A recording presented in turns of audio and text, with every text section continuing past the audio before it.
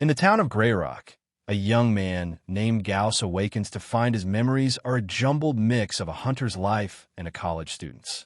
He soon realizes he has been transported to a new world filled with magical creatures and professional adventurers. Fortunately, Gauss is not without aid.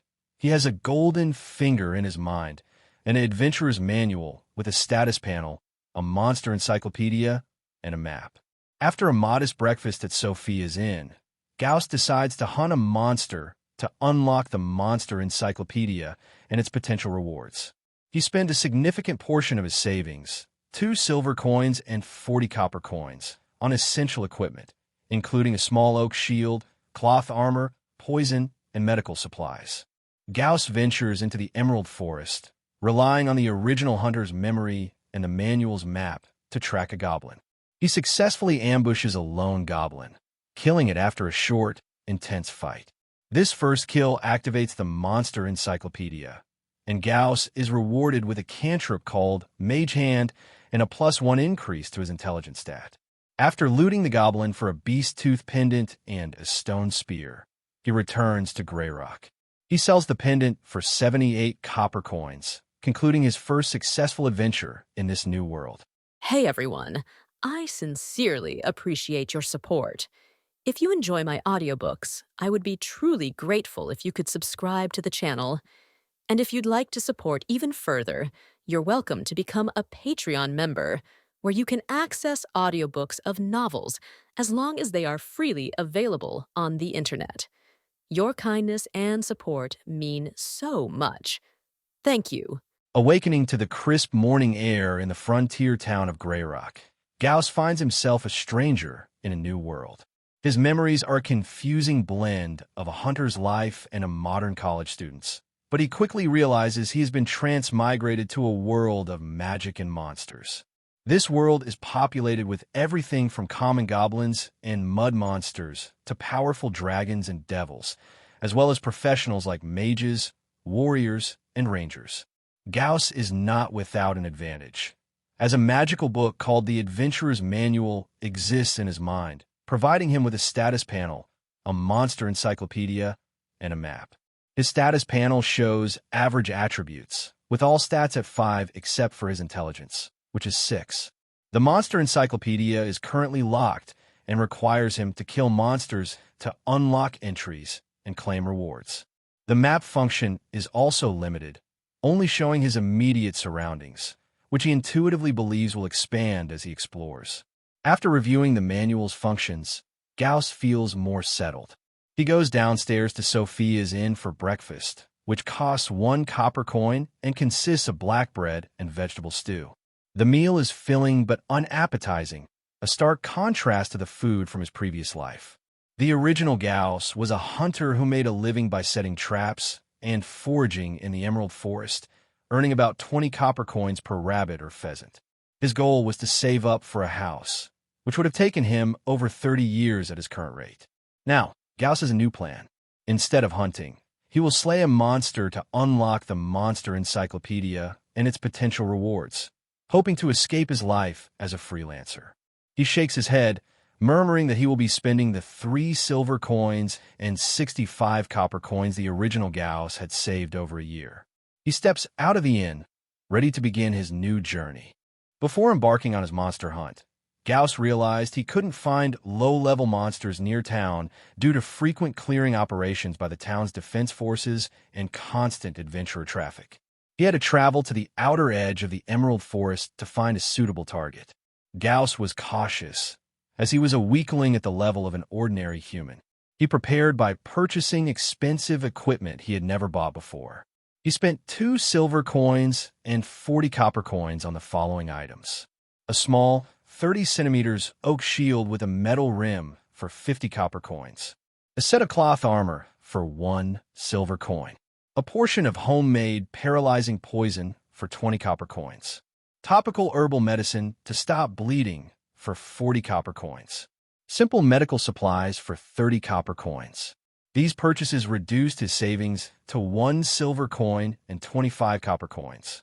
He chose these items because they were the cheapest protective gear available, A decent set of leather armor would have cost at least 10 silver coins, and he could not afford metal weapons.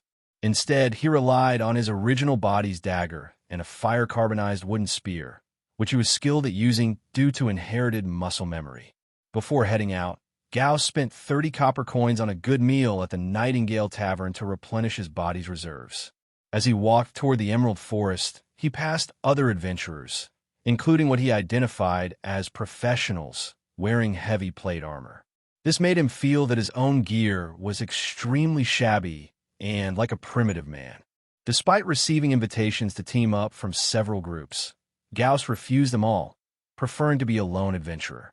He felt that acting alone would allow him to be cautious and avoid fights he couldn't win, as survival was his priority. Upon entering the forest, the environment became dark and unsettling, with a dense canopy blocking the sunlight and the sounds of unknown birds filling the air. Gauss gripped his spear tightly and held his breath, feeling as though the forest was a dark, gloomy maw. The dense emerald forest was filled with towering ancient trees that barely allowed sunlight to penetrate.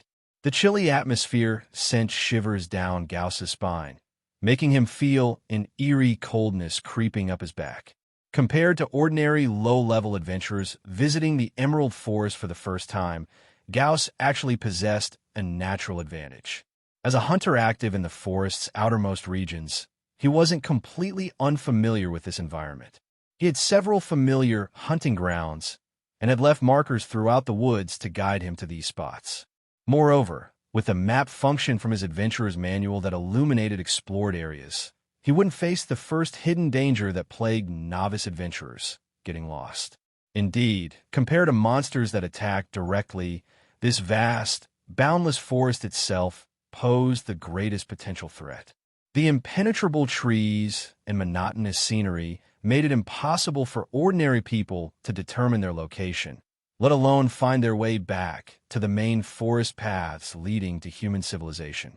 Countless novice adventurers lost their lives to this forest every year. Gauss himself had stumbled upon human remains several times during his hunting trips. Unfortunately, all clothing and equipment had vanished, likely scavenged by the forest's native inhabitants, various monsters. If not for those creatures' existence, Gauss might have realized his dream of buying a house just by looting dead adventurers' belongings. While these thoughts ran through his mind, Gauss maintained a steady pace.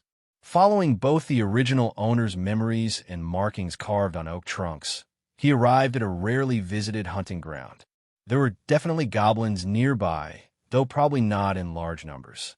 Gauss had come here first based on relevant intelligence from a month ago, recent enough to still be useful.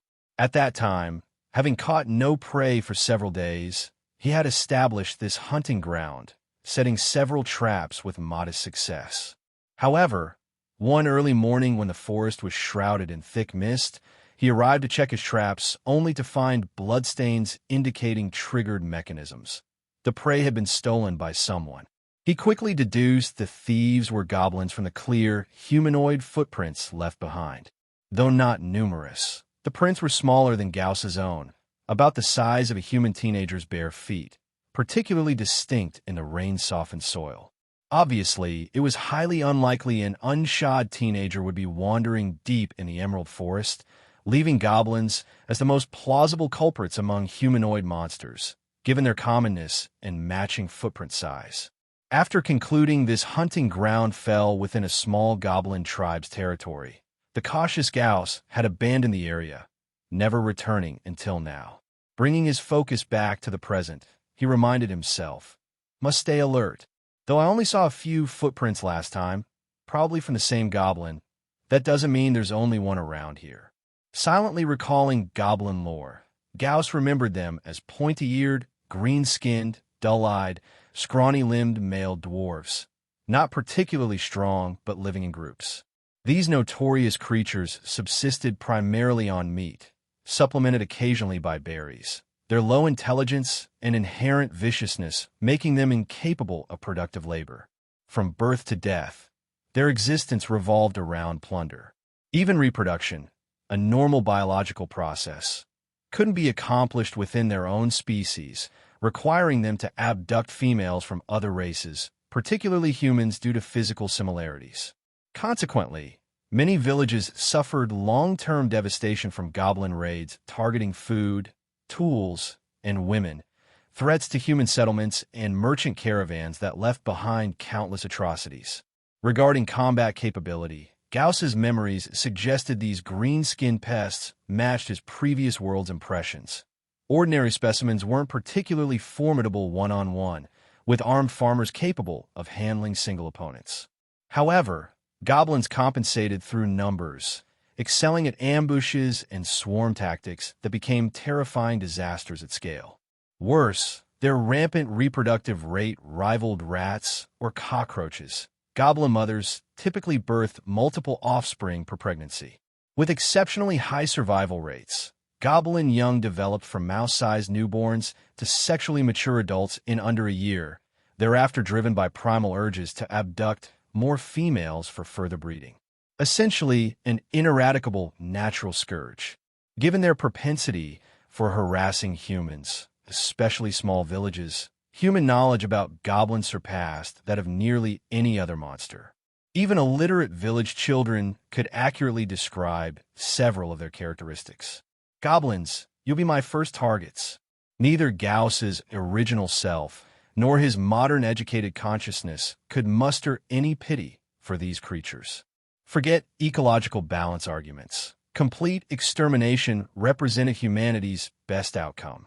Despite this mental preparation, Gauss remained vigilant. Memory suggested goblins were weak, but practical experience was lacking. This would be his first actual confrontation. Life was precious, whether his or the goblins. All living things possess survival instincts. This wasn't adventure, it was genuine mortal combat. Taking a deep breath, Gauss first removed his pack, burying it under leaves at a tree's base. His wooden spear tip already bore paralytic poison applied at noon. He deliberately positioned it in sunlight by a window to dry the herbal concoction, leaving the formerly black tip now glinting ominously green. He didn't place much hope in this cheap poison's efficacy. You got what you paid for. It might help slightly, but wouldn't deliver instant results. Real combat would rely on the weapon itself. Gripping the spear tightly, muscle memories from this body's previous spear usage gradually surfaced. After brief adjustment, he crouched to sweep aside leaf litter, searching for traces, a hunter's habit. All creatures left signs of activity, especially unintelligent ones that didn't conceal their tracks.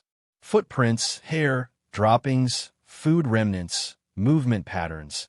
The seemingly tranquil forest teemed with hidden information. Though young, Gauss had trained with his father since childhood, making him at least competent in information gathering despite being a novice hunter. As a second son destined to make his own way, a hunter or mountain man's most crucial skill was intelligence collection. Hunting techniques and trap making were secondary. Without solid reconnaissance skills, no hunter could be considered qualified.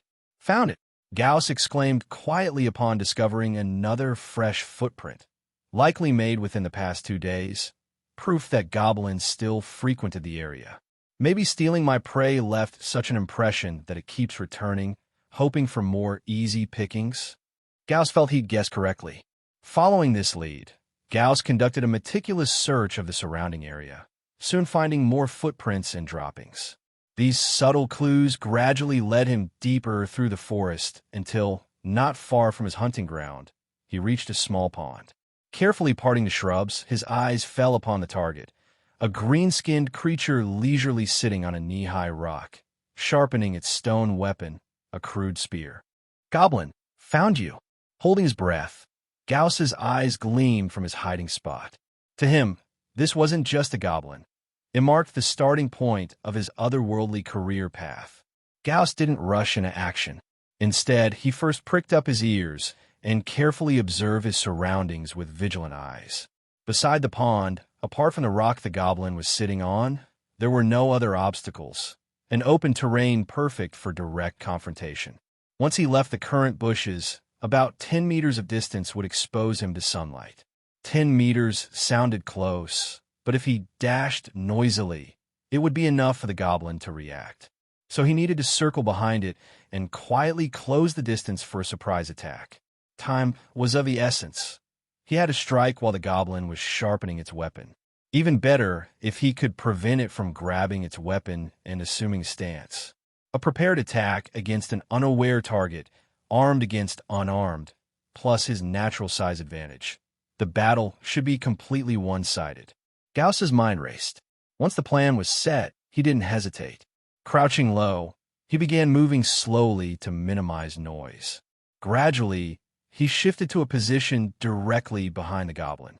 In position now, he tightened his grip on the wooden spear. Whether from nervousness or excitement, his hands began trembling. He swallowed hard, staring at the goblin sitting on the rock not far away. The little green creature had its back to him, picking at its feet while absent-mindedly grinding its stone spear, completely relaxed. Soon, his wooden spear would end its life. Gauss took a deep breath. In his previous life, aside from accidentally stepping on ants or insects, he'd never actively killed anything. Now he was about to take a living creature's life. He needed some mental preparation. Moreover, goblins were monsters that somewhat resembled humans, making the moral burden heavier. But this one truly deserved to die. Gauss closed his eyes. The moment he saw the goblin, a childhood memory surfaced in his mind like a reflex. When the original host was a child, over 20 goblins attacked his village. Though the adults organized themselves and drove them away with pitchforks and sickles, an older girl from the neighboring family was taken captive and never returned. Her fate went without saying. And this was just one incident the original host personally experienced. Over centuries, countless similar tragedies had occurred on these lands. When Gauss reopened his eyes, all hesitation was gone. He pressed his right thumb's nail hard against his index finger's knuckle. The sharp pain steadied his trembling hand. Holding his breath, he stepped lightly and slowly, emerging from the bushes in a half-crouch. Left hand holding the shield, right hand gripping the spear. Now, apart from birdsong and insect hums in the forest, there wasn't a single other sound. Even the wind had died down. The pond's surface was perfectly still. Gauss stopped when he was about 3 meters from the goblin, close enough to see the coarse hairs in the green skin's folds and the muscle movements from its breathing. Rising slowly, he controlled his movements like playing statues in his childhood, letting blood flow smoothly again. Once the stiffness faded, he took a deep breath, then struck suddenly, a large step forward. His foot stomped hard on the ground, the recoil propelling him forward. In 2 quick steps, he leaped onto the rock. The goblin, engrossed in sharpening its spear, jolted at the sudden noise, instinctively reaching for the stone spear it had been grinding. But Gauss, fully prepared, wouldn't give it that chance. His right foot stomped down hard, his full weight pinning the spear's wooden handle. The goblin grabbed empty air, then desperately reached again. At that moment, Gauss thrust his wooden spear. The goblin twisted away just in time, but the sharp tip still grazed its waist with a shhk sound. Seeing the goblin stagger back, still eyeing the stone spear, Gauss kicked the spear away. It flew several meters. Now, to retrieve its weapon, the goblin would have to get past him, but he wouldn't allow that. Facing the disarmed goblin, he cautiously advanced 2 steps and thrust again. Under threat of death, the goblin narrowly dodged thanks to its small size, even exploiting the spear's recoil to close in. Gauss's heart raced, but his hands moved swiftly, instinctively bashing with the small round shield in his left hand, knocking the creature down. Gaia! Gaia! The larger shield surface was unavoidable. The goblin was sent flying, only staggering up moments later, its wounded waist enraging it as it screeched wildly. The fangs right before his eyes and the spray of foul saliva made Gauss's pupils contract uncontrollably. Even weaponless, the goblin slashed with clawed hands, those gray talons seeking flesh. Then Gauss's spear stabbed forward. THKK. This time, the goblin couldn't dodge. After slight resistance from the skin, the spear tip plunged into its body. Bright red blood gushed from the wound like liquid mercury, instantly staining Gauss's arm and clothes red. A soft, obstructive sensation traveled up the spear shaft as blood oozed along the wood. Jai! Even with its abdomen impaled and life fading fast, the goblin gritted its teeth and pushed along the spear toward Gauss. In its final moments, it still tried to attack, but its strength was mostly gone. The weak slash merely bounced off Gauss's shield. Gkhgy. Its cries now came in broken gasps like a broken bellows. After several seconds of struggle, its arms went limp, body collapsing onto the spear. Its thrashing only hastened death. Gauss swallowed hard. The violent resistance and ferocity made his breathing ragged, heart pounding as if trying to escape his chest. Dead? Seeing it motionless, he still didn't relax. Planting a foot, he yanked the spear free, kicking the goblin off it. Then he stabbed its heart repeatedly until the chest was a mangled mess before finally stopping. Surely dead now. Suddenly, his legs gave way, like overexertion catching up, and he plopped onto the rock. Looking down, his clothes were drenched in blood, hands stained red, the goblin's metallic stench thick in his nose. Battles between low-tier adventurers and monsters were never graceful. Gauss could still vividly recall the goblin's desperation and madness, scalp prickling. His mental fortitude wasn't weak. He just needed adjustment time. Glancing at the now-cold corpse and the sticky, glaring blood on his hands, it all felt surreal. This wasn't a game or adventure, but real killing. He sat quietly, calming himself. As his breathing steadied, so did his unsettled mind after his first kill. Humans adapt quickly.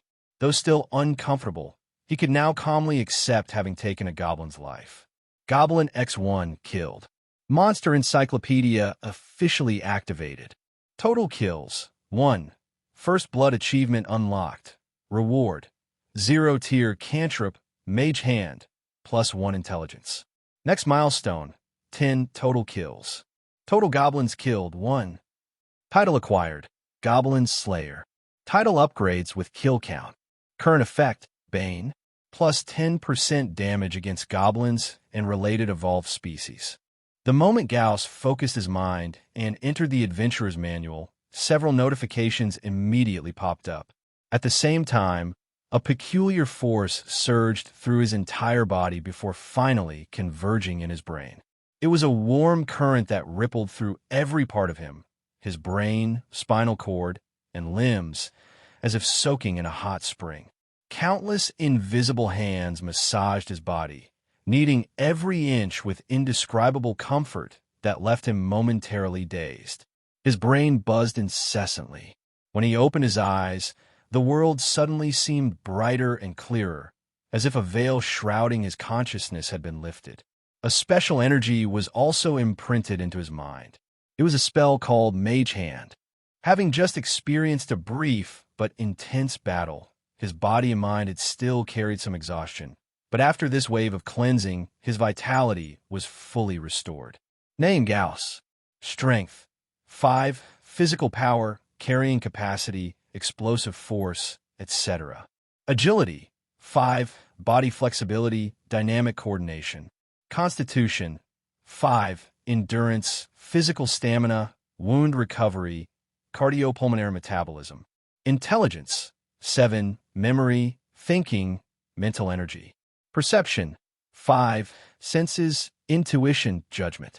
Charisma, 5. Presence, affinity, appearance. Skills, 0 tier cantrip. Mage Hand LV1, 1 out of 10. Gauss examined the changes in his manual's attributes. His intelligence, originally at 6, had now surged to a leading 7 points. The most immediate benefit of this increase was that the fragmented memories of his former self, which had required occasional recollection throughout the day, were now fully absorbed and organized in an instant. Gauss felt his memory had never been sharper. However, this intelligence likely wasn't entirely equivalent to IQ from his past life. While he did feel slightly sharper after the increase, the change wasn't drastic, more of a boost to memory and mental energy. And the faint, newly born magic flowing within him. Yes, there was now a thrilling, mystical force circulating inside him. The fledgling magic was still weak, but undeniably real, like a child who had just arrived in a new home, running excitedly through every room. Paired with the newly acquired Mage Hand spell, he could now begin practicing magic. However, considering the current circumstances weren't ideal, he dismissed the fleeting thought. The Monster Encyclopedia's main objectives were now clear. First, the total number of monsters slain. Once he reached certain milestones, he would receive rewards, the next threshold being 10 kills. Second, slaying a specific type of monster in sufficient numbers would also yield corresponding rewards. After assessing the changes in his body and the manual, he turned his attention back to reality. The goblin was thoroughly dead. Now it was time to loot. He retrieved the stone spear he had kicked away earlier, testing its weight in his hand. Surprisingly, despite not being metal, it was sturdier than expected. Take it. His gaze shifted to the goblin. Aside from a small, tattered loincloth covering its lower body, it wore nothing else, and even that scrap of cloth reeked of a pungent, foul odor. After a moment's hesitation, Gauss decided against taking it. It probably wouldn't sell for much anyway, so he left it as a final covering for the corpse. The goblin's body itself held little value. Since this wasn't a targeted bounty hunt, he couldn't harvest specific parts for rewards either. After a quick search, he settled for the beast tooth pendant hanging around its neck. As for the corpse, he didn't have time to bury it. Though goblin flesh was somewhat polluting, the primal forest would handle its decomposition naturally. After packing up, wary of the blood attracting other monsters or beasts, he quickly left the area. Only when he returned to the oak tree where he had buried his belongings did he finally relax. His first monster kill had gone far more smoothly than expected. Now, it was time to return to town and recuperate. Reaching 10 kills wouldn't happen overnight. Catching this lone goblin had only been possible thanks to his predecessor's intel and a well-executed ambush. In reality, low-tier monsters in the wild usually traveled in groups. Even if individually weak, overwhelming numbers made them dangerous. For now, he lacked the ability to fight multiple monsters unscathed. He needed to return, digest his gains, and grow stronger. Following the map, he retraced his steps. Upon reaching the main road outside the forest, he finally spotted other people. From there, it was a straight journey back the way he came. By the time he arrived at the town's checkpoint, dusk had fallen. The sun hung low over the distant mountain peaks, its final golden rays painting the gray rooftops of the town in a warm glow. Reflecting, Gauss realized most of his trip had been spent traveling. Actual combat had been brief. After passing inspection and entering, he vowed to acquire a mount. Walking everywhere on foot was exhausting before even reaching mission locations, especially since he seemed to be developing as a spellcaster. With strength and constitution no better than an average person's, managing stamina was crucial. After a hot bath at a local bathhouse, Gauss emerged refreshed. Shedding his padded armor for loose linen clothes, he felt invigorated. The steaming water had turned his skin pink, washing away fatigue along with the heat. Moderate relaxation was essential after battle. Staying perpetually tense would only lead to breakdowns. The summer night in Greyrock Town was pleasantly cool, carrying the crispness of spring water. Stars dotted the deep blue sky. The central market square flickered with torchlight. Street vendors' canvas canopies, propped up by bamboo poles, swayed in the breeze, wind chimes tinkling softly. Clay pots of food wafted rich aromas. His predecessor, fearing impulsive spending, had rarely ventured out at night. Now experiencing the exotic night market for the first time, Gauss found everything fascinating. Most stalls sold food, but a few offered fortune-telling, cheap jewelry, or puppet shows, the latter drawing the largest crowds. Patrolling guards stood watch, swords at their waists, maintaining order. All in all, it was a lively little town, especially after dark. How much is this worth? Gauss crouched before a junk stall, presenting the beast tooth pendant and stone spear taken from a goblin. Looted from a goblin, the elderly stall owner leaned closer, inspecting them. Though phrased as a question, his tone suggested certainty. Clearly, He'd handled similar primitive trinkets before. Yep, killed one in the Emerald Forest this afternoon and took these. I'll pass on the spear, but I'll give you 70 copper coins for the pendant. Not many customers go for this savage style, and these trinkets aren't exactly rare. I'm only offering this because the wolf-tooth craftsmanship is decent. Seeing Gauss' hesitation, he added, "That's the market rate. Ask around. Other shops won't differ much." Gauss was mostly satisfied. 70 copper for a tooth pendant was nearly a fifth of his previous savings. Still, unfamiliar with market prices, he decided to compare offers before selling to the highest bidder. Every extra copper counted. It wouldn't take long. Money was vital for adventurers: equipment, weapons, potions, training, skills. With enough coin, anything was attainable. Fully arming oneself meant better survival odds against low-tier monsters. After checking nearby stalls and shops, he confirmed the old man hadn't lied. Other offers hovered around the same range. In the end, Gauss sold his trophy for 78 copper coins. Early next morning, before the first bell tolled in the town, Gauss had already woken up. Sitting cross-legged on his bed with a serious expression, he focused intently. Mage Hand! The newly learned zero-tier cantrip wasn't easy to master. After over an hour of continuous attempts since waking, he'd faced nothing but repeated failures. Perhaps through accumulated experience from persistent practice, or maybe just a stroke of luck, Gauss finally succeeded in casting the spell after numerous failed attempts. The moment of successful spell casting felt miraculous, as if his consciousness had input the correct command sequence. The mana within his body began flowing along specific pathways, intertwining and releasing peculiar magical vibrations. These strange oscillations extended beyond his body, rapidly weaving together before him until they solidified into an intangible spectral arm. Success! Sitting on his straw bed, Gauss felt the presence of the invisible, ghostly hand before him, his lips curling upward. With focused will, he guided the mage hand to float around the room. The intangible arm grasped a dagger on the table, making it wobble unsteadily as it slowly levitated. A surge of excitement and indescribable accomplishment flooded Gauss's heart. He had actually succeeded in casting real magic. This was genuine sorcery, the kind of fantastical power that in his previous life existed only in fiction and movies. The revelation shocked him no less than when he first discovered he'd transmigrated to another world. Unfortunately, before he could further experiment with the mage hand, the spectral arm in the air abruptly dissipated with a pop. The cloth-wrapped dagger fell back onto the table with a thud. Obviously not skilled enough yet, Gauss muttered. More practice needed. Mage hand LV1, 2 out of 10. Noticing the skill proficiency had increased by 1 point, Gauss felt motivated by this tangible progress.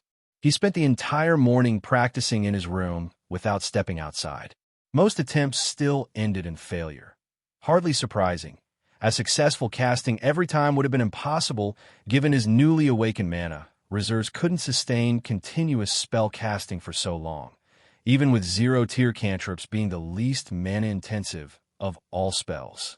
Fortunately, his practice proved effective, possibly aided by his 7 intelligence points. By nearly noon, just before completely exhausting his mana, he could cast Mage Hand with relative proficiency. Having gone from complete novice to capable spellcaster in half a day without any reference point from other practitioners, Gauss couldn't gauge whether his progress was fast or slow. Regardless, simply being able to cast spells satisfied him. As he pulled on his boots, his stomach emitted a hollow growl. He was hungry. Clunk, clunk. His wooden-soled boots creaked on the stairs. Sophia, who was wiping down the front desk, instinctively looked up at the sound. Her expression showed clear surprise upon seeing who descended. The lean figure with black hair and emerald green eyes that seemed particularly bright today, brighter and more spirited than usual, was Gauss. One of the most diligent long-term guests she knew. He seemed different somehow. Sophia studied him, but couldn't pinpoint exactly what had changed. Did something happen? She wondered privately. This marked the first time she'd seen Gauss at noon. Normally, he'd be gone before dawn. However, adhering to her principle of not prying into guests' affairs, she suppressed her curiosity and didn't inquire. "Sophia, lunch please. Actually, make that 2 portions." Though unaccustomed to the inn's fare, his limited funds left Gauss little choice but to make do. He was genuinely hungry now, likely because his body needed to replenish the expended magical energy. 2 portions? Well, we're nearly out of lunch servings anyway. I'll bring you everything left. Consider the extra my treat. Much appreciated. Sophia waved off his thanks and soon emerged from the kitchen with a tray. Today's lunch consisted of oatmeal porridge, stewed beans, and pickled beetroot. Perhaps yesterday's brick-like black bread embedded with which shavings had set his expectations low, because this meal tasted surprisingly decent. The beetroot, cold pickled in a tangy sauce, offered a unique fruity flavor and texture. Several days passed in this manner. During this period, Gauss practiced his mage hand spell near town, switching to weapon drills when his mana depleted. The frequent training rapidly improved his spell proficiency. Mage Hand LV2, 10/20. Surveying his status panel, Gauss nodded approvingly. Several days of practice had brought his Mage Hand proficiency to mid-level 2. He'd actually reached level 2 on the first day, but afterward, mere mechanical repetition slowed his progress considerably. Only after grinding for days did he barely reach 10/20. Does proficiency grow faster through practical application? He wondered as he headed back toward town. Now, at level 2, he could manipulate Mage Hand quite fluidly. His current traveling pack, for instance, floated alongside him, carried by the Spectral Hand. Beyond spell proficiency, these days of training had significantly increased his mana reserves. If previously it had been mere wisps, now it could be likened to a twisted rope. Though admittedly an imperfect analogy, as mana wasn't a tangible substance like liquid or gas, but rather an intangible existence. Besides his personal mana reserves, magical energy permeated the entire world, saturating every corner like invisible ley lines. Spell casting, as Gauss understood it, represented a special magical phenomenon, using one's own mana and spells imprinted in consciousness to reshape the omnipresent ambient magical energy, ultimately manifesting specific effects in designated areas. The scale of magical effects depended on both the quality and quantity of his mana, as well as the spell type. As a 0-tier cantrip, Mage Hand consumed minimal mana. Its effective range extended about 10 meters. Beyond this distance, the spell would naturally dissipate. Mage Hand wasn't combat-oriented, but rather served auxiliary purposes, reaching through doors to undo locks, quietly retrieving objects, etc. For combat applications, Gauss currently envisioned using its approximate 10-pound, for 0.5 kilograms, capacity to unexpectedly disrupt enemies' movements while he seized opportunities to attack. Alternatively, he could stealthily position a dagger above foes using Mage Hand, then let gravity accelerate it downward, though such attacks would likely prove limited given range restrictions and requiring opponents to remain unaware. In battles, he believed the most effective use would be assisting his own movements, tripping enemies by their ankles, giving strategic pushes or pulls. Even with modest force, well-timed interventions could prove lethal, as combat often hinged on split-second advantages rather than prolonged exchanges. The Adventurers Guild in Greyrock Town was a 3-story stone building. Walking straight along the main street of the town to the end, the building painted in bright red across the square was the Guild's headquarters. Above the pointed porch, the flag bearing the sword, shield, and staff symbolizing the Adventurers Guild fluttered in the wind, with adventurers constantly coming in and out below.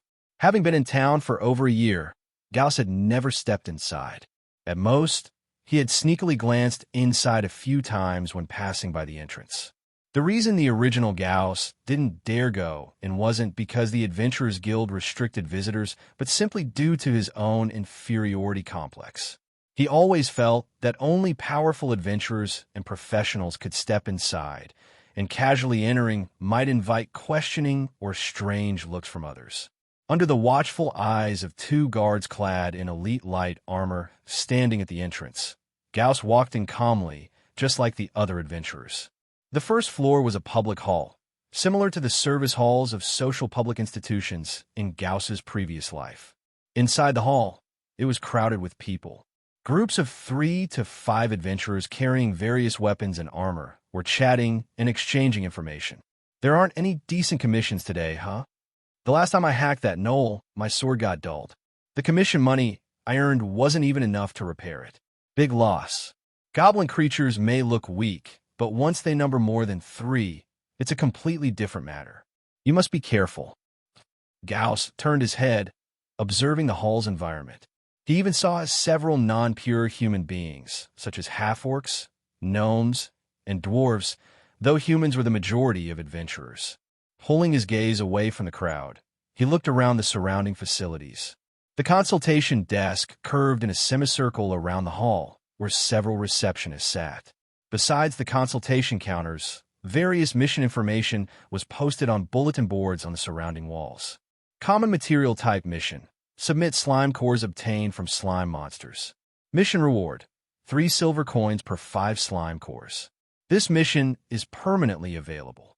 Common material type mission. Blood-toothed fern. The plant must be kept alive when submitting the mission.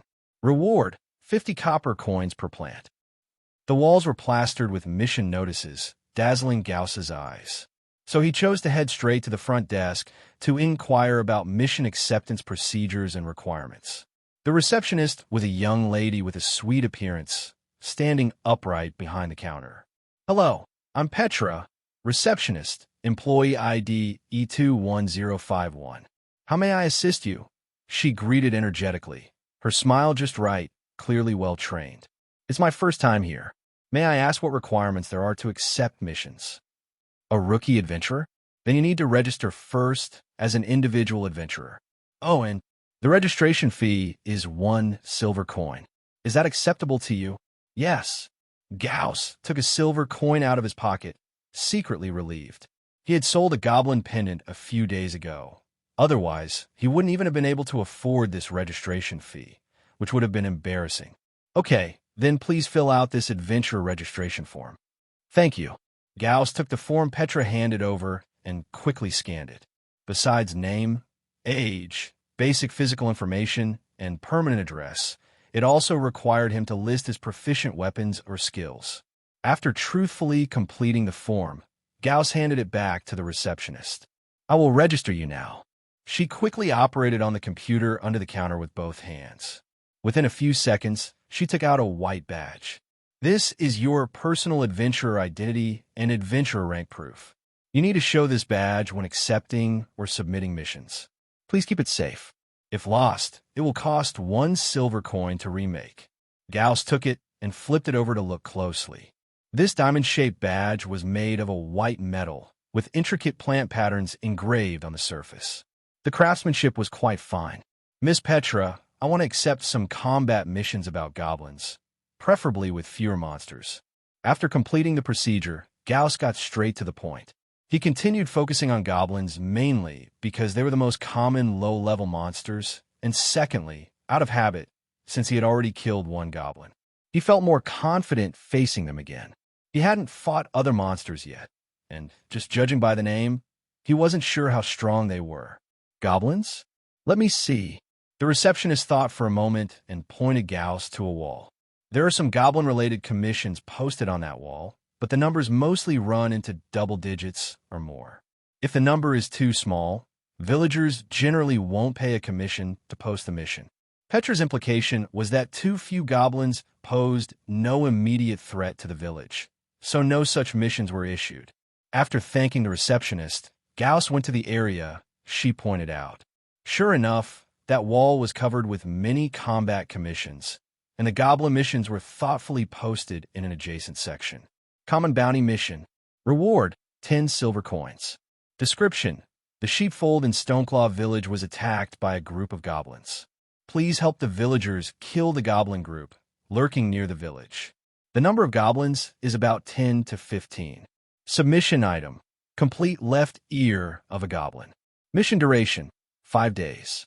Common bounty mission. Reward: 50 copper coins per goblin. Description: assist the guards in clearing and killing goblins wandering from town towards the main road of the Emerald Forest. This mission is permanently available. Submission item: complete left ear of a goblin. Mission duration: permanent. There were quite a few goblin missions. This was natural since, as the only adventurers guild in the surrounding area, all village and outpost missions in its jurisdiction would be submitted here. Goblins are the most common monsters of all, and attacking villages and robbing caravans were their main daily activities. Gauss looked around and couldn't help but frown. Just as the receptionist said, there were no missions involving lone goblins. Besides some long-term missions without precise locations, most goblin disturbances involve groups of at least double digits. And at present, even with his zero-level cantrip, Mage Hand, he was unable to handle double-digit goblin numbers. While he was struggling with this, he suddenly heard a low-voiced conversation nearby. He wasn't intentionally eavesdropping. It just happened that he caught the word goblin. Birch Village is a bit far. 7 or 8 goblins, can we handle that? Don't worry, goblins are just ordinary trash. I can take one down with each arrow.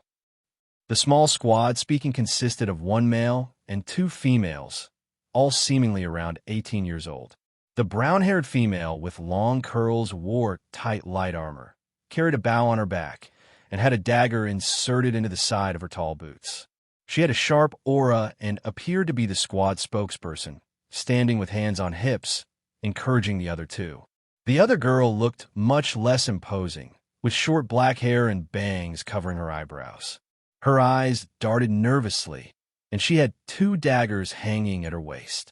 The young male was expressionless, arms crossed leaning against a pillar, with a long sword hanging by his side. Judging by their equipment, all 3 looked more impressive than Gauss, at least dressed in fine leather and light armor, and their weapons looked new and bright. However, they looked a bit too new, with almost no signs of long-term use. Are they rookies like me? Gauss noticed this detail and thought silently. Have they already accepted a goblin mission? The archer girl was holding a commission slip. 7 or 8 goblins, fewer than the numbers posted on the wall. And while the money would be less for a small squad, it would be relatively safer. Knowing that as a mage, he definitely needed a frontliner. After thinking for a moment, Gauss stepped forward and greeted them proactively. Hello, my name is Gauss. I'm a rookie adventurer. Does your squad have room for one more? The sudden voice startled the 3 of them, especially the short-haired girl, whose entire body visibly trembled. The archer girl scrutinized Gauss with a wary gaze, cautious of the stranger.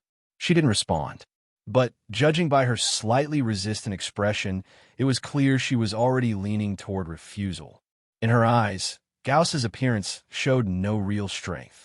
Besides a cheap small round shield by his side, he wore no proper armor, just a linen shirt washed so much it had faded white, with several small holes at the hem letting the cold air through. His only weapon was a battered dagger hanging at his waist. He looked more like a starving young man biting the bullet to survive rather than an adventurer. The only commendable thing was his fairly clean, delicate appearance, black hair, and emerald eyes.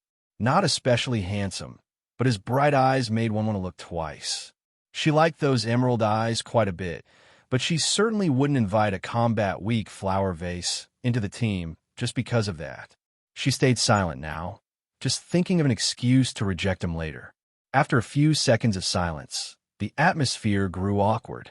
At that moment, the young swordsman leaning against a pillar spoke up in response to Gauss. We're newbies too. If you want to build adventuring experience, it's better to team up with veterans. His tone was weak, but the words were honest and carried some kindness. No problem. My goal is also the Goblin Commission, but I haven't found a quest suitable for one person yet. I thought I'd try temporarily teaming up with someone. Gauss actually wasn't eager to join a team of seasoned adventurers who had been around the bottom tier for years. I need to discuss with my companions, the archer girl finally said upon hearing Gauss's words. No problem. Gauss nodded. He wasn't insisting, just trying his luck by asking. If rejected, he'd find a suitable quest elsewhere. By the way, Gauss was about to move away to give them space for private discussion when the archer seemed to remember something and stopped him. Is your main weapon a dagger? Or do you have other specialties? She didn't expect any useful answer. An adventurer's weapon was usually their specialty. She asked just to keep the conversation going, preparing to gently reject him later with teammates who already wielded daggers and didn't need more melee fighters.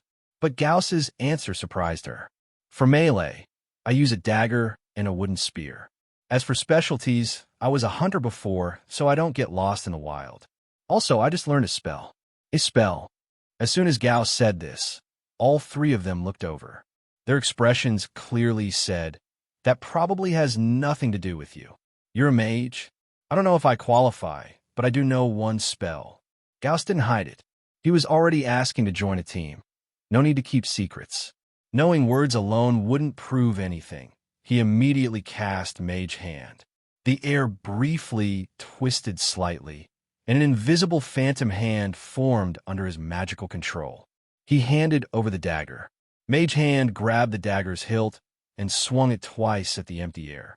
Wow, magic indeed. The archer girl's eyes glittered as she watched the dagger floating and slashing the air. She stepped forward eagerly to ask Gauss, "What kind of spell is this?" "Mage Hand. It forms an invisible hand," Gauss briefly explained. Though not hiding his skill, he didn't elaborate further.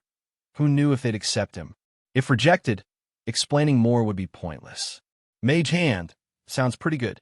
The archer girl nodded repeatedly, still excited. She seemed quite passionate about magic and spells. "We'll discuss first. You wait here, don't leave." After saying this, she quickly pulled the other two companions to a corner to talk. They didn't go far, and Gauss had no intention to eavesdrop, but their voices, not lowered, still reached his ears. "Are we really going to team up with this stranger? He's a mage. Having a mage in the team should be safer. For a first quest against 7 or 8 goblins, better to be cautious." After a brief meeting, the three returned to Gauss. "My companions and I have no objections. Welcome to our team. Hope we have a good cooperation on the upcoming commission." The archer led the welcome, extending her hand toward him. "All right, please take care of me." Gauss also extended his hand to shake hers. "What should I call you three?" "I'm Haley. My weapon is the bow, providing range support. I also cook." "I'm Mia. I use daggers." "Belle. I use a longsword." Their personalities differed. Haley was the most enthusiastic upon learning Gauss was a mage. Mia was the shy short-haired girl, and Belle was the lazy, speaking young swordsman. Despite their differences, Gauss felt instinctively that none of them were bad. "You're probably not locals, right?" Gauss had been in town over a year, but had never seen them before. "That's right. We're all from Barry, lifelong friends." The first day of temporary team-up, Haley, the leader, generously treated everyone, taking them to a tavern to celebrate with a feast. The three from Barry came from decent families. Not aristocrats, but at least with no worries about food or clothing. Roasted meat, malt beer, salted sturgeon, venison sausage. Gauss had his most sumptuous meal since arriving in this world. The large chunks of meat roasted until sizzling with oil, drenched in the tavern's secret sauce. The moment he bit in, the meat's juice mixed with the salty and fragrant sauce exploded on his taste buds. The sliced venison sausage was also unique, with a strong salty meat flavor, somewhat like beef mixed with an inexplicable smoky fruit aroma. The chefs in this world were quite skilled, especially compared to the black bread, oatmeal porridge, and pickles Gauss had eaten for days. The dishes in front of him seemed incredibly rich by comparison. However, when the bill came, the price made Gauss, who was already full, silently gulp. 3 silver coins, 40 copper coins. The entire meal cost all his assets. He had wanted to suggest splitting the bill, but swallowed the words and showed some embarrassment. Having just paid the adventure registration fee, his money was not enough to split the cost evenly. "No need to be polite with Haley. Her family is in business and has some money," Belle whispered. Gauss nodded, suddenly feeling the wealth gap in this world was no less intimidating. He had started out with 30 copper coins, some clothes to change, and a pound of black bread. After working hard for more than a year, He had saved a bit over 3 silver coins, just enough for 1 meal here. He shook his head. Regarding this disparity, he only felt it keenly but did not despair. After all, the future was his. Though his pockets were empty now, he knew it was only temporary. He would have money in the future, then he could go home. Gauss rubbed his empty coin pouch and followed the 3 out of the tavern. Clack, clack. Gauss sat on a caravan wagon, leaning against a pile of mailbags of various sizes behind him. The distant hillside slowly receded from view. Sharing the same carriage with him were Haley and 2 others. Belle and Mia rested inside the wagon. Haley, full of excitement, sat at the edge of the carriage with her legs stretched out, swinging back and forth along with the bumps, while admiring the wild scenery. The weather was clear today. The azure sky was like a polished sapphire. Sunshine pierced through thin clouds, scattering golden rays like fine silk, outlining the distant green-blue mountains with soft contours. The gentle breeze carried the fresh scent of grass and trees, mixed with morning dew, moistening the air and lifting everyone's spirits unconsciously. After registering at the Adventurers Guild, the 4 had a brief afternoon of coordination before setting off the next day toward their destination, Birch Village. Considering the long journey, walking there might take 2 days. Gauss suggested they join a caravan heading in a similar direction for part of the route, then walk the final stretch to their destination. The other 3 naturally agreed to his proposal. Finding a caravan did not take long. They shared half a carriage and gained the company of a fully equipped team of adventurers. No matter how you looked at it, it was a fair deal. Perhaps bored of the scenery, Haley withdrew her gaze and looked toward Gauss, who was also seated at the back of the carriage, striking up a conversation. The dinner last night and the afternoon's coordination not only helped them understand each other's fighting styles, but also made them a bit more familiar with one another. Honestly, it's surprising. Gauss, I really didn't expect you to be a novice mage. Sorry to shatter your image of mages. Not that dramatic. It's just that the mages I know or have met are all wealthy types. You're definitely a bit different. I wanted to become a mage when I was a kid, but unfortunately, I don't seem to have the talent for learning spells. Amid the casual chat, the caravan carried the team of 4 across the grasslands, weaving through forests, circling mountains, and crossing rivers, finally arriving at their planned disembarkation point. The journey was safe, without any monster raids or sudden accidents. Gauss sighed in relief, but also felt a slight sense of regret. We'll part ways here. This place is only about an hour's walk from Birch Village. Follow this country road all the way to the end, then turn left at the fork. The second village you'll come to is Birch Village. All right, thank you, sir. Haley thanked the caravan manager. Everyone, stay safe on your journey. Goblins may seem like insignificant monsters, but don't let your guard down. The caravan manager kindly warned. The 4 watched the caravan gradually disappear from sight. Suddenly, the surroundings felt eerily quiet. Let's reach Birch Village before dark. Agreed. None of them showed signs of resting. They immediately set off along the country road. The fairly even dirt path was flanked by deep trees. The cold dusk wind blew occasionally, sending chills down their spines. As if influenced by the environment, Haley, who had been excited about the commission all along, calmed down. As the 4 cautiously advanced, when the sun finally set and the last rays of light vanished, they arrived at the designated location. Birch Village. At the fork leading to the village, a crooked wooden sign bore the name. Before they entered the village, they could already hear commotion from the central square, faintly mixed with crying. Gauss's heart skipped a beat, realizing something had happened in the village. Thinking of their mission, he felt a bad premonition. We must gather people now and rescue Jenny and Aisha. It's already dark. I think we should prepare weapons and wait until tomorrow to... Tomorrow? Waiting until tomorrow will be too late. Those filthy green-skinned bastards won't give us time to prepare. My poor children. The village square was crowded. Around a dim campfire, a man shouted with raised arms. Some looked hesitant, and women sat on the ground wailing, their faces full of grief and pain. Excuse me, is this Birch Village? We are adventurers who accepted your commission. Is the village chief here? We want to understand the situation. Haley called out to the crowd, breaking the noisy disputes. The shouting interrupted the villagers' quarrels. Under many wary gazes, an old man with a cane stepped out from the crowd. "Greetings, everyone. I am the village chief of Birch Village." He nodded and introduced himself straightforwardly. "Welcome, adventurers, to Birch Village. You've come a long way, and we should have warmly received you. But as you can see, the village is in its current state. Please forgive us if we appear neglectful." "No worries, village chief. Please tell us the details."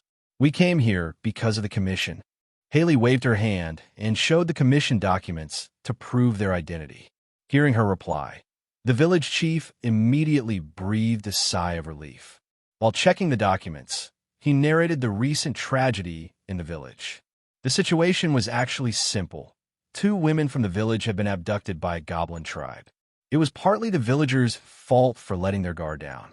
This goblin tribe had been active in the surrounding forest for months, but had never attacked humans, at most occasionally stealing chickens, ducks, or sheep. To reduce property loss, villagers pooled money and posted a bounty in Greyrock Town. In the past 2 days, the goblins seemed to have vanished without a trace. The villagers relaxed, thinking the adventurers would soon arrive to clear the goblins hiding in the forest. They didn't over-prepare against those greenskins. But who would have thought that at dusk today, the village experienced its first attack? 2 female villagers were taken. Now that it was completely dark, moving was inconvenient. Except for family members closely related to the victims, other villagers didn't want to venture into the dark forest to fight goblins. Human nature is selfish, after all. Thus, a dispute broke out in the square. One side argued rationally that fighting at night was too dangerous. They might not save the victims and could risk more lives. The other side insisted that waiting until morning would be too late. Since the victims were just recently captured, there was still time. They argued that goblins were just a few small creatures, child-sized. If everyone worked together, they could definitely rescue the women. Both sides had valid points, and the village chief was unable to decide. Fortunately, this unfamiliar adventurer team appeared like divine reinforcements. Although the village chief said nothing, he silently placed his hope on them. In his eyes, except for the black-haired male, the 4 were all equipped with fine gear, and their combat power was far beyond ordinary villagers. The chief and other villagers all looked toward the 4. "Sorry, we need to discuss this." Under all the burning gazes, Haley bowed slightly and then pulled the others aside to confer. For a moment, the once lively village fell into an inexplicable silence. But beneath the quiet lay a surge of thoughts. Everyone was waiting for their decision. A seemingly inconspicuous rookie adventurer team, resting in a town, now carried the whole village's hopes. Gauss caught sight of many silent villagers and began to feel the weight of pressure. True adventure is always full of surprises. Just as he initially thought this was a routine extermination mission. Arrive at location, rest, scout the next day, gather intelligence, devise a plan, kill the goblins, and complete the commission. Who would have expected that the well-organized plan would face upheaval at the very first step? "Are we starting the commission mission tonight?" Bell pondered. The group had roughly discussed the plan on the carriage. According to the schedule, they were supposed to stay overnight in the village to rest and prepare, then proceed with the operation the next day.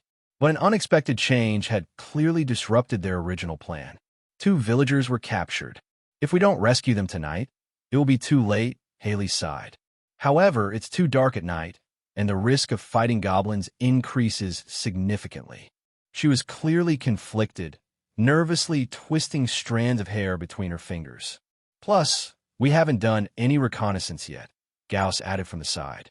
"Exactly, it's very dangerous," Mia agreed. None of the 4 were experienced adventurers. Gauss instinctively felt that moving at night was not a good idea.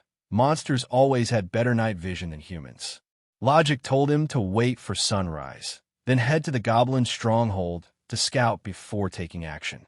But if they did that, the 2 victims would suffer irreversible harm. Besides, they had come here specifically to exterminate the goblins as part of the commission. He sighed inwardly. Many choices needed to be made, and none seemed to have a clear right answer. Then, let's decide based on everyone's wishes. Since this is an emergency, whatever decision we make, we must respect each other. I'll count down from 3 to 1, and at the end, everyone says together whether to go or not. Is that okay? Haley took a deep breath, sweat starting to bead on her forehead. No objection from me. 3, 2, 1, go, go, go, go. Although Gauss was a bit late, he gave the same answer as everyone else. Having received a good education in his previous life, he wasn't yet capable of a heart of stone. Haley relaxed when she saw everyone agreed on the decision.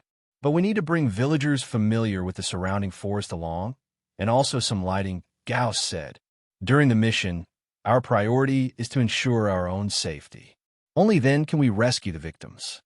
Though Gauss's map ensured he wouldn't get lost, he still knew nothing about unexplored areas and absolutely needed local guides. This would minimize risks as much as possible. I agree as well. The group confirmed their unanimous decision and informed the villagers. We are truly grateful to all of you. Please, brave warriors, you must save Jenny and Aisha. The villagers, as if finding a pillar of hope, expressed their thanks to the 4-person team. After learning they needed guides, 4 men volunteered to accompany them. They were direct relatives of the missing female villagers and had been the most eager to call for help. Now, their hearts were burning with anxiety.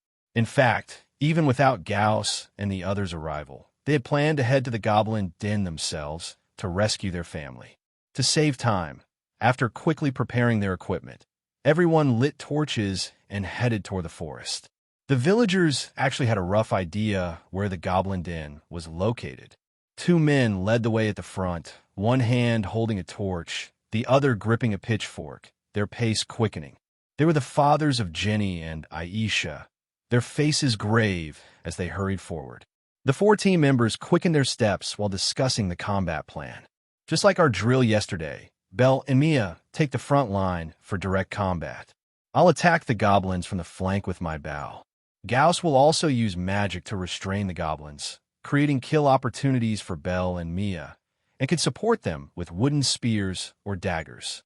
Belle and Mia had no objections to Haley's arrangement, even though they bore the greatest risk on the front line facing the goblins. Sound good? Gauss agreed as well. They had drilled all afternoon yesterday. Though uncertain how effective it would be in real combat, Gauss noticed all 3 had decent strength. Each had mastered a pre-required professional skill and could use it proficiently. Mia's skill was thrust, allowing her to quickly lunge forward a short distance while delivering consecutive strikes with her dual blades to enemies in front. Belle's skill was vertical slash. It sounded simple, but when activated, the power behind his long sword slash suddenly increased, making his attacks more powerful. Haley's skill was precise aim. When activated, her eyesight and arm strength were enhanced, allowing her to shoot arrows without missing at medium to short range. Combined with Gauss's mage hand, despite their severe lack of mission experience, this rookie team was actually quite strong on paper, surpassing many low-level adventurer teams. That was why Gauss agreed to proceed. 7 or 8 goblins, even at night, were no match for a team where every member had mastered skills. If they could instantly kill one enemy, each using their skills at the moment of contact, what followed would essentially be one-on-one fights.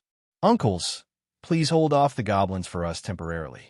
Once we've dealt with our enemies, we'll come to help you. Don't worry, 1 goblin is still manageable. After the brief communication, the group fell silent and pressed onward. After a while, the leading villagers stopped. A clearing appeared in their view. A bonfire burned in the center of the clearing, and in the distance behind it was a cave. It seemed to be a natural cave about 2 meters in diameter, stretching endlessly into pitch-black darkness. Looks like it's there.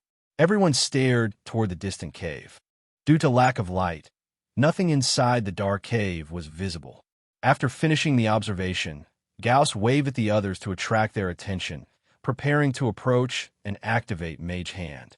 He wanted to see if he could use the roughly 10-meter casting range of Mage Hand to enter and scout. Suddenly, a sharp scream sounded beside Gauss, piercing the quiet night. Wah! The voice was just to Gauss's left nearby. He had been concentrating, but the sudden sound startled him. Following the noise, he turned and, upon seeing the enemy's appearance, felt alarmed. A pointed-eared, green-skinned goblin burst out from the bushes, loudly howling to warn its companions inside the cave. Damn! The goblin den was clearly guarded by scouts placed far out. Gauss's heartbeat accelerated with the sudden turn of events.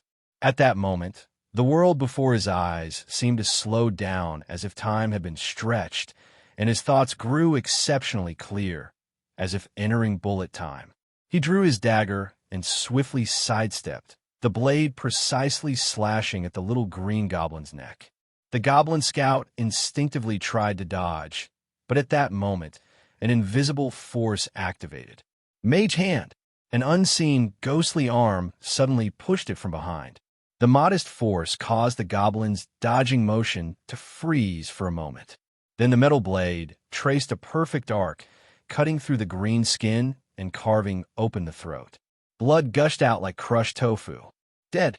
In a flash, as if a reflex, his continuous slashing action paired perfectly with the spell's timing, precisely splitting open the goblin's throat. The once loud howling instantly turned into a hoarse, shriveled hiss. Goblin killed *1. Total monsters killed 2. Thudding to the ground, the goblin, its head nearly severed, fixed its murky yellow eyes on Gauss, seemingly trying to memorize the human who ended its life in its final moment. Prepare to engage. The others hadn't expected Gauss's move to be so fast, but now was no time for surprise. Belle and Mia charged forward, trying to block the main goblin force inside the cave. But obviously, they were a step too late. The goblin's earlier howl had undoubtedly alerted the goblin group inside. One after another, calls and hurried footsteps echoed from within, like enraged apes emitting aggressive intimidation. The goblins surged out of the den before Belle and Mia could block them. Shadows multiplied with each footstep, and pairs of glowing red eyes flickered in the firelight. 1 pair, 2 pairs, 8 pairs, 12 pairs, 13 pairs. Gauss, try to keep pace behind the 2, realized something was wrong. He quickly shouted to the separated pair. No, too many enemies. The intel is wrong. Be careful. Facing a dozen or more pairs of red pupils, everyone felt as if the entire cave was crawling toward them. Gauss's heart pounded wildly, but he gained a precious lesson again. Never blindly trust mission intelligence. 18 of them. Everyone be careful. Gauss quickly counted the number. Although he didn't understand where the mission intelligence had gone wrong, there was no time to dwell on it now. Everyone had to deal with the enemies in front of them first. 18 goblins. Even if the 4 farmers who followed could each hold back 1. The remaining 14 meant each person would have to face at least 3 at the same time. It didn't sound like many, but when a group of small monsters with snarling faces surrounded everyone, their yellow-brown lips and teeth roaring in unison, the wild aura that surged forward sent chills down one's spine. The threat from one goblin was completely incomparable to a whole group of them. Whoa! The pitch-black forest echoed with beastly roars, sending goosebumps all over Gauss's body. In a very short time, the battle began.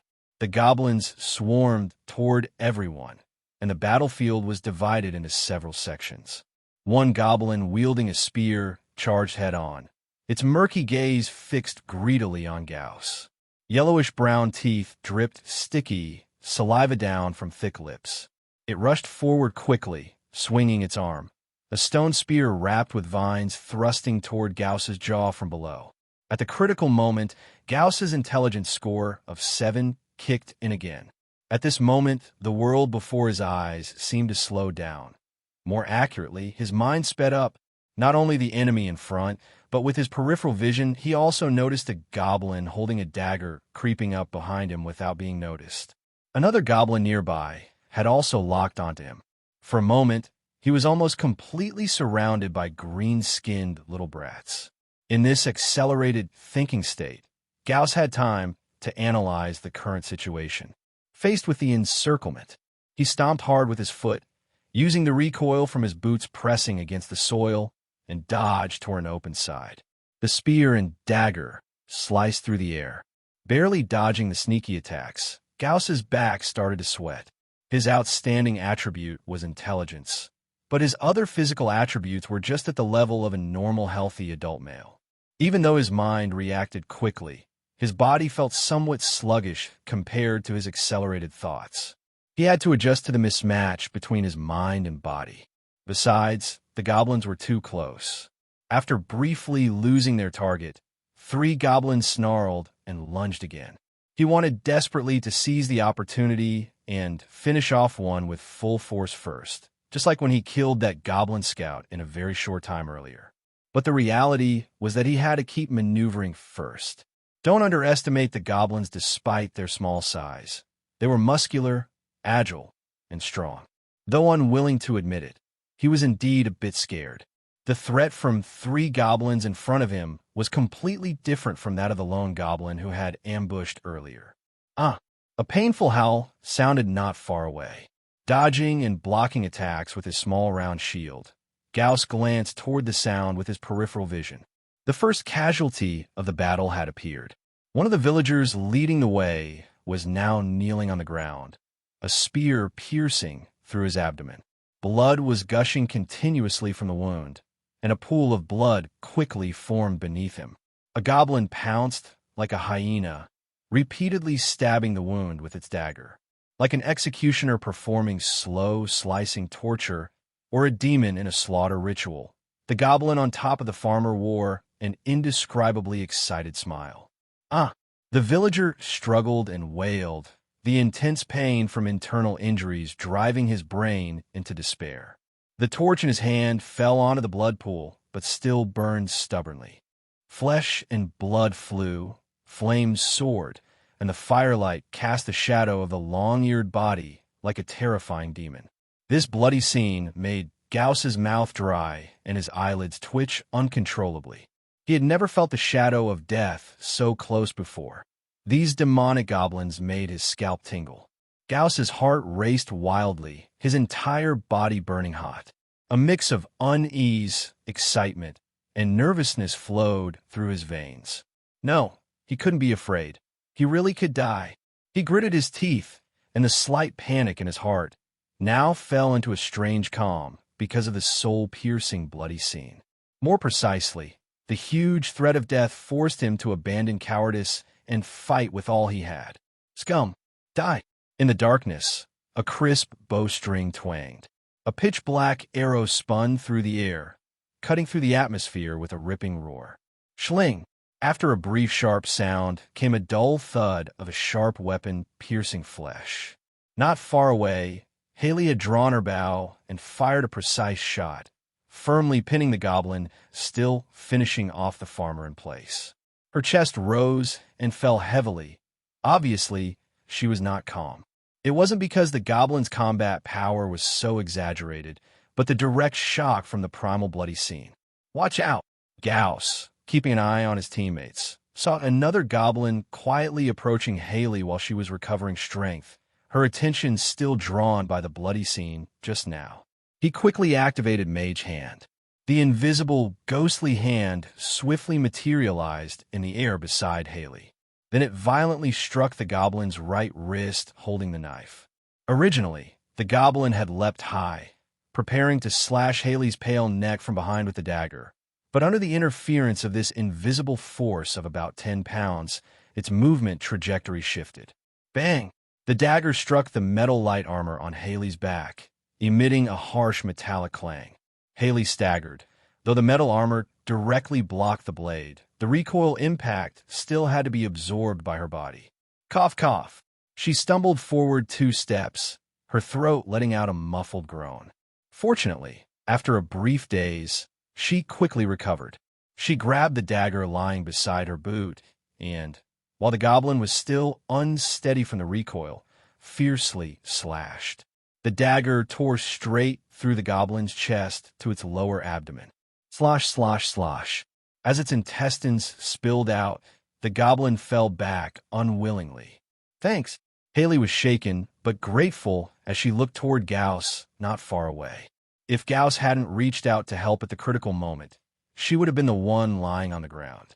However, perhaps because Gauss was a mage, this stirred some deep-seated gene in the green-skinned brats, and more goblins pounced toward him. At least 6 or 7 goblins fiercely lunged at him simultaneously. Seeing more and more goblins surrounding Gauss, Haley quickly pulled an arrow from her quiver and knocked it on her bowstring. "I'll help you." With the activation of the precise aim skill, a surge of power gathered in her arm. The fully drawn bowstring released the arrow with terrifying force. Whoosh! A goblin beside Gauss immediately had a bloody hole shot in its chest, swaying in place, barely able to breathe. Seeing this, Gauss dodged while simultaneously thrusting his spear precisely. Thrust!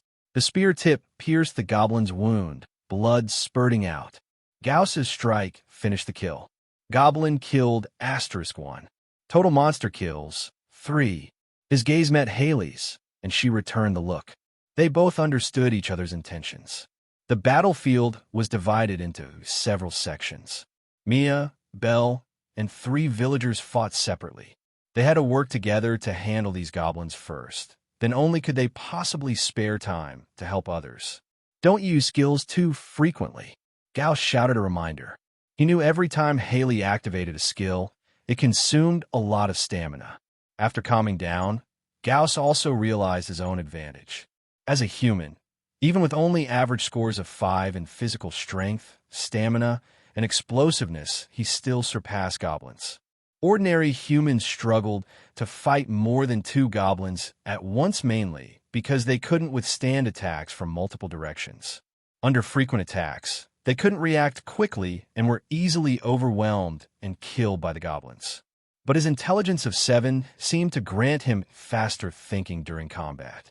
Combined with his skillful use of Mage Hand, he was capable of continuously maneuvering against multiple goblins. Whoosh! Following Gauss's command, Haley chose not to use any skills. But even without skills, her years of training with the bow and arrow still allowed her to maintain relatively good accuracy.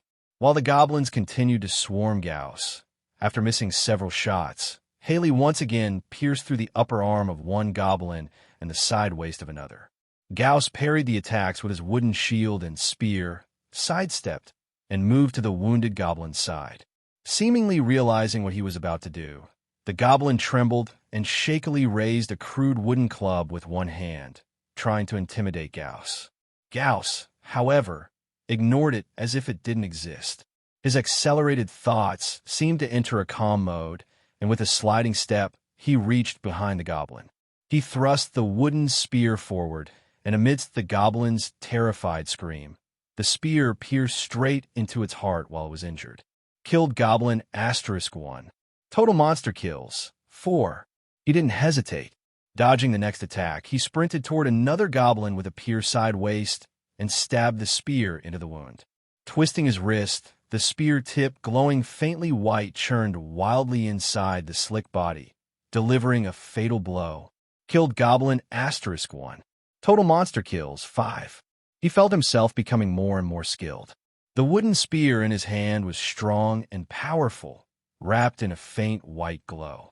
The moment it struck the goblin, a mysterious force burst out, amplifying its power. It was precisely because of this mysterious burst of power at the moment of contact that he was able to kill the goblins more easily. Title acquired, Goblin Slayer. This title upgrades with a number of kills.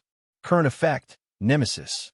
In battles against goblins and their advanced species, damage dealt is increased by 10%. Gauss recalled that he seemingly had title. The Nemesis effect allowed him to unleash greater power when facing goblin creatures.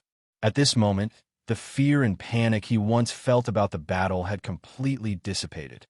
Though his entire body was soaked in blood, and his breath was heavy from intense fighting, his eyes became even more resolute.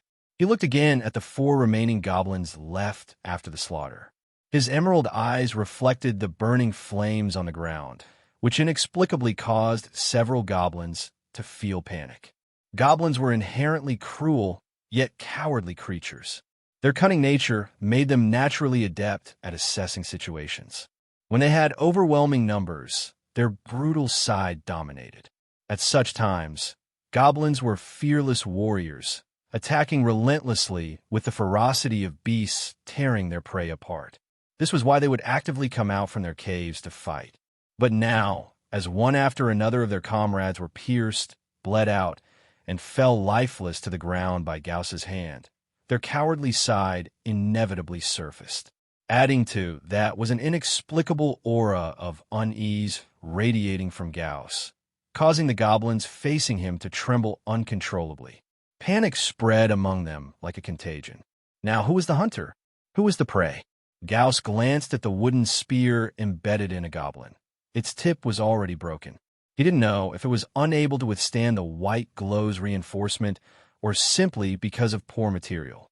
His arm was starting to ache, so he decided to switch weapons. He pulled out the dagger hanging at his waist. Whoosh! After missing several arrows, one arrow finally pierced a goblin's calf. Haley provided support again. Seeing this, Gauss stepped on the blood-stained, dark red soil and swiftly charged forward with his dagger. With the dagger, he became more agile. He also found that in this accelerated thinking state, almost like a low-resolution bullet time mode, lighter weapons suited him better. Holding a shield in one hand and nearly 2-meter-long spear in the other had severely limited his movements and turns. Meanwhile, the other 3 goblins seemed so frightened that they stood frozen in place. Slash! Raising his dagger high, he slashed diagonally downwards. The blade, empowered by white light, sped up even more the moment it touched the goblin's skin. The goblin, powerless to resist, was like a lamb awaiting slaughter. Its neck, one shoulder, and an arm were sliced open in a huge gash. Blood splattered, staining half of Gauss's cheek red again. Another one down. Total monster kills, 6. Gauss grunted, riding the momentum of consecutive victories, and turned his gaze toward another goblin not far away. Bang! He raised his small, round shield, and the moment it clashed with the goblin's wooden club, all his strength burst forth. The goblin's wooden club slipped from its hand and fell. Gauss took a deep breath, gathered his strength, and slashed with the dagger, cutting across the goblin's abdomen that had lost its weapon. Total monster kills, 7. Haley, who had climbed up a tree, stared blankly at the scene. What was up with Gauss? So strong. Gauss was starting to show signs of bloodlust. Although his brain felt a sting, and his arms and thighs began shaking uncontrollably from repeated bursts of power, his body and mind were exhilarated. Swallowing saliva tinged with a rusty blood taste, he looked at the 2 remaining goblins that showed signs of fleeing. They had completely lost their will to fight under Gauss's ferocity. Their weapon-holding arms trembled wildly. Mage Hand! Magical power manifested again in the air.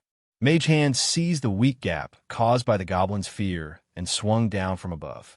With a force exceeding 10 pounds, it directly knocked the weapon out of the first goblin's hand. Then, Mage Hand knocked the weapon from the second goblin's hand as well. The last 2 goblins were completely disarmed by Mage Hand. Now exposed and powerless before Gauss, they lost their final will to resist.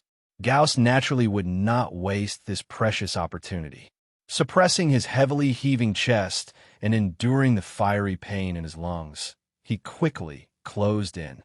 Both hands tightly gripped the dagger, his waist driving his shoulders, upper arms, and forearms in unison. The dagger slashed horizontally, ruthlessly cutting open the abdomen of the panic-stricken goblin attempting to flee. Its intestines spilled out in a gruesome cascade. Total monster kills, 8. Ignoring the 2 halves of the goblin lying on the ground, Gauss's gaze chased the last goblin trying to escape. He gritted his teeth and stepped hard, crushing the foul-smelling intestines and viscera spilled on the ground, then charged forward.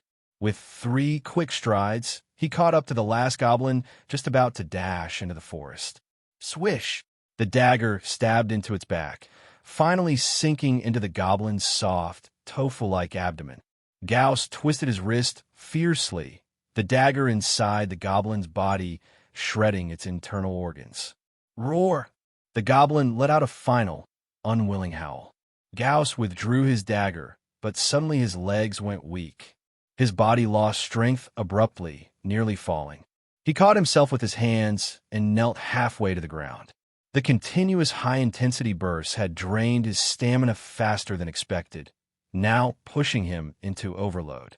Total monster kills, 9. Watching his trembling calves and arms, Gauss gasped for breath. His cloth armor was already tattered, and his body bore some fresh cuts from careless strikes. It hurts a bit. Gauss temporarily ended his side of the fight. The excitement faded, replaced by exhaustion and pain flooding his body and mind. He had actually overperformed beyond his limits. Besides the initial one-on-one duel with the Goblin Scout, he had cut down 7 goblins in one continuous spree. This was partly thanks to Haley's constant archery support from afar. Without her steady arrows pushing back goblins, forcing them to reposition and wounding them, Gauss wouldn't have had so many chances to dodge and land lethal strikes. If the battle had lasted longer, the victory would have surely tilted toward the 7 goblins. But ultimately, Haley was only auxiliary. The main credit for the current outcome belonged to Gauss's firm will to fight. Although he looked like he was mercilessly slaughtering the goblins, their combat strength was not completely overwhelmed. If anything, he might have been the weaker side. Fast thinking, the Nemesis effect, and the panic his ferocity caused among the goblins. Without these factors combined, the battle's outcome might have been completely reversed. As the saying goes, when the body reaches its limit, the will carry you through. The goblins lost their fighting spirit in the end, while Gauss, though physically exhausted, fought with even greater courage. This was the difference between life and death. Atop the treetops, Haley lowered her bow. Drawing and shooting repeatedly had made her arms ache and throb, clearly strained. Just as the two caught their breath, a sudden pain scream from a boy rang out from another direction. It was Belle's voice. Right, aside from Haley's support in Gauss's main assault, the two had jointly slain 9 goblins. There were still 9 goblins surrounding Belle, Mia, and 3 other villagers. At this moment, the battle in another location was already on the verge of collapse. Although 4 goblin corpses lay sprawled on the ground, Belle, the main force, was also lying there, continuously emitting painful wails. His right Achilles tendon was mangled, looking as if a large hole had been gouged out alive. Panting heavily, Mia anxiously looked toward Belle's direction. When she saw 2 goblins sneaking up beside Belle, her face turned pale. She tried to move closer to Belle to stop the goblins from attacking him. But blocking her path was a goblin far larger and bulkier than the others. Unlike its kin who resembled human children in size, it stood 2 meters tall with muscular limbs and thick bones. Its fierce face, adorned with sharp fangs, exuded an overwhelming sense of oppression. It wielded a black iron machete, crude in craftsmanship but with a broad blade. Besides that, it wore an ill-fitting set of leather armor. If other goblins were mere trash mobs, this one was undoubtedly an elite commanding them. With a larger size, stronger muscles, and superior equipment, it held a clear advantage when facing low-tier adventurers head-on. The goblin blocking Mia swung its machete downward. The blade sliced through the air with a chilling whistle. In desperation, Mia had only enough time to cross her twin blades in front of her to block the sudden attack. Bang! The weapons clashed, and sparks briefly flashed in the dark night. Mia was then blasted backward by a tremendous force. Gauss saw everything, and a flicker of urgency flashed through his eyes. Mia, who wielded 2 daggers, was clearly developing toward agile, stealthy classes like Ranger or Rogue. Moreover, her small physique made it natural for her to be at a disadvantage when confronting this large goblin with just daggers versus a long blade. And because she was too focused on saving others, her mind was thrown into chaos. Damn it! The mission description clearly said they were all ordinary goblins. Gauss cursed inwardly. According to his memory, among the vast number of goblins in this world, elite individuals with professions could emerge, such as big goblins, goblin shamans, two-headed goblins, and so on. These elites were rare compared to normal goblins. That goblin, which seemed like a captain figure, might have deliberately hidden in the deep night or only appeared from the cave after the battle broke out. Either way, Gauss had not noticed its presence before. But now it was undoubtedly a special individual evolving toward the big goblin archetype. Its strength was still far from a true big goblin, but already far surpassed its smaller kin.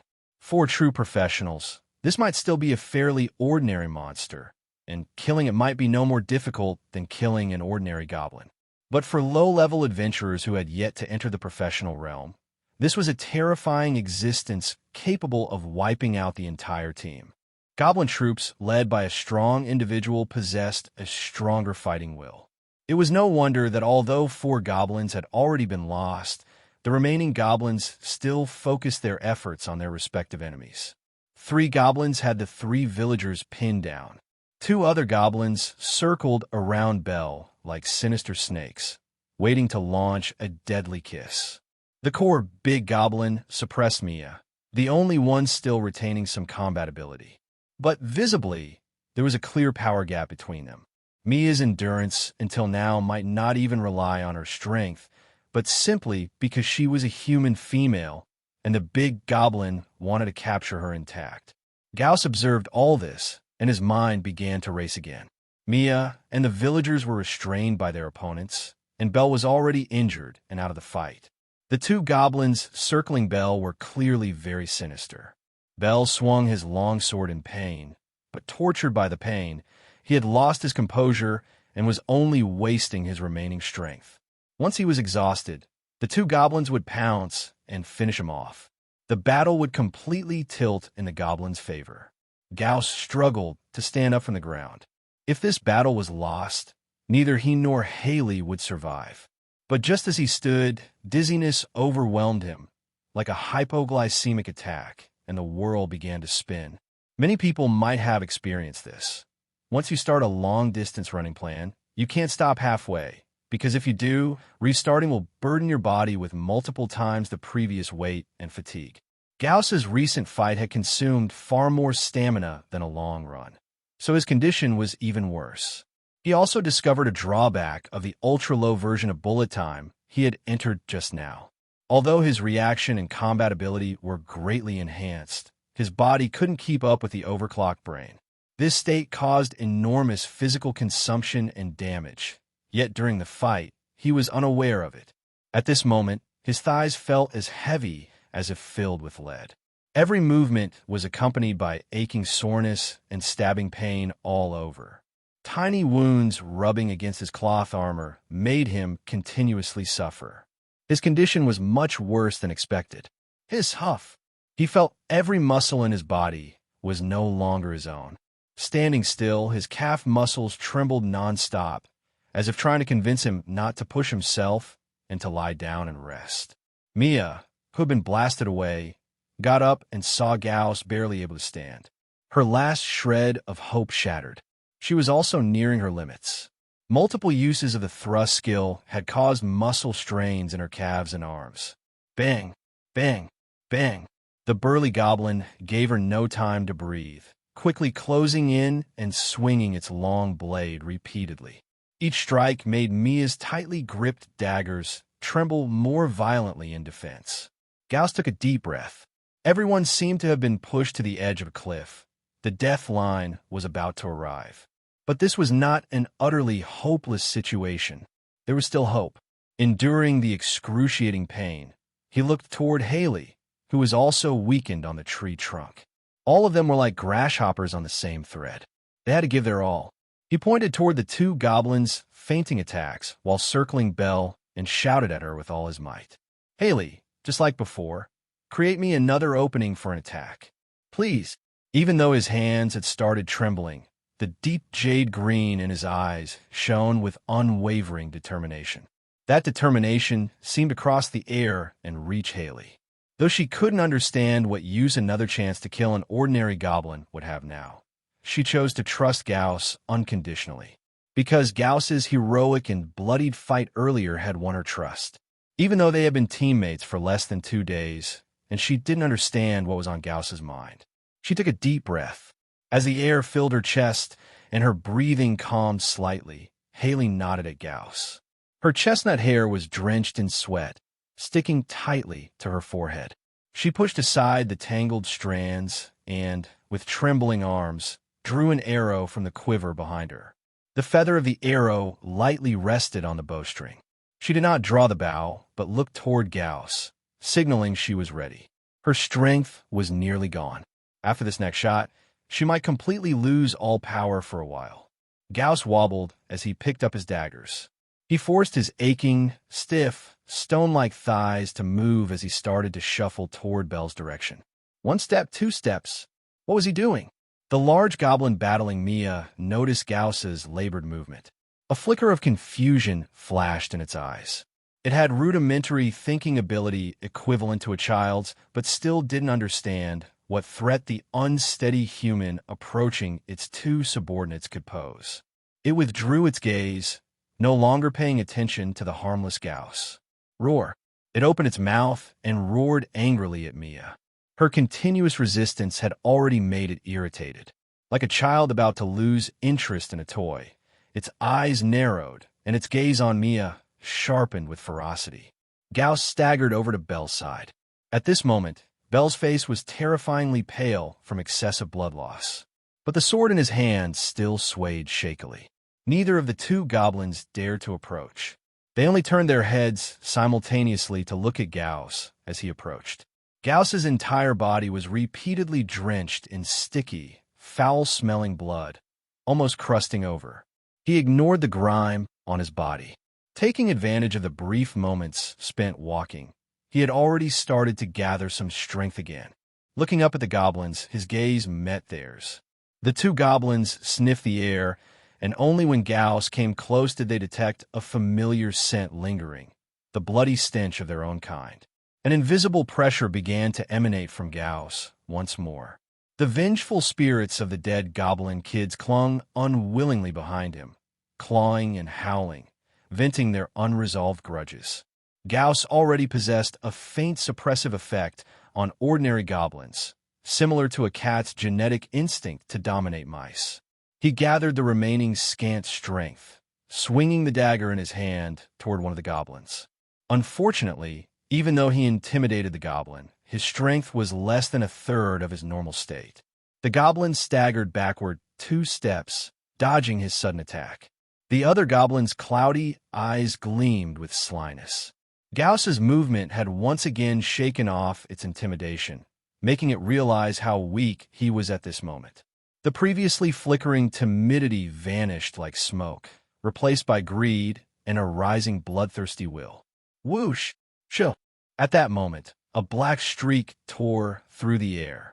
The arrowhead, wrapped in silvery moonlight, flew more than 20 meters, piercing precisely into the chest of the goblin dodging Gauss's attack.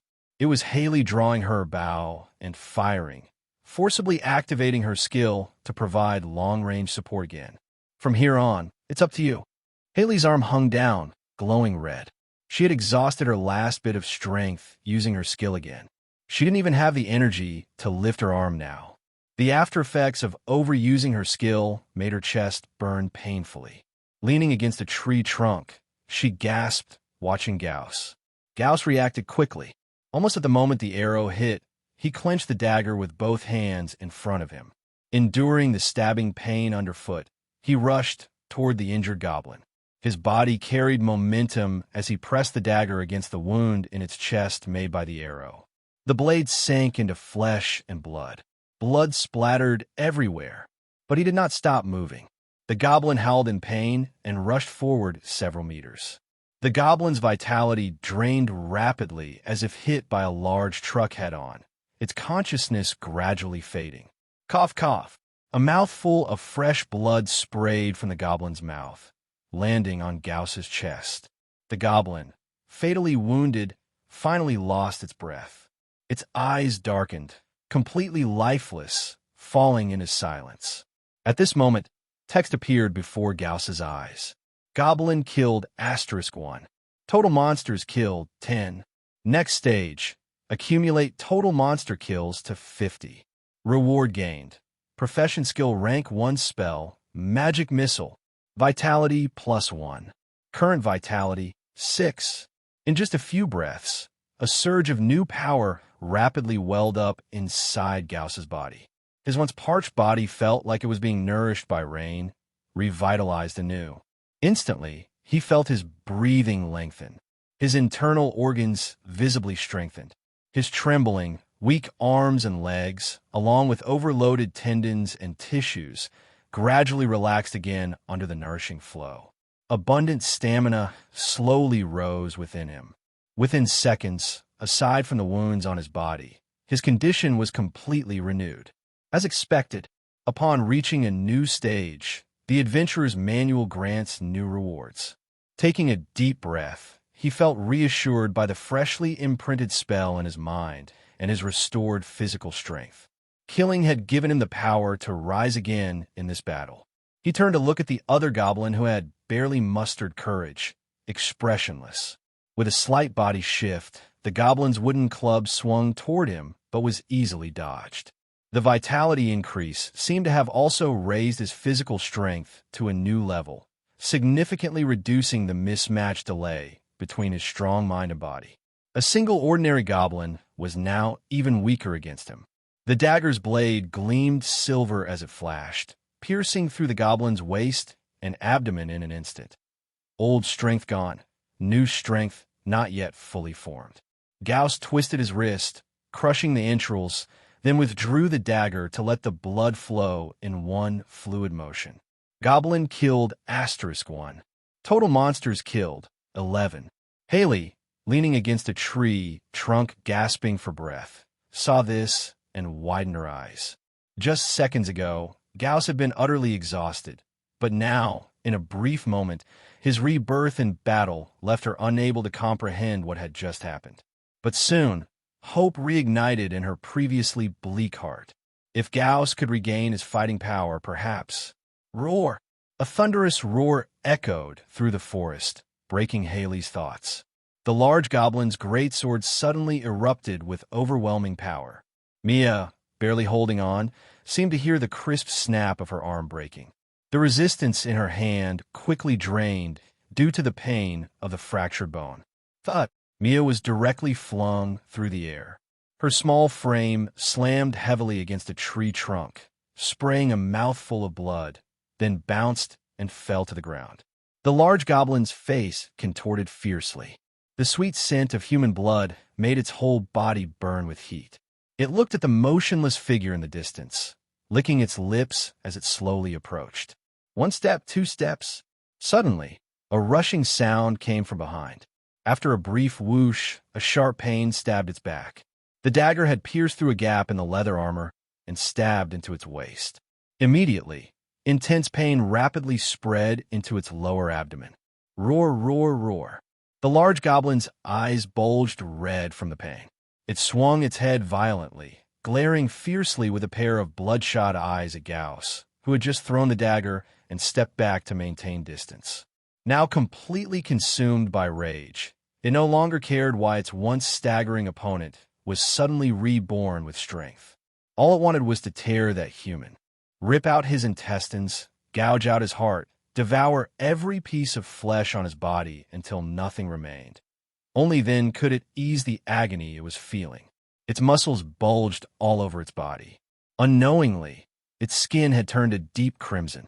The coiled muscles throbbed with terrifying strength awakened by fury, fully transformed into a bloodthirsty beast. It had become stronger. Unlike the berserk goblins, Gauss, who faced it now, was terrifyingly calm. His mind had never been so focused. A night of fighting had completely hammered his spirit into a singular state in this brief moment, a mental flow state that ordinary people could only dream of. Thud! The large goblin moved. It stomped on the ground, causing a rumbling tremor. Its muscles exploded with power, roaring forward like a tank toward Gauss. Even the wind seemed to tear apart. At the battlefield's edge, the last surviving companions all watched intently. Is this still a goblin? The goblin's frenzied, unfamiliar posture was so strong that Haley couldn't believe it was still a goblin. She instinctively held her breath. Mia and Belle, weakened on the ground, struggled to open their eyes. With chins resting on the ground, they slightly raised their heads to look toward the center of the battlefield. Could he do it? Gauss couldn't hear his teammates' thoughts. He focused solely on what was before him. His single hand crossed in front of his chest, and the will in his eyes was about to solidify into something tangible. 7 points of intelligence. Not just a little more than 5 points. It was possibly 2 to 3 times the difference. But until now, he had never fully tapped into his mental potential. 7 points of intelligence was not something that could be thoroughly extracted with just a few days of spell training. Only now, facing this terrifying opponent at full strength, did his tense spirit finally break through the invisible barrier. Break!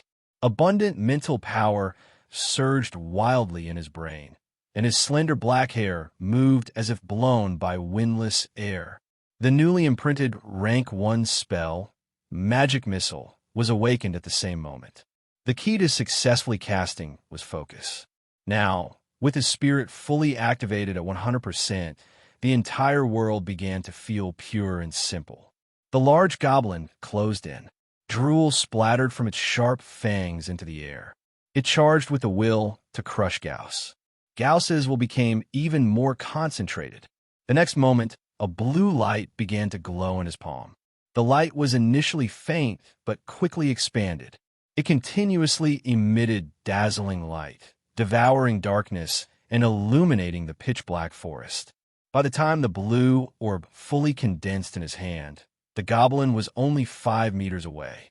At its speed, it would reach Gauss in less than a second and tear him apart. But this 1 second felt like an impenetrable chasm. The heavy blue orb was hurled forcefully by Gauss. Boom! The heavy orb stretched into an oval beam. With terrifying speed, it slammed into the large goblin's muscular abdomen. Bang!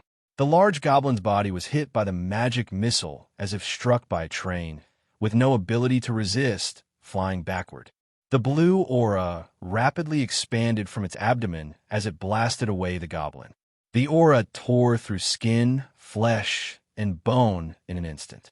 Under this magical wave, the goblin's entire tangible body was fragile and broken. Bang! The blue magic pierced through the goblin's body, striking the ground and exploding. The dazzling blue light mixed with scarlet blood lit up the forest like fireworks blooming in the night. The beam of magical energy dissipated. The large goblin's abdomen had been pierced with a fist-sized wound. Thud! The goblin collapsed heavily, its cleaver and body crashing into the ground, raising clouds of dust. Gauss remained frozen in his posture from casting magic missile, completely motionless. Only his eyes moved, locking onto the last 3 goblins in the battlefield. The goblins who had been besieging the villagers were also startled by the tremendous magical disturbance. Seeing their strongest warrior instantly defeated by that powerful spell, and now noticing Gauss's gaze upon them, their bodies began trembling uncontrollably like sifting beans. Even with their limited intelligence, these ordinary goblins understood that the black-haired, green-eyed human male wielded terrifying power capable of easily ending their lives. Without hesitation, the goblins abandoned their opponents and the dismembered remains of their fallen kin, fleeing in complete disgrace, shedding their weapons and armor. Goblins, after all, were precisely this kind of creature. It's over. Gauss exhaled in relief as he surveyed the now peaceful woods again. He had no intention of pursuing the 3 goblins that had escaped into the forest to eliminate them completely. In truth, goblins separated from their tribe usually struggled to survive. Unless they could find and be accepted by another goblin tribe, solitary goblins typically fell prey to wild beasts or other natural threats. And most importantly, Gauss's mana reserves were completely depleted. Before casting Magic Missile, his mana had actually been relatively abundant. After all, Mage Hand, as a cantrip, consumed very little mana. Even after the recent battle had completely exhausted his stamina, he still retained considerable magical reserves. But that single magic missile which had instantly killed the large goblin had completely drained him. The mana requirement for Magic Missile seemed frighteningly high. The complete depletion of mana brought severe physical and mental strain. His brain throbbed with waves of pain. Having defeated such a powerful enemy, his spirit seemed excessively drained. This was the main reason he remained motionless, not merely to appear cool. Fortunately, he had leveraged the residual intimidation from his magic to scare off the 3 goblins with just a glance. Otherwise, given everyone's current condition, they might have faced considerable trouble. "Adventurer, are you all right?" The 3 villagers also bore some injuries, though not enough to hinder movement. Normally, ordinary goblins held no advantage against humans in one-on-one combat, but this hadn't been a fair fight. The goblins' numbers amplified their strength, and the deep night had created additional difficulties. Seeing Gauss standing motionless without issuing further commands, his gaze fixed deep into the woods, the villagers couldn't comprehend his intentions. After a brief hesitation, they cautiously approached. They now realized this shabbily equipped, unremarkable-looking man was actually the team's true leader, and an extraordinarily powerful one at that. That final comet-like magical attack had left an indelible impression. Birch Village would likely have another exciting tale for their evening conversations. "The battle is over. Go search the cave for victims," Gauss said, still rooted in place. "And please return to the village quickly to fetch help. My companions are injured and need treatment, as do your fellow villagers." Gauss glanced at his team members. This adventure had been extraordinarily brutal. Bell the swordsman had suffered a broken leg, with uncertain prospects for recovery. Upon seeing Gauss's decisive magical victory, Bell's tense nerves finally relaxed, causing him to immediately faint. Mia's injuries were equally severe, though internal. She lay immobilized on the ground, blood continuously trickling from her mouth. Both were in critical condition. Even with this hard-won victory, their recovery remained uncertain. Compared to Mia and Bell, Gauss and Haley were in much better shape, though currently incapable of movement. As for the first villager attacked, he hadn't moved in a long time, most likely already dead. Before long, the dark forest was illuminated once more by numerous torches. Dawn arrived. The rooster's crow marking the time echoed, as usual, over Birch Village.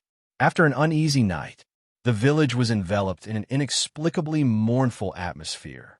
The good news was that the 2 female villagers had been successfully rescued, though they emerged from the cave barely clothed, covered in filth, their bodies bruised purple and blue. At least their lives weren't in danger. As for whether they'd suffered other harms, Gauss had enough social awareness not to pry into such inappropriate questions. The bad news was that 1 villager had died. The deceased man was Aisha's brother. Initially, when the villagers awaiting news heard about the death, especially of one of their own, some resentment surfaced. They blamed the adventuring party for failing to handle mere goblins, resulting in their fellow villagers' death.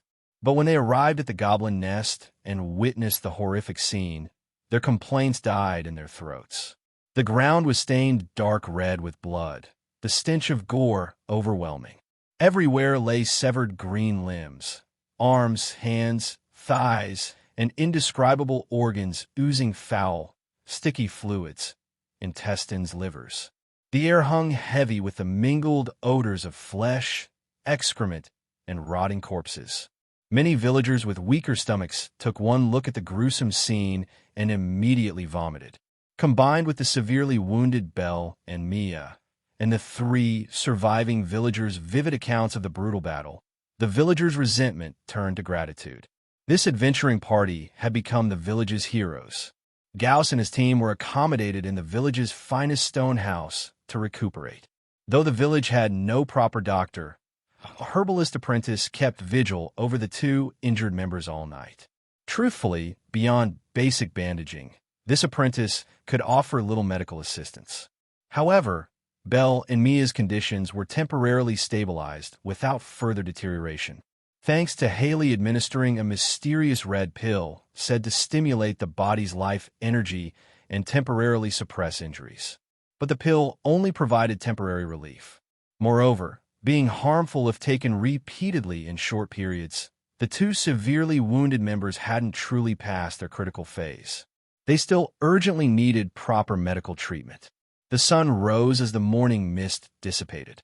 Gauss stood before the village signpost at the entrance. He had come to see Haley and the others off. Inside the village's only horse-drawn carriage, Belle and Mia lay resting while Haley placed cooling towels on their feverish foreheads. Haley had no intention of returning to Greyrock Town with her injured companions. Though Greyrock Town was a major hub for adventurers, its medical facilities paled in comparison to larger cities. Moreover, the journey back to Greyrock Town from Birch Village wasn't short. It made more sense to head toward the nearest forest city, Barry, which also happened to be the trio's hometown. In Barry, they could receive proper treatment. "Honorable adventurer, we should depart soon," called the villager, serving as carriage driver from the front. "Are you sure you don't want me to accompany you?" Gauss glanced at the carriage interior. "Don't worry," Haley reassured him, her earlier enthusiasm replaced by exhaustion. "Once we reach the main road to Barry, there'll be plenty of travelers. No danger." Despite her weariness, she managed a strained smile at Gauss's concern. "Besides, you need to handle the mission paperwork here, right? We'll leave everything in your hands." She blinked, her gaze lingering on Gauss with newfound curiosity. Her impression of Gauss had transformed dramatically. Were it not for her companion's urgent need for medical care, she would have loved to question him further. During their first meeting, she had dismissed Gauss as just another poor, low-ranking adventurer and had instinctively wanted to refuse his request to join their party. After brief interactions, she revised her assessment, viewing him as a bottom-tier apprentice mage who'd somehow learned magic but lacked family support, unlikely to become a true professional without resources. Now, she couldn't comprehend Gauss at all. Even with her limited experience, she recognized his extraordinary nature. "Gauss, if you ever come to Barry, look for me at the Golden Beak Trading Company in the Western District. Belle, Mia, and I will properly host you then. I'll visit if I get the chance." Gauss nodded, though he expected to remain around Greyrock Town for the foreseeable future. "Then I'll be going." Haley waved. "Next time we meet, you might have become someone truly remarkable. Safe travels." Gauss waved back, standing motionless as he watched the carriage disappear down the dirt road, the chestnut-haired girl vanishing at the horizon. In less than 3 days, their party had disbanded. None could say whether they'd meet again. Unlike his previous life with phones and internet, ordinary people in this era lacked close connections. A farewell might well be permanent. The morning breeze ruffled Gauss's soft hair as he turned back toward the village. He didn't share any deep bond with the trio, merely considering them worthwhile friends. After all, they'd only known each other for days, insufficient time to develop stronger ties. Yet he couldn't help feeling sentimental. Gauss decided to stay another day, much to the villagers' delight. Common folk in this world held simple reverence for mages. Perhaps compared to other profession skills, magic appeared more mysterious and spectacular. Ordinary people could witness the destruction wrought by swords, but not the flow of invisible magical power. Humans naturally fear the unknown, and magic represented precisely the kind of awe-inspiring, mysterious force. However, Gauss hadn't remained to bask in villagers' admiration or enjoy their hospitality. His reasons were twofold: allowing his body to fully recover and collecting battlefield spoils. He needed to harvest goblin left ears as mission proof, obtain the village chief's signature on the commission documents, and gather various weapons scattered across the battleground. Alone, he returned to last night's combat zone. The blood had completely dried, and the stench had grown even more pungent after overnight fermentation. Suppressing nausea, he searched the clearing before the cave. Stone and wooden weapons weren't worth collecting. They fetched poor prices and took up space. But every piece of iron had value. Even severely damaged ones could be sold to blacksmith for coin.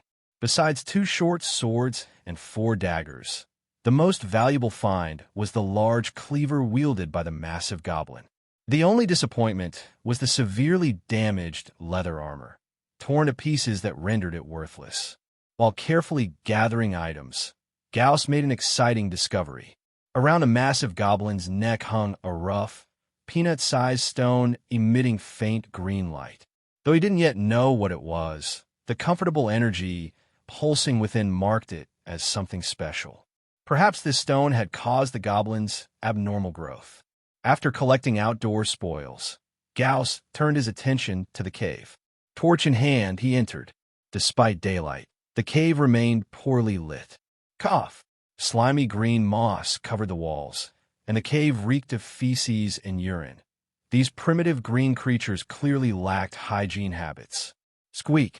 Occasional rats scurried past his feet.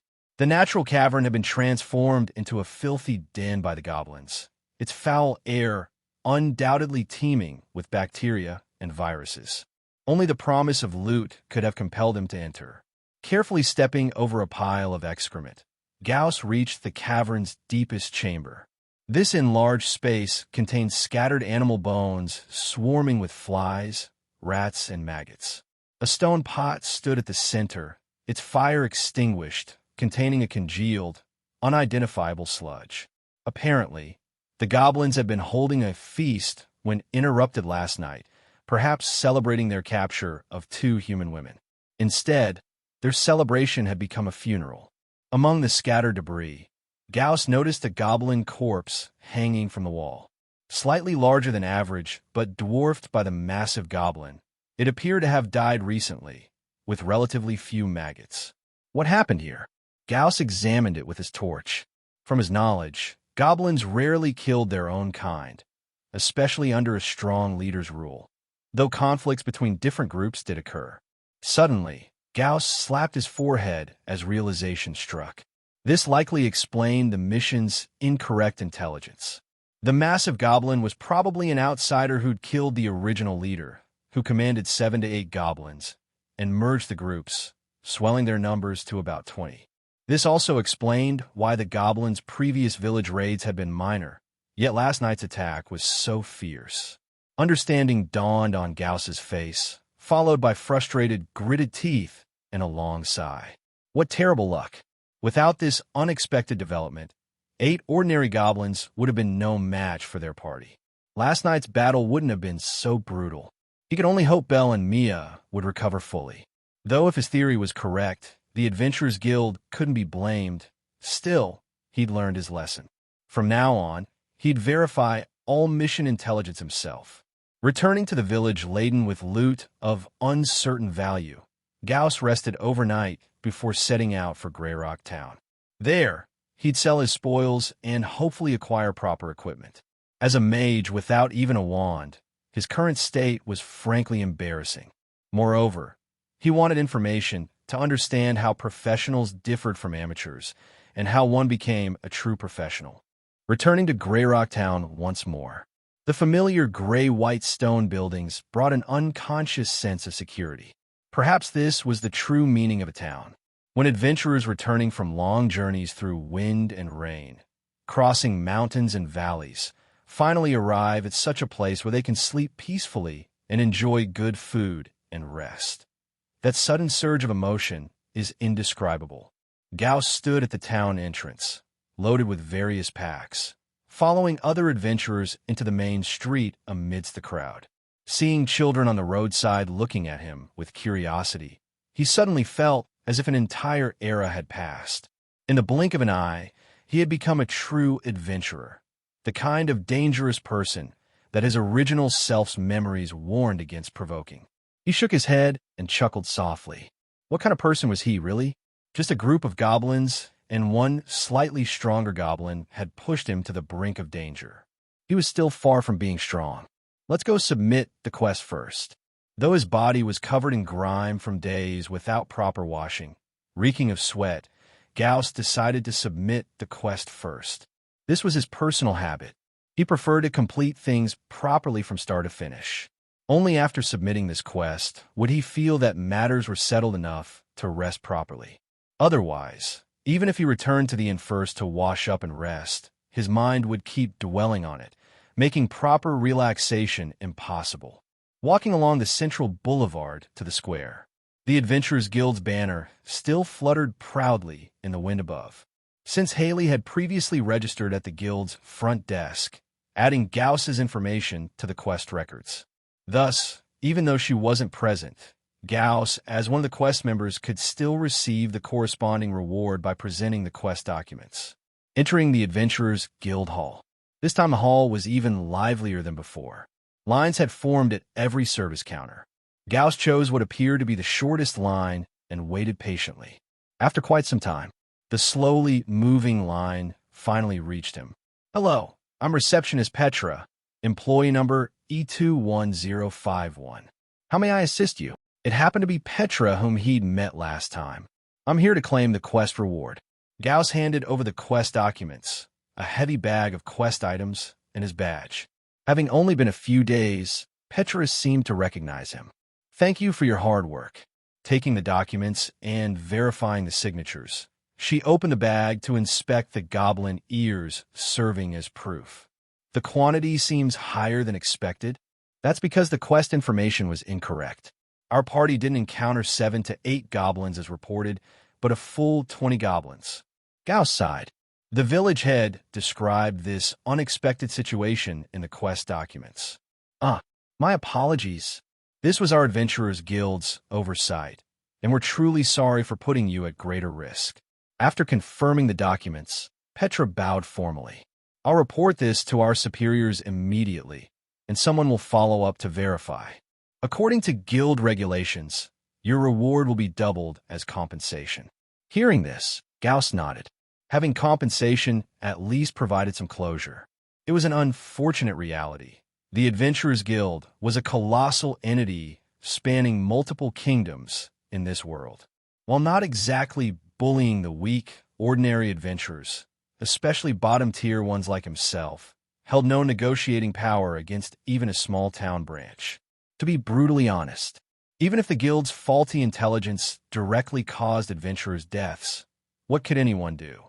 Low-ranking adventurers were like roadside weeds. When one batch died, new ones would quickly sprout to replace them.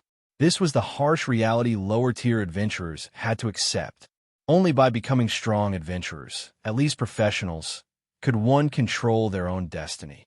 Like those figures in his peripheral vision now, dressed in elite equipment, standing tall as they chatted and laughed while heading upstairs, where even the stern-faced stair guards would place a hand over their hearts and salute respectfully. While adventurers like them were stuck crowding the first-floor hall, waiting in long lines. Such distinctions were everywhere. Your reward for this quest is 9 silver coins. With our compensation, that totals 18 silver coins. Please take them. Petra retrieved a money pouch from under the counter and placed it on the desk. After some more activity below the desk, she returned Gauss's adventurer badge. Gauss accepted the money pouch and badge. A significant portion of these 18 silver coins belonged to Haley's party, which he didn't intend to touch. Though Haley's group might not need these coins, Gauss planned to hold on to them temporarily, as per their pre-quest agreement. Thus Gauss's personal share came to 4 silver and 50 copper coins. His current funds now totaled 5 silver and 12 copper coins. As for other spoils, considering his crucial role in the battle and his urgent need for money as a beginner adventurer, he didn't pretend to be modest. Besides, he'd already discussed this with Haley. Your quest completion has been registered in your adventurer badge. What's the purpose of registration? After completing 10 ordinary rank quests, you'll qualify for beginner rank quests. Completing 3 beginner rank quests allows you to apply for bronze rank adventurer status, granting more guild benefits and purchase privileges. However, beginner rank quests often involve monsters requiring professional level combatants. Even with 10 ordinary quests completed, we strongly advise against accepting them without sufficient strength. Bronze rank adventurer? Miss Petra, what's my current rank? You're unranked currently. a no-rank adventurer. Above bronze rank are iron rank, silver rank, gold rank, and platinum title adventurers. Seeing his interest, Petra added more explanation. Platinum title adventurers are extremely rare. Only 5 have ever emerged in our entire kingdom of Carlos. They stand at the absolute peak of all adventurers. Gauss nodded. The adventure ranking system was quite straightforward, though he was surprised by how few platinum rank adventurers existed. Only 5 ever in an entire kingdom, meaning currently there would be even fewer. Miss Petra, how does one become a professional? He wondered if he could gather information from Petra, who as a receptionist interacted with all kinds of adventurers daily. I'm sorry, but I can't answer that. I'm just an ordinary guild receptionist. Under Gauss's steady gaze, Petra shook her head helplessly, indicating she lacked such knowledge. Thank you. Gauss expressed his gratitude. Turning to leave the line, the next waiting adventurer stepped forward. If he didn't move soon, the spiky-haired blonde man behind him might start physically pushing him out. Walking toward the guild's exit, he continued pondering Petra's response. Recalling her tone, he didn't truly believe Petra knew nothing about professionals. After years working at the guild, she must have picked up some relevant knowledge. Most likely she chose not to share, or perhaps guild rules prevented her. Or maybe with the long queue behind them, she'd tactfully declined to avoid lengthy explanations. Not getting the answer he wanted didn't bother Gauss. It had just been casual inquiry, no harm and no gain. He had better places to gather information. Exiting the adventurer's hall, Gauss turned towards the blacksmith shop located in the same square. He came here to sell his loot and purchase equipment. The wooden spear had been damaged, and during the previous battle, he felt the overly long spear became unwieldy when entering his accelerated thinking state. Thus, he intended to select a new weapon at the forge. The soot-blackened stone building bore a sign reading Black Anvil Workshop. Even before approaching, Gauss could feel the temperature rising several degrees in the surrounding air. Situated in a corner of the square, the workshop appeared rather inconspicuous. But Gauss knew this was Greyrock Town's finest smithy. The other workshops couldn't compare. He'd reached this conclusion during his early days in town when he'd worked here briefly as a temporary laborer. Even then, he'd noticed how adventurers who clearly possessed extraordinary capabilities frequented this establishment for their equipment needs. Though admittedly, most customers remained lower-tier adventurers. Beyond supplying elite weapons and armor, Black Anvil Workshop also offered mass-produced, affordable weapons crafted by apprentices, along with second-hand refurbished arms. While inexpensive, these weapons maintained decent quality, more than sufficient for ordinary adventurers.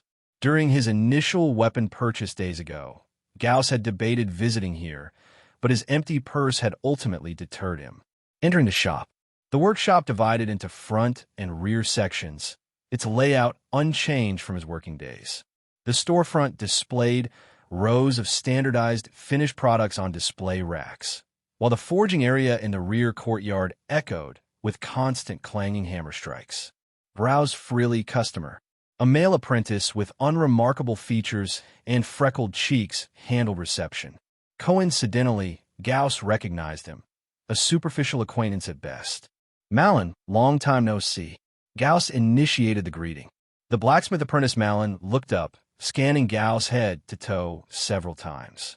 After initial confusion, those distinctive emerald green eyes triggered sudden recognition, making him exclaim loudly. Oh, you're. He recognized Gauss, but struggled to recall the name, embarrassment gradually surfacing on his face. Gauss. Gauss supplied helpfully. And I actually remembered your name, Malin. Can't be helped. I greet so many customers daily. Forgetting names happens. Malin laughed, reaching out to clap Gauss's shoulder. Seriously though, what's with this getup? Giving up hunting? Though Gauss's current equipment appeared ragged, it clearly didn't resemble a hunter's attire either. Moreover, having interacted with various adventurers regularly, Malin could detect that distinctive travel-worn adventurer aura.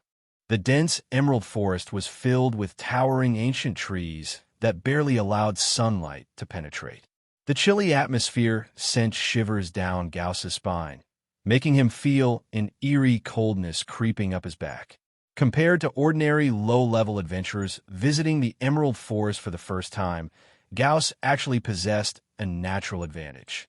As a hunter active in the forest's outermost regions, he wasn't completely unfamiliar with this environment.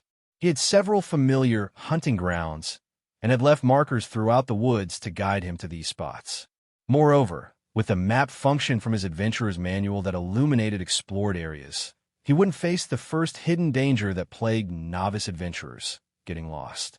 Indeed, compared to monsters that attack directly, this vast, boundless forest itself posed the greatest potential threat. The impenetrable trees and monotonous scenery made it impossible for ordinary people to determine their location, let alone find their way back to the main forest paths leading to human civilization. Countless novice adventurers lost their lives to this forest every year. Gauss himself had stumbled upon human remains several times during his hunting trips. Unfortunately, all clothing and equipment had vanished, likely scavenged by the forest's native inhabitants, various monsters. If not for those creatures' existence, Gauss might have realized his dream of buying a house just by looting dead adventurers' belongings. While these thoughts ran through his mind, Gauss maintained a steady pace. Following both the original owner's memories and markings carved on oak trunks, he arrived at a rarely visited hunting ground. There were definitely goblins nearby, though probably not in large numbers. Gauss had come here first based on relevant intelligence from a month ago, recent enough to still be useful. At that time, having caught no prey for several days, he had established this hunting ground, setting several traps with modest success. However, one early morning when the forest was shrouded in thick mist, he arrived to check his traps only to find bloodstains indicating triggered mechanisms. The prey had been stolen by someone. He quickly deduced the thieves were goblins from the clear, humanoid footprints left behind.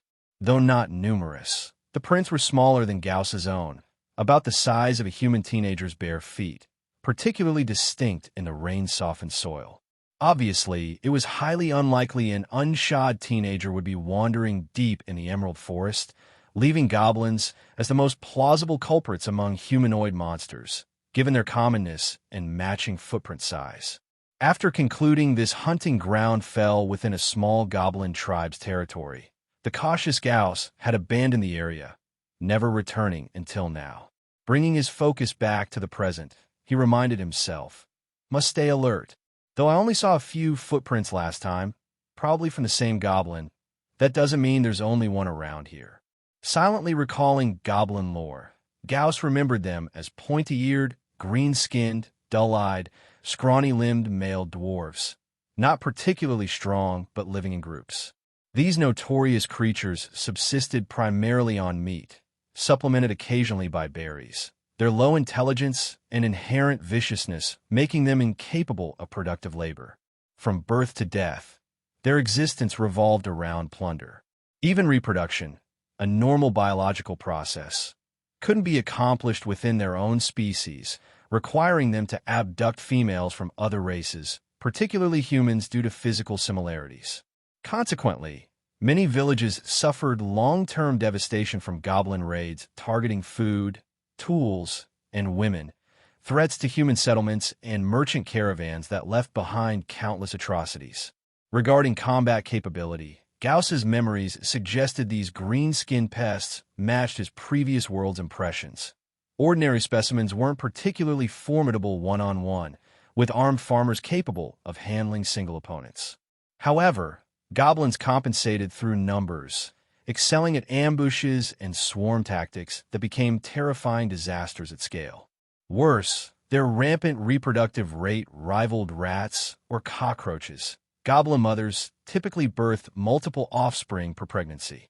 With exceptionally high survival rates, goblin young developed from mouse-sized newborns to sexually mature adults in under a year, thereafter driven by primal urges to abduct more females for further breeding. Essentially, an ineradicable natural scourge. Given their propensity for harassing humans, especially small villages, human knowledge about goblins surpassed that of nearly any other monster. Even illiterate village children could accurately describe several of their characteristics. Goblins, you'll be my first targets. Neither Gauss's original self nor his modern educated consciousness could muster any pity for these creatures.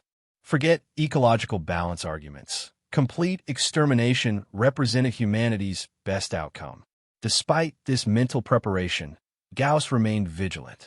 Memory suggested goblins were weak, but practical experience was lacking. This would be his first actual confrontation. Life was precious, whether his or the goblins. All living things possess survival instincts. This wasn't adventure, it was genuine mortal combat. Taking a deep breath, Gauss first removed his pack, burying it under leaves at a tree's base. His wooden spear tip already bore paralytic poison applied at noon. He deliberately positioned it in sunlight by a window to dry the herbal concoction, leaving the formerly black tip now glinting ominously green. He didn't place much hope in this cheap poison's efficacy. You got what you paid for. It might help slightly, but wouldn't deliver instant results.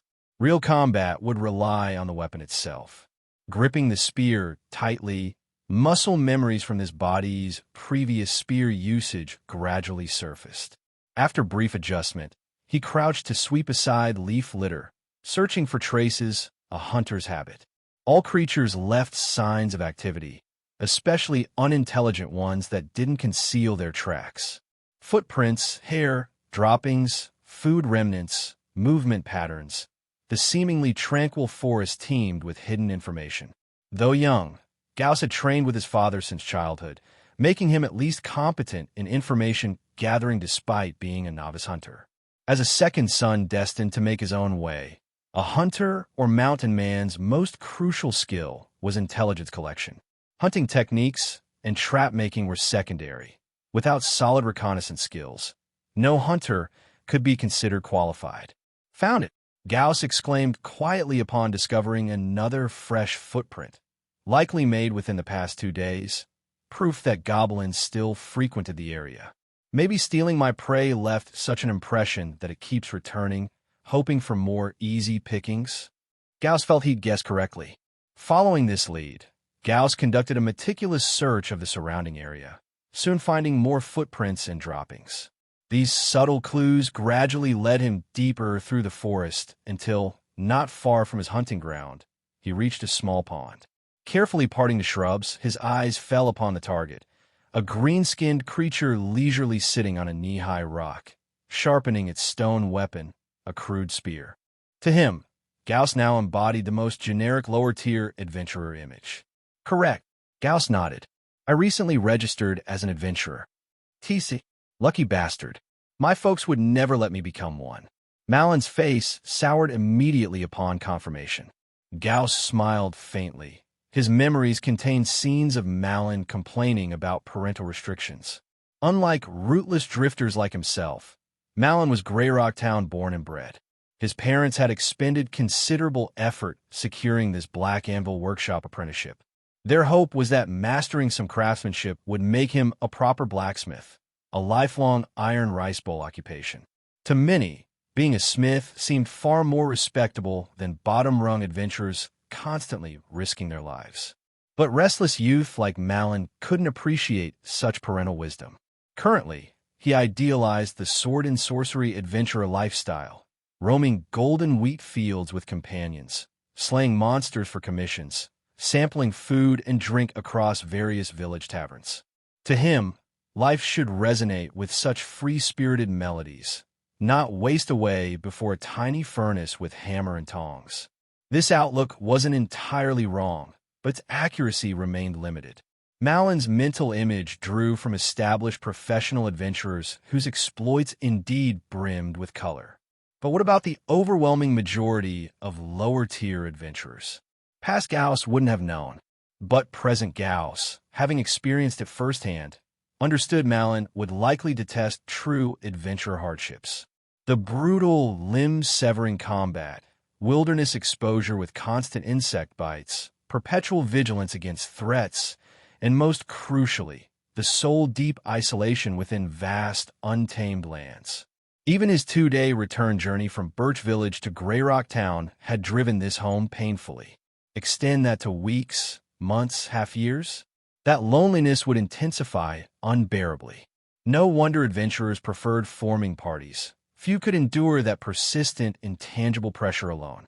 Though these thoughts flashed through Gauss's mind rapidly, he resisted lecturing Malin about harsh realities. He simply offered a meaningful smile. Trust me, you wouldn't enjoy the adventurer life. Look who's talking.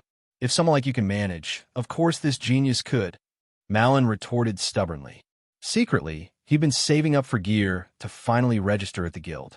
Unaware of these plans, Gauss redirected to business. Anyway, enough chatter. I came to sell some loot. What's it worth? He dumped a large equipment sack onto the stone table with a thud. Let's see, whoa, quite the haul. But pricing's above my pay grade. Malin gaped at the unpacked quantity. Though quality seemed mediocre, he hadn't expected Gauss to produce so much gear. Where'd you scavenge all this? Muttering, Malin hurried to summon the workshop owner from the rear courtyard. Black Anvil Workshop's owner, Garen Bates, stood an imposing 190 centimeters tall. He emerged still gripping a massive forging hammer, wearing a fireproof hardened leather apron that couldn't conceal his Herculean torso despite the wide belt cinching his waist. Short black hair framed his expressionless face, the left eye covered by a black patch while the remaining right eye bulged like a copper bell. More warrior than blacksmith in appearance, a common town speculation never confirmed. Still, his exceptional metalworking skills had earned adventurers' respect. So it's you, Gauss. Contrary to his rough exterior, Garen Bates proved quite amiable. When Gauss first arrived in town seeking temporary work, Garen had taken him in despite lacking any smithing skills. Though Gauss hadn't stayed long, he remained grateful. Long time no see, Master Garen. Malin mentioned loot sales. Garen glanced at the table's assortment. He vaguely recalled this diligent youth with decent physique. Pity he couldn't afford formal apprenticeship fees. Garen had to treat all employees equally to maintain fairness. Correct. Salvage from goblins. Even you turned adventurer now. Garen sighed. Clearly he too considered adventuring an undesirable profession, having witnessed too many low-tier adventurers becoming wilderness corpses. Times grow ever harsher, he lamented while examining the equipment. Worsening conditions bred more adventurers. Peaceful eras saw more scholars, artisans, officials, and employees instead. He remembered fewer adventurers in his youth, yet now they comprised nearly 30 to 40% of Greyrock Town's population. Even as an important waypoint, this ratio felt excessive. Since you're practically a Black Anvil alumnus, I'll add 10% extra. This cleaver, mediocre material but decent tempering, worth 25 silver, though poor maintenance docked a few extra coins. This dagger's too damaged for resale, only scrap metal value now. Garen rapidly appraised each metal piece. Totals 36 silver. Acceptable. After brief consideration, Gauss nodded. Knowing secondary weapon prices reasonably well, this seemed fair given the workshop's refurbishing efforts. He decided to sell the cleaver too. His average strength made prolonged wielding exhausting. Actually, Master Garen, any idea what this is? Gauss produced the green stone from his pouch. This is... Grom raised an eyebrow, pondered for a moment, then showed a hint of surprise on his face. Seeing his reaction, Gauss knew he had asked the right person. Truth be told, he had brought out this unknown stone precisely because Grom was well-traveled and knowledgeable. Even if it wasn't metal, he might have encountered it before. This is a life magic stone. I'm not entirely sure of its exact grade, since I'm just a blacksmith, not a gem expert. As for price, it could probably sell for over 2 gold coins. 2 gold coins!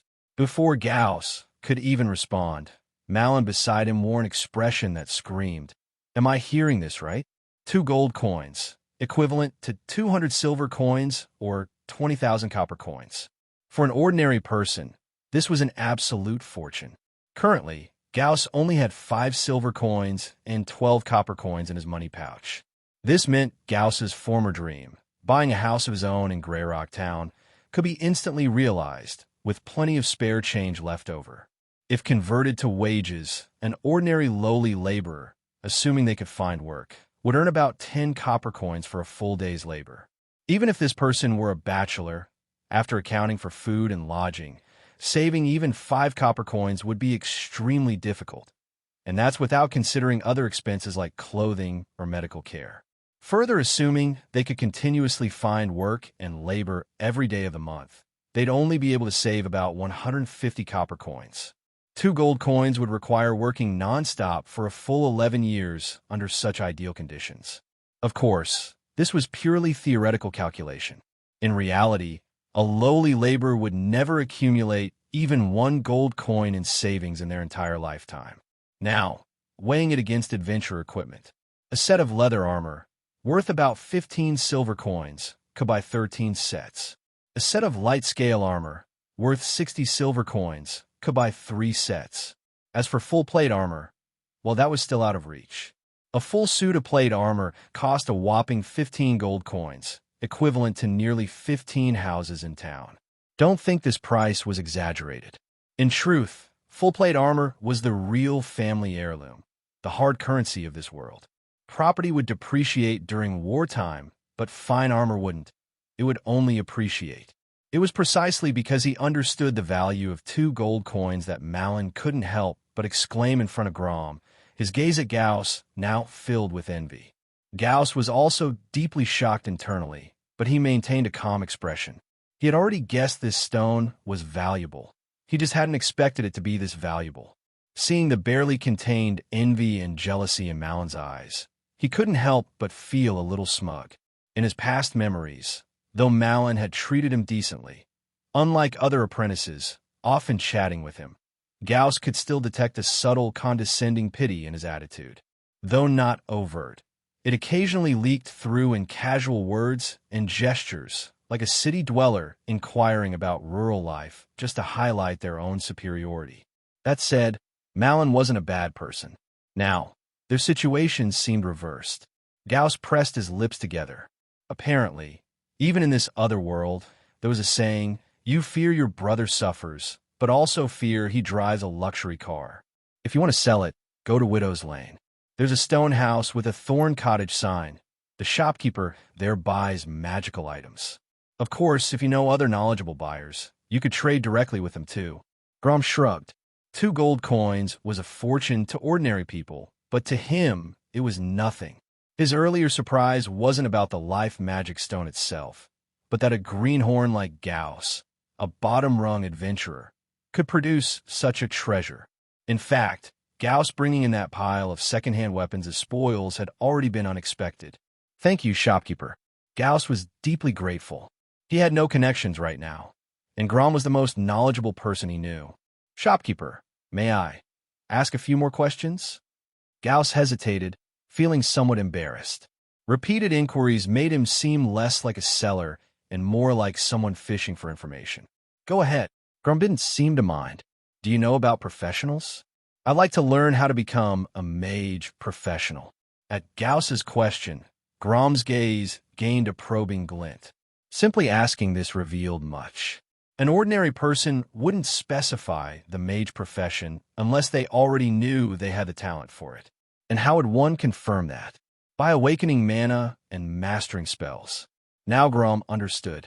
No wonder Gauss had brought so many spoils. If he was already on the path to becoming a professional, such gains, while still somewhat excessive, were at least explainable. Come with me. Grom glanced at Malin, who was eavesdropping with keen interest, then led Gauss toward the inner courtyard. So unfair, shopkeeper. Gauss glimpsed Malin muttering complaints, his face full of resentment, and secretly smiled. In the inner courtyard, apprentices were vigorously forging at several furnaces. The sharp clangs of hammers on anvils grew piercing over time. Grom pushed open a small door. Though Gauss had worked briefly at the smithy, this was his first time entering Grom's private quarters. Upon entering, Gauss instinctively surveyed the room. His gaze soon locked onto a full suit of plate armor beside the bed.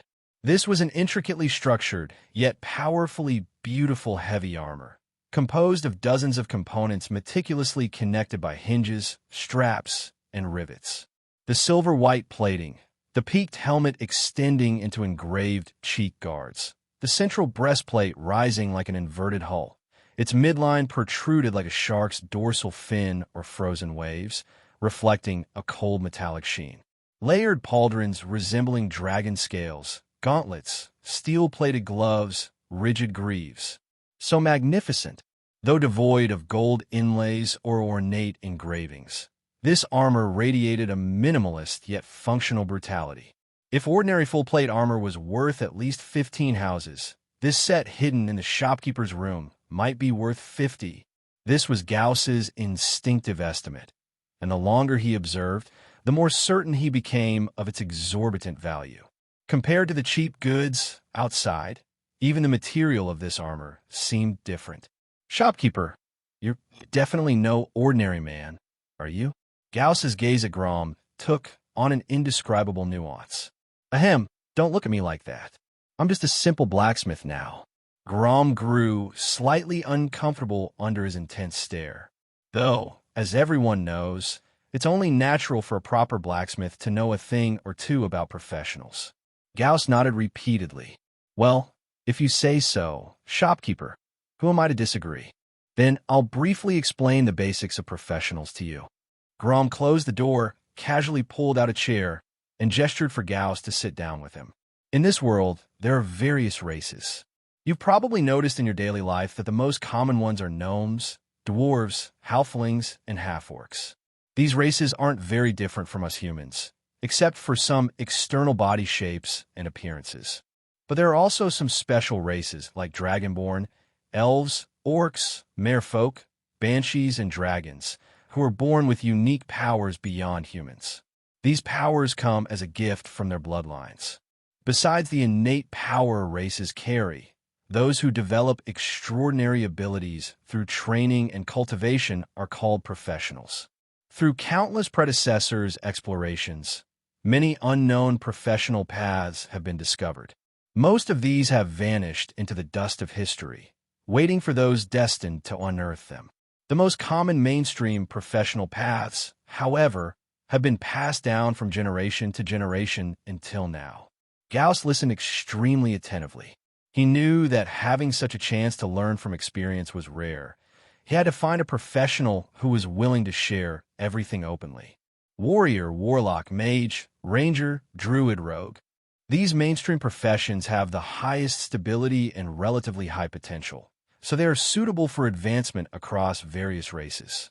Here, suitable is only relative. In reality, crossing from an ordinary person to a professional is still a very difficult process. Out of 10 adventurers with decent talent, only one might become a professional, or even fewer. I guess you've already encountered some preliminary professional skills, right? Like swordsmanship, combat skills, magic, and so forth.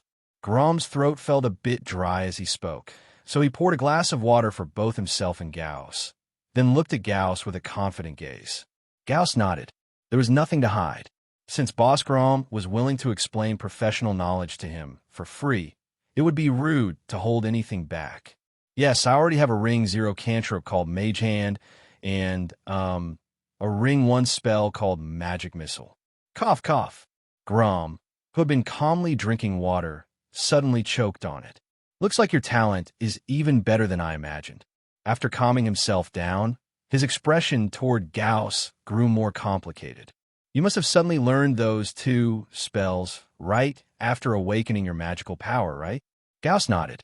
Though it was a reward granted by the adventurer's manual, it indeed came quite suddenly.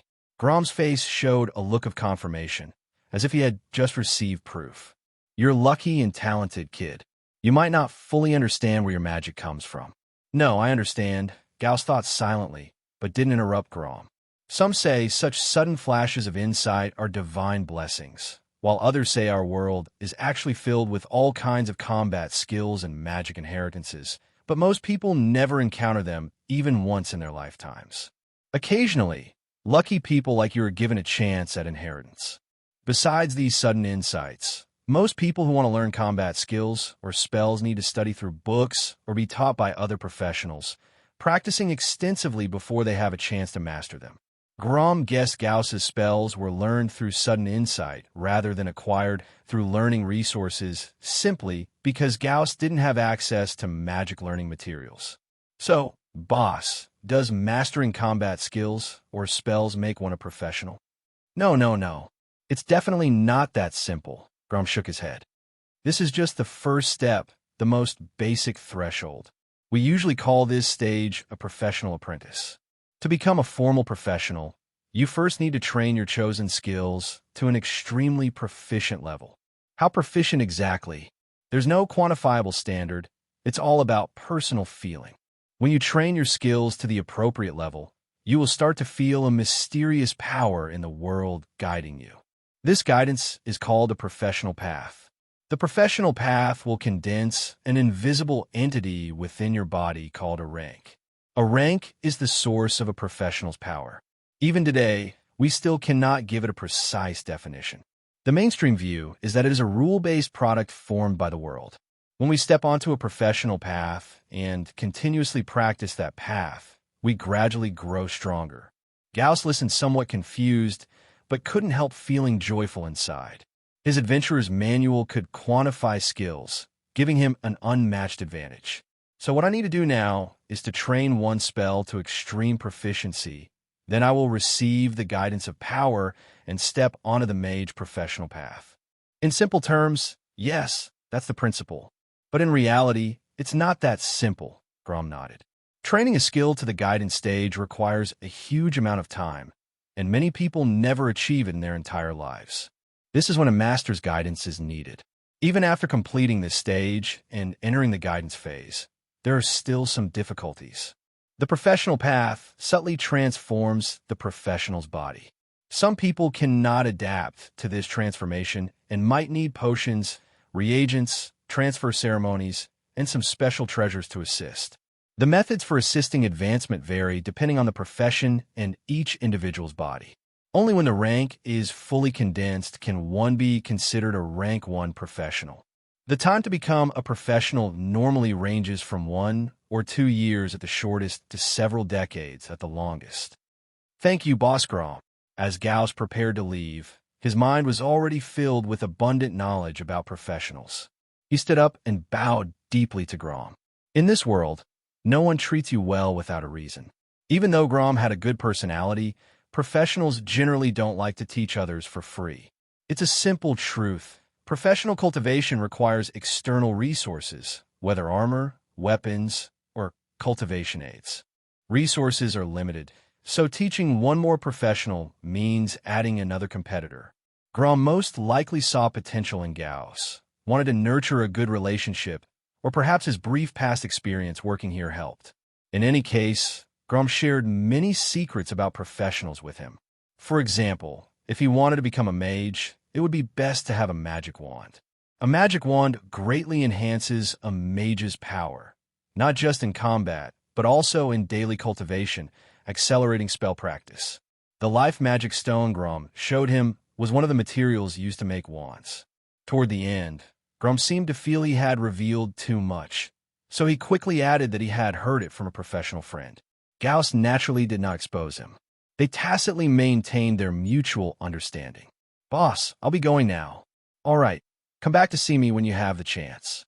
Grom waved his hand, watching Gauss's retreating figure with a somewhat absent gaze. It was as if he saw himself decades ago, ambitious and setting out to explore the world. Back then, he was also so full of spirit and ambition. Professionals, or adventurers, are extraordinary people by nature. They crave excitement and live lives others dare not tread. Boss, I've decided. I want to become an adventurer like Gauss. I don't want to be a blacksmith anymore. Malin, I'm going to say something that might upset you. I think blacksmithing suits you better. Gauss stepped out of the blacksmith shop with a spring in his step. This trip had been incredibly fruitful. Not only had he gained valuable knowledge about professionals, but his previously empty purse had also grown substantially. After selling the pile of cleavers and daggers he'd collected as spoils, his savings now totaled 31 silver coins and 12 copper coins. It should have been 41 silver and 12 copper, but the missing 10 silver was because he'd spotted a rapier before leaving. Considering his current weapons were badly damaged from the fierce battle near Birch Village, he needed new armaments for self-defense. Following the famous "since we're already here" principle, he gritted his teeth and splurged, spending a fortune to outright purchase that well-maintained, single-handed rapier. 10 silver coins, while a significant expense for Gauss, was actually an extremely cheap price for a long weapon. The low cost stemmed from the rapier's design requiring far less iron ingots compared to ordinary broadswords or greatswords, keeping production costs and thus prices relatively low. The shopkeeper had likely given him a friendly discount too, allowing the final price to settle at 10 silver. This weapon had been his choice after testing several options, as it could still utilize the thrusting attack style of his spear while being more maneuverable when paired with his wooden shield and accelerated thinking ability. It just required practice. Grasping the rapier, Gauss examined it closely, growing fonder the more he looked. The blade was straight and slender, standing proud with elegant sharpness, about 1 meter long with a width of approximately 3 centimeters, less than 2 fingers' breadth. A raised, rigid ridge ran along its length, reflecting a silvery metallic sheen, while the triangular tip gleamed coldly. The hilt was wrapped in leather, and though the guard's design wasn't elaborate, it added a minimalist beauty. Holding the sword before him, his satisfied emerald eyes reflected in its mirror-like surface. Rapiers had both advantages and disadvantages compared to ordinary broadswords. He deliberated carefully before purchasing. Broadswords were more versatile, suitable against varied opponents, and possessed armor-piercing capabilities. Some great swords could even smash through chainmail joints. But they were too heavy, demanding considerable strength and stamina from their wielders. Though Gauss's constitution had reached 6 points, his strength remained at a mediocre 5. Prolonged use of overly heavy weapons would strain his body. Additionally, broadswords performed poorly in confined spaces. For the foreseeable future, his enemies would likely be low-tier monsters. And what common trait did such creatures share? Their individual combat prowess was weak, so they naturally preferred grouping together. Unless hunting, they usually clustered in their lairs. In such scenarios, greatswords were clearly unsuitable. The rapier's relatively lightweight design prevented excessive heaviness, granting users better control along with superior speed and precision. It could both slash and thrust while excelling in tight spaces. Its weakness lay against armor, especially plate, being nearly useless and prone to breaking. But how many low-tier monsters possessed proper armor or weapons? Probably very few. Thus, for a spellcaster like him, a rapier sufficed for self-defense. Ideally, he'd find opportunities later to learn proper swordsmanship. Though creatures like goblins lacked weapon skills, he could probably outmaneuver them through improvisation. He wouldn't be fighting goblins forever. Sooner or later, he'd face more formidable foes. Even among goblins existed stronger variants like hobgoblins and two-headed goblins. As for why he'd bother with swordsmanship while pursuing the mage profession, the reason was simple. Close combat skills might not always be needed, but their absence was unacceptable. He refused to be helpless if enemies closed in, completely at their mercy. Especially after his last battle, he'd grown more determined to eliminate glaring weaknesses. Real combat was unpredictable. One never knew what might happen next, so having some melee capability was essential. If enemies thought mages were soft targets in close quarters, he'd give them a painful lesson with his blade. Let them learn that a mage's sword could indeed cut deep. With the spoils dealt with, his adventure commission was temporarily concluded. Gauss decided to take several days off while practicing his newly learned magic missile spell. This feels wonderful. Emerging from the hot baths, Gauss squinted contentedly. Days of tense muscles seemed to melt under the soothing thermal waters, his fatigue vanishing entirely. 5 coppers for the bath. Small change. With his improved finances, Gauss spent more freely. Money was meant for enjoyment. No need to scrimp 5 coppers and endure miserably washing with cold water from a bucket after arduous travels. Hey, have I grown taller?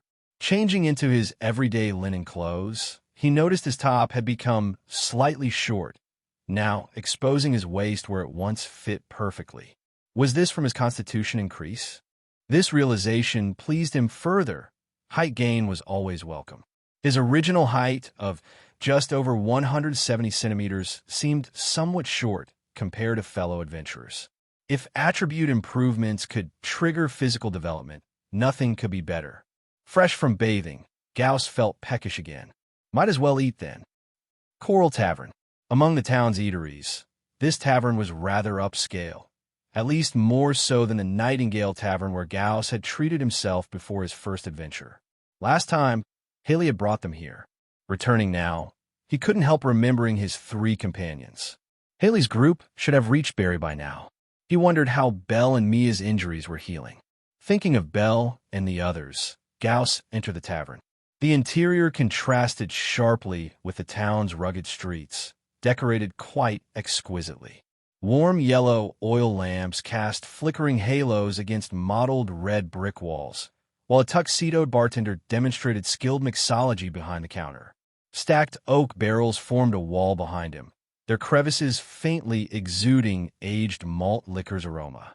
Beneath the wrought iron chandeliers hanging from ceiling chains, the main hall hosted over a dozen elm tables surrounded almost entirely by armed adventurers, creating a lively atmosphere. Patrons outnumbered Gauss's expectations. Though considering adventurers' lifestyles erased distinctions between day and night, this made sense. Whether day or night, when the urge struck, they'd rush over to drink. Constant psychological tension naturally required alcoholic release. So many adventurers fresh from missions could be seen indulging for days straight in food and drink. Young adventurers gestured animatedly at tables, while waiters deftly navigated their flamboyant movements with trays. Middle-aged men drank heartily with arms around shoulders, meat in mouths, spilling as much ale from their mugs as they consumed in their swaying merriment. The scene made Gauss's stomach growl louder. The aromas wafting through the air teased his appetite, making his mouth water. He disliked alcohol, detesting its bitter acidity, but adored good food, especially after days of rough field rations. Right now, he felt he could devour an entire cow. The Coral Tavern had private rooms available at higher prices with better service. However, Gauss was just here to eat, so he didn't need such extravagance. Finding an empty table, he took a seat and placed his travel bag and sword beside him. Soon, a female attendant approached with a menu. Gauss waved his hand and ordered several meat dishes along with a pitcher of fruit juice. For some reason, he had an unusually strong craving for meat lately. This meat craving had started a few days ago. To be precise, it began after that battle. He speculated that, just like his growth spurt, this increased appetite might also be a result of his 6-point constitution stat. The body's development requires substantial nutrients, which sounded perfectly reasonable. While waiting for his food, he focused his mind to open the adventurer's manual in his consciousness and checked its information. Name Gauss. Strength, 5. Physical power, carrying capacity, explosive force, etc. Agility, 5. Bodily flexibility, dynamic coordination. Constitution, 6. Endurance, physical stamina, wound recovery, cardiopulmonary metabolism. Intelligence, 7. Memory, thinking, mental power. Perception, 5. Senses, intuition, judgment. Charisma, 5. Presence, appearance, physique. Skills. Cantrip. Mage Hand, LV2, 15/20. First ring spell. Magic Missile, LV1, 3 out of 10. His attributes were clearly displayed numerically on the panel, making everything immediately understandable. Regarding skills, Mage Hand had improved by 5 points during that battle. It went from October 20th to 15/20. This confirmed Gauss's earlier speculation that actual combat was more effective for improving skill proficiency. As for Magic Missile, it remained at LV1, 3/10. These 3 proficiency points came from that exceptional performance when he used Magic Missile to kill the large goblin. On his way back, he hadn't dared to casually use this first ring spell. Currently, this first ring spell seemed too demanding on his magic power. He feared that practicing on the road might accidentally drain his magic completely, leaving him in that mentally exhausted, immobile state again, so he had avoided practicing it. Currently, he possessed 2 spells. Combined with the knowledge about mages that Shop owner Grom had recently shared with him, Gauss found himself in a dilemma. To embark on the path of becoming a professional and officially become a mage, the first step was to practice one spell to an extremely proficient level. Yet now he had 2 spells. Actually, either Mage Hand or Magic Missile could serve as the foundation for his professional path. His dilemma was which spell to choose. In terms of difficulty, Mage Hand was undoubtedly much easier than Magic Missile. In fact, according to Grom, most mages used a cantrip as their first spell to break through to the professional realm. The advantage of cantrips was that they were relatively easier to access, simpler to learn, and consumed less magic power during practice, allowing more practice sessions within the same time frame and increasing the chances of professional advancement. However, this easiness was only in comparison to first-ring spells. In reality, magic was a skill with a very high threshold, extremely difficult for those without talent to master. Unlike sword techniques, combat skills, or archery, where investing time could at least grant some combat ability regardless of whether one became a professional, magic was different. Those without talent would often leave disappointed. This was why mages were highly valued in many adventurer teams. Scarcity itself was a resource. But after listing all these advantages of cantrips, what were the benefits of using a first-ring spell as the breakthrough skill? There was only one. The first-ring spell would become permanently solidified as a core skill, possessing greater growth potential and lower magic consumption in the future. Yes, the skill used to break through to the professional path would become permanently solidified as a core skill within one's body upon successfully condensing a rank. Professionals could learn many skills later. For mages, cantrips, and first and ninth ring spells, as long as one had sufficient talent and strength. But core skills were different. They had better growth potential and would continuously increase in power as the professional's rank improved. Moreover, being permanently solidified made core skills easier to cast with less consumption. So between Mage Hand, Cantrip, and Magic Missile, first ring, which had better potential and effects as a core skill. Naturally, Magic Missile. Mage Hand was merely an auxiliary spell. Even among cantrips, it was particularly lacking in combat capability. Magic Missile, on the other hand, represented the opposite extreme. As a pure magical offensive spell, its destructive power ranked among the top of first-ring spells. Finally, core skills would also influence the type of innate talent awakened upon achieving professional status. For example, an archer choosing the ranger profession would awaken talents like precision, eagle-eye divine strength, or others upon becoming a professional, some good, some bad. Different talents would provide different bonuses to professionals. If Gauss chose Magic Missile as his core skill, when he eventually became a professional, the power of his skill would far surpass that of ordinary mages.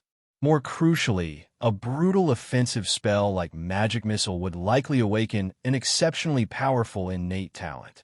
Gulping, after much deliberation, Gauss decided to use Magic Missile to break through to the mage profession. The influence of core skills was too significant.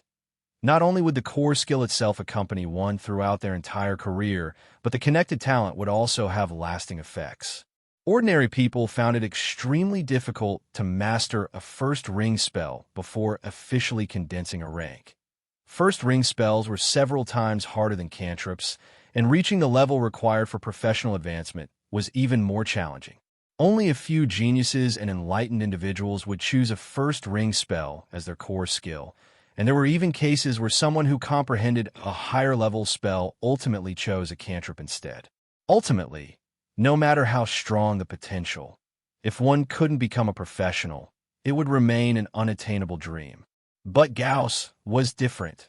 He had a panel that clearly displayed his skill proficiency, and the numerical format ensured his skills wouldn't regress. As long as he practiced, he would improve. In summary, cantrips had the highest compatibility, First ring spells were extremely difficult, but had high potential, while second ring or higher spells couldn't serve as core skills. Without a condensed rank, it was impossible to use second ring or higher spells. Even if one somehow learned them, their magic power would be insufficient. Therefore, Gauss didn't entertain unrealistic fantasies about obtaining higher-level spells. If no more suitable skills appear later, I'll temporarily designate Magic Missile. At most, it'll just take more time than Mage Hand, but in exchange for a stronger core skill and talent, it'll all be worth it. After pondering for a while, Gauss finally made his decision. So my top priority now is to acquire a magic wand. Even the most basic wand could reduce my spell-casting magic consumption while increasing my practice efficiency, which would accelerate my mastery of Magic Missile and my advancement to professional status. When the meat touched his tongue, Gauss was nearly moved to tears. The rich, meaty flavor made every taste bud on his tongue and every cell in his body cheer with joy. His body was thoroughly satisfied. The time spent enjoying the delicious meal passed quickly. In what felt like an instant, he had already eaten and drunk his fill. Letting out a satisfied burp, Gauss's mind became completely empty. Sir, just as he was about to doze off, a sweet and gentle voice called out to him. Blinking his bleary eyes open, he saw the beautiful waitress standing politely by his side. Your bill comes to 2 silver coins and 50 copper coins. How much? Still somewhat dazed, Gauss reflexively asked again. 2 silver coins and 50 copper coins, the waitress repeated courteously. Was it really that much? Gauss wasn't trying to skip out on the bill. He was just genuinely surprised at the amount. Just a few days ago, he had been shocked when Haley treated their group of 4 to a meal costing 3 silver coins and 40 copper coins. And now he was being told that his solo meal had nearly matched that amount. So he was the extravagant one all along? TSK. One meal costing 0.03 of a house. Gauss felt his heart bleeding. You can check the items. These were all dishes you ordered, the waitress said gracefully, handing him the menu. Fish and chips, cured ham slices with cheese, thick-cut high-temperature charcoal grilled steak, seasoned with salt and olive oil, borscht. The menu showed all the items he had marked himself, an impressive spread. Then he remembered, during the meal, because he wasn't full yet, he had ordered several more dishes. So the orders had kept piling up. Mentally adding up the amounts, Gauss had to admit the total was accurate. He really had consumed a 2 silver and 50 copper coin feast. The towering stack of plates beside his table served as undeniable evidence. Even after paying and leaving the tavern, Gauss still felt the pain in his wallet. It made sense that increased income would lead to upgraded consumption, but this dietary upgrade had happened way too fast. It was that inexplicable voracious appetite that tempted me, he sighed. Though to be honest, apart from the heartache, his entire body felt wonderful. It was as if that massive amount of meat had replenished some developmental deficiency in his body. Whatever, consider it an investment in myself. Investing in oneself isn't wasteful, not wasteful at all. Gauss convinced himself. Current cash, 28 silver coins, 52 copper coins. Gauss silently calculated his remaining funds while marveling at humanity's greedy desires. As income rises, spending inevitably creeps up unnoticed. The money might seem substantial, but it could disappear frighteningly fast.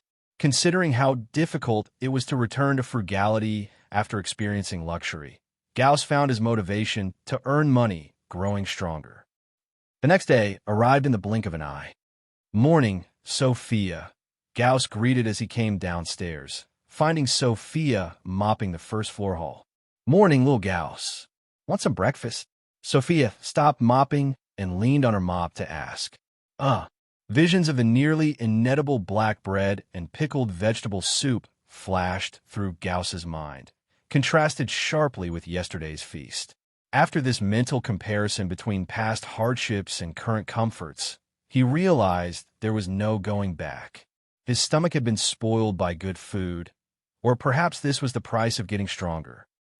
Next time, Sophia. Not very hungry today. Gauss forced an awkward smile and waved his hand. Under Sophia's resentful gaze, he briskly walked out of the inn, leaving behind a puzzled Sophia who began doubting her cooking skills. Had her culinary abilities deteriorated so badly? But none of the other tenants had complained. This question would likely trouble her for some time. As the morning bell tolled, Grey Rock Town awoke. Breakfast stalls lined the streets. Gauss spent 4 copper coins on 2 meat pies. Sorry, Sophia, but I'm a carnivore now. Those meager black bread and vegetable soup can no longer provide the nutrients my body needs.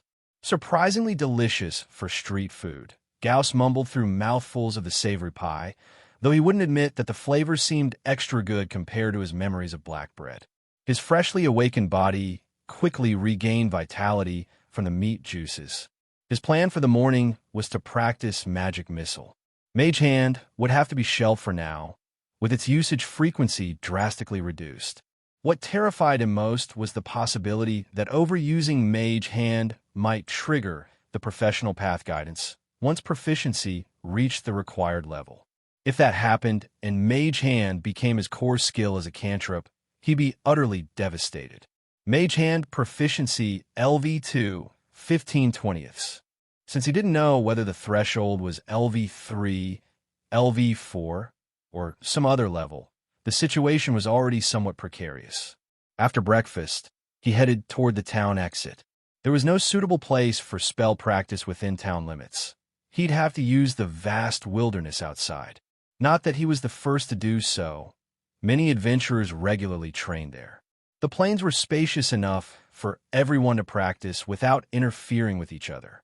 Finding an empty spot at a distance, Gauss began his training in earnest. Closing his eyes to meditate, he tried to recall the feeling from his last successful spellcasting. Several days had passed since he last successfully cast Magic Missile, and he'd been in an exceptionally focused state at the time. Now, back in town and relaxed, recapturing that casting sensation proved difficult. Magic Missile. Blue light flickered in Gauss's palm before quickly extinguishing. He wasn't too disheartened. This outcome was expected. First circle spells were inherently more challenging. But based on his Mage Hand training experience, as long as he invested time and effort during LV1, there shouldn't be major obstacles. After all, the spell was already imprinted in his consciousness. The adventurer's manual had spared him the lengthy process of learning and meditating to construct the model. All he needed to do was practice until the proficiency growth slowed, then plan his next steps. Magic Missile. Magic Missile. Tired, he took a break. Magic Missile. Magic Missile. Through this training, Gauss discovered that first circle spells truly differed from cantrips. When practicing Mage Hand previously, failed attempts had no consequences.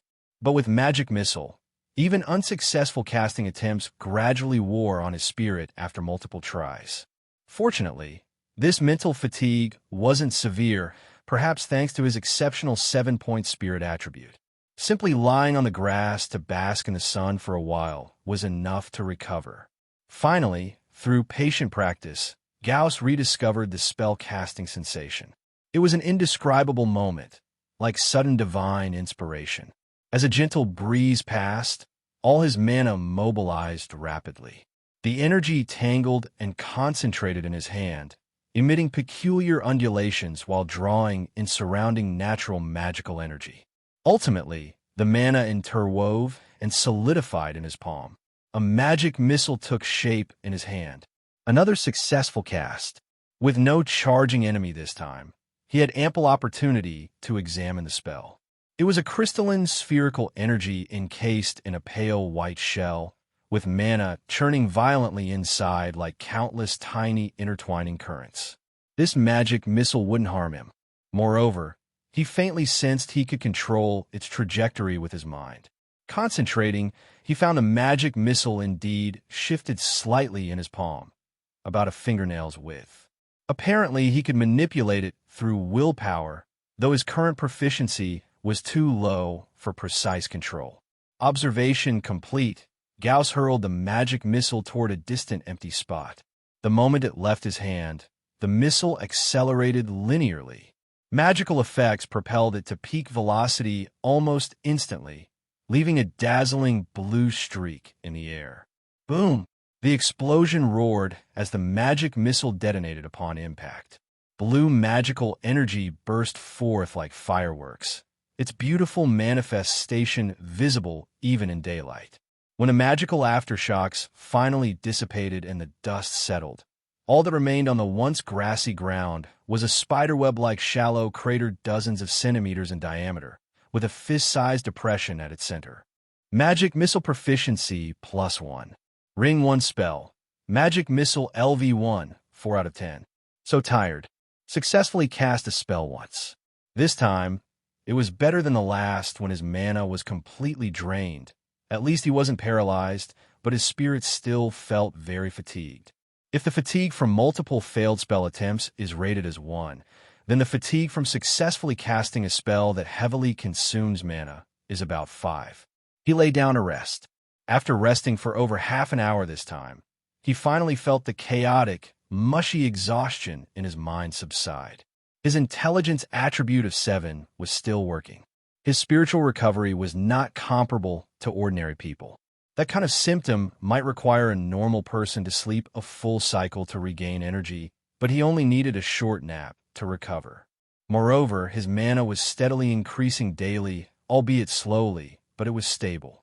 Increasing little by little every day was very reassuring.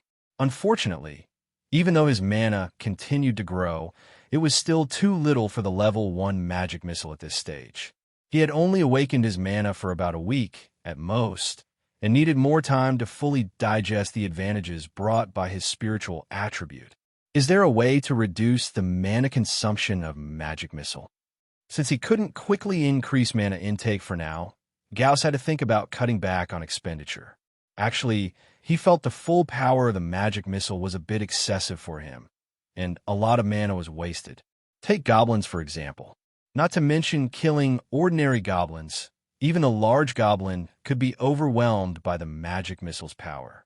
Gauss suspected that 30 to 50% of the Magic Missile's power would be more than enough to kill that large goblin. As for ordinary goblins, maybe just 10% power would suffice. Of course, this was just his intuitive judgment, and he wasn't sure how accurate it was.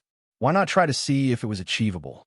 Even if he limited the mana output power to 10%, or even 80 to 90%, it would be fine as long as it could slow the exhaustion and emptiness from heavy mana consumption in a short time, allowing faster practice cycles. Otherwise, the current training cycles were too long. He rested again for a while. Once the mana in his body slowly recovered, Gauss began to act. He closed his eyes and concentrated again, since he had just successfully cast once recently. This time, finding the spell casting feeling was smooth.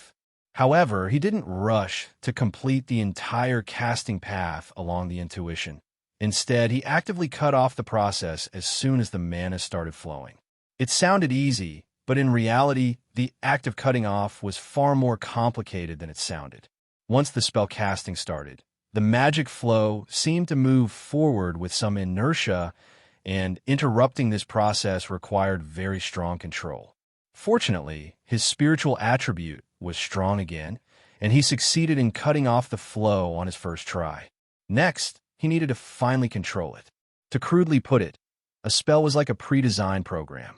Normal casting only required finding the correct spell casting feeling, inputting the right commands, to make the program run automatically.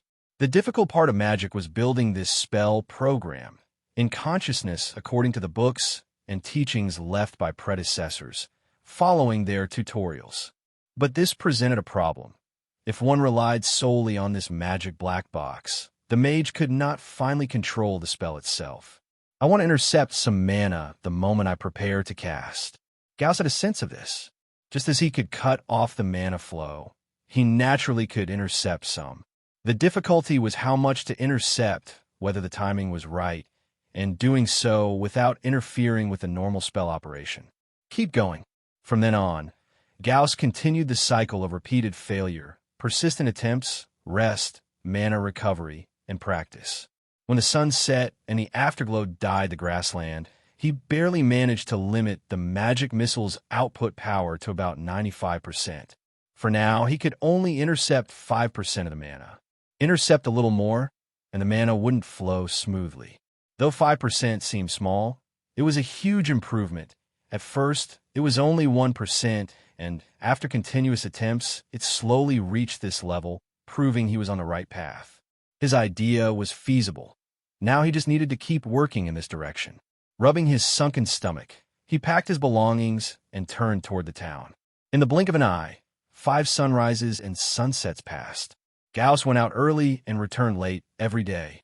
Patiently, he practiced spells silently. The magic missile proficiency steadily increased under his diligent training. Magic missile LV2, 1/20th.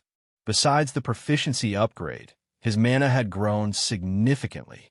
If he took the mana consumed by a full-power magic missile at the very beginning as 1 standard unit, his previous mana reserve was roughly at that 1-unit level. Now, his mana reserve quietly reached 1.5 standard units, a full 50% increase. Of course, this was just a rough estimation he made himself, relying on personal feeling. It might not be very precise, but was roughly accurate. As for the power limitation training of Magic Missile, he could now only reach 60% output power, which he called 0.6 standard unit mana Magic Missile.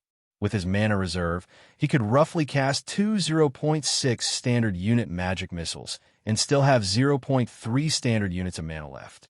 The later it got, the harder it became to limit power, because casting magic missile required a certain mana threshold. Using Gauss's past life knowledge as an analogy, it was like a fuel car. No matter how much engineers optimized the engine to reduce fuel consumption, it always required a certain amount of fuel, and the harder it was to optimize as time went on. Practice will pause for now. Ending this short training akin to a cultivation retreat, Gauss breathed a sigh of relief. The 5 days of training passed quickly, but were exhausting. Every day, he continuously consumed mana, fatigued his spirit, recovered, and consumed again, truly a repeated mental torment. He had promised himself to rest after finishing the Birch Village commission task. But in the end, he only made himself more tired. Gauss couldn't help but laugh helplessly. Fortunately, this stage of training was effective, and the suffering was not in vain. Though he complained outwardly, he knew in his heart this exhaustion was worth it. Every drop of sweat now would become strength in future crises. Now, through training, he had initially gained some ability to kill powerful enemies.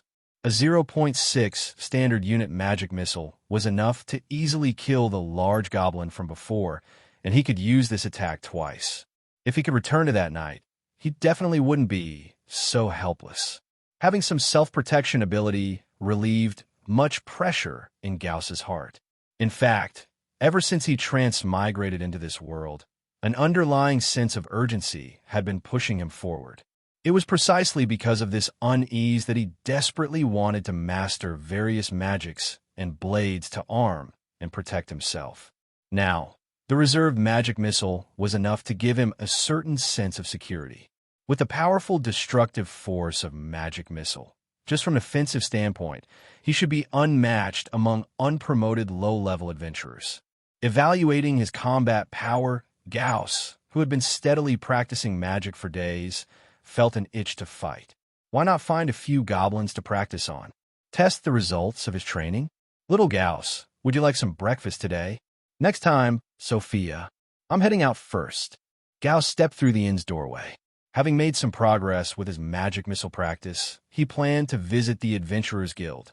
After reaching level 2, the speed of gaining proficiency through regular practice had significantly decreased. Compared to hard training, practicing skills in actual combat yielded better results. Moreover, the numbers in his monster encyclopedia had remained stagnant for some time. Total monsters slain, 12. Next stage, reach cumulative total of 50 monsters killed. Practicing magic missile was like sharpening his axe before chopping wood. Now that his axe was sharpened, it was time to test its edge. Most crucially, during these days of practicing spells near town, his small savings had been depleting rapidly. He needed to take on some commissions to replenish them. Current funds, 26 silver coins, 15 copper coins. In just a few days, over 2 silver coins had quietly vanished. The vast majority of this money had been spent on food and drink, and this was with him consciously restraining himself, avoiding extravagant spending at taverns. "What's going on? I just ate a bit more meat, didn't I?" Gauss shook his head. During these days, he had deliberately chosen relatively cheap street vendors or small eateries, none of which were particularly high-end establishments. Even though he ate meat with almost every meal, how could the expenses be this exaggerated? Gauss felt this problem wasn't his fault. The blame lay with this world's exorbitant meat prices. This world should examine itself. After all these years, has technology and productivity developed at all? Why couldn't meat transition from luxury item to common consumer good? Shaking his head again, his craving for meat probably wouldn't diminish anytime soon. His continuously increasing mana reserves made him like a teenager going through puberty, expending enormous amounts of energy daily. A vegetarian diet simply couldn't sustain him. His body would quickly develop problems. Moreover, he had no intention of restricting his culinary desires. Cultivation was already arduous enough. What was wrong with enjoying some proper meals? Living like an ascetic had never been his life's pursuit. Entering the Adventurers Guild Hall. The crowd was as large as ever. This was a norm for the Adventurers Guild, especially during mornings and evenings when adventurers would swarm in like housewives rushing for supermarket discounts in his previous life, constantly milling about the hall, probably checking for suitable missions. Having visited several times now, Gauss had completely dispelled any mystique about this place. Through careful observation, he noticed some adventurers who dressed the part but merely lingered around notice boards, browsing commission information while nodding repeatedly, yet showed no signs of taking action even after long periods. There were even a few figures he vaguely felt he saw every time he came. He reasonably suspected that among the vast adventurer population were some extras, possibly even hired by the Adventurers Guild itself to make the hall appear more bustling and stimulate adventurers' mission-grabbing enthusiasm. Shaking off these random thoughts, Gauss also approached the mission board to browse available tasks. First, he ruled out gathering missions. Collecting materials often required spending large amounts of time searching aimlessly through forests, wasting time. Moreover, he lacked the techniques, tools, and experience for proper herb gathering and preservation. Some escort missions were quickly eliminated too. The fixed monster extermination commissions were also just for browsing. Those were long-term missions issued by Greyrock Town's municipal office. But precisely because of this, those areas had long been swept clean by adventurers, making monsters scarce there now. Gauss primarily focused on monster-slaying commissions posted by civilians. In this world, many lower-tier monsters like goblins had little intrinsic value, producing no usable materials. Thus, villagers or civilian settlements would often pool money to post commissions at the Adventurers Guild. One might wonder, for minor nuisances like goblins, even a dozen shouldn't be matched for a village of several dozen people. Why wouldn't villagers handle them themselves rather than hiring adventurers?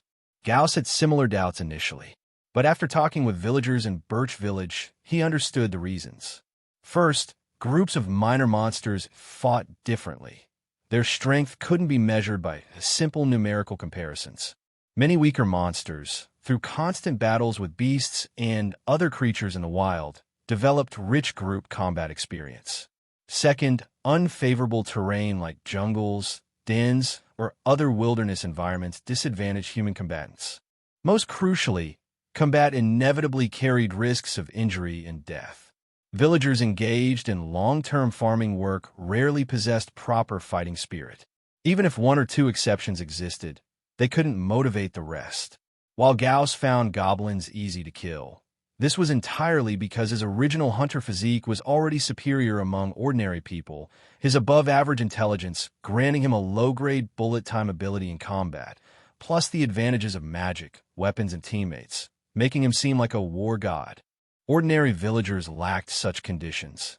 Any fight would rarely conclude without injuries, often accompanied by villager deaths. Rather than risking themselves, timid villagers preferred pooling money to hire the Adventurers Guild. Over time, this became conventional wisdom across the continent. Monster-related troubles were best handled by adventurers. Gauss suspected the Adventurers Guild had subtly promoted this notion.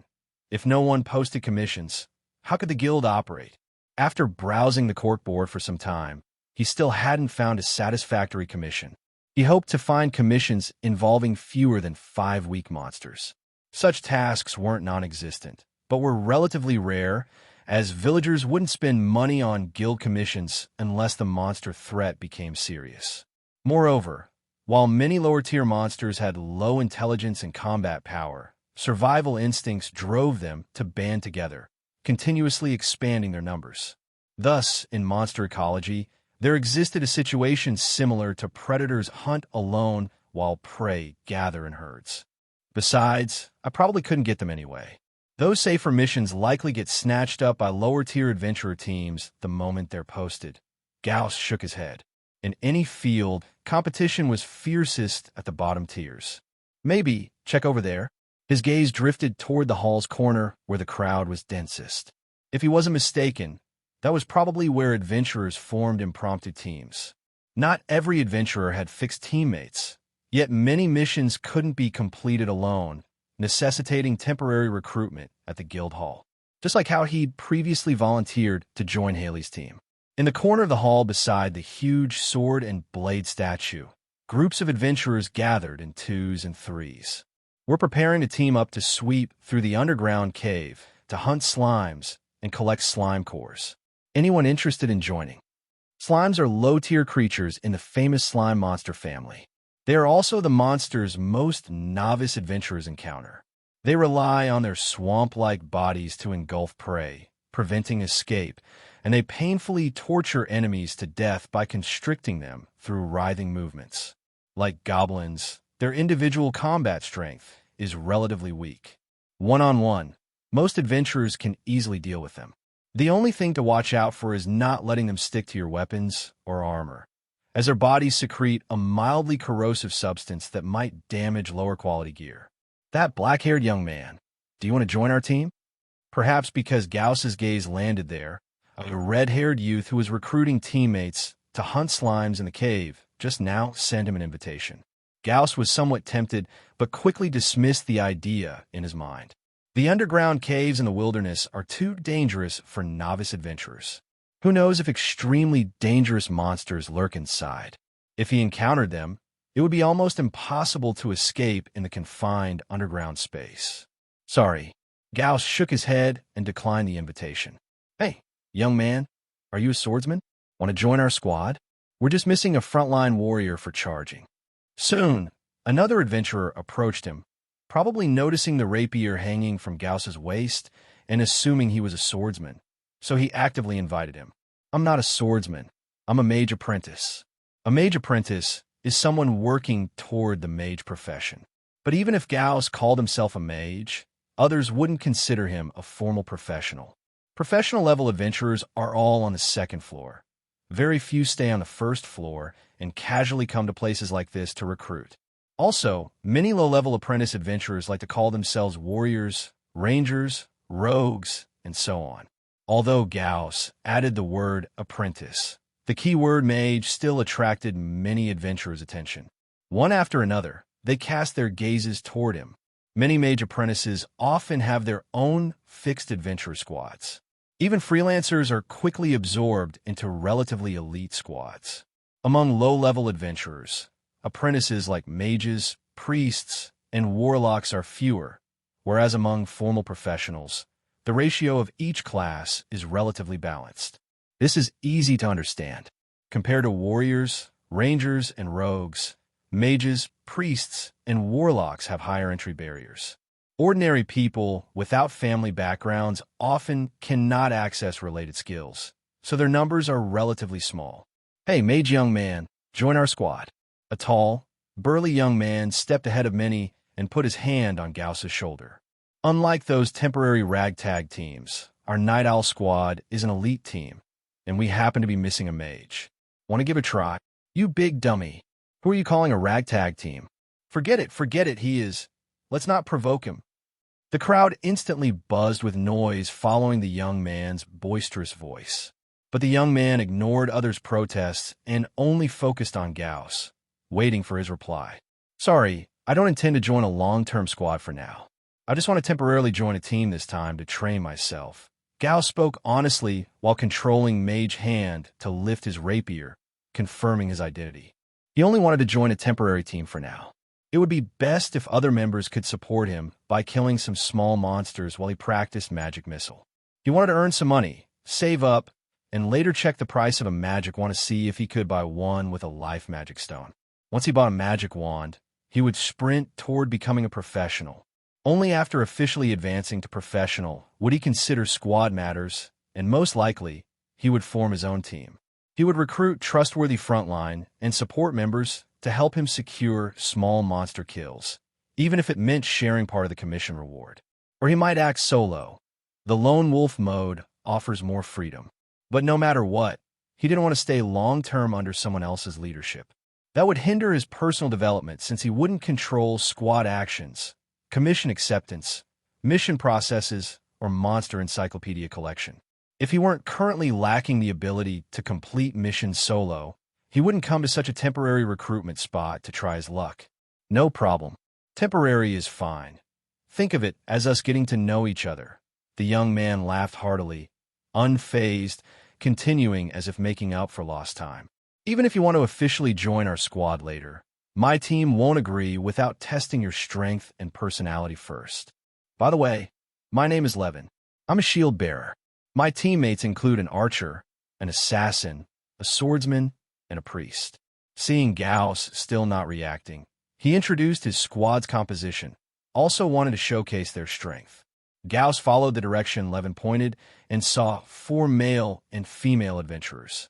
Unlike other adventurers, this squad truly exuded an elite aura that warned outsiders to keep away.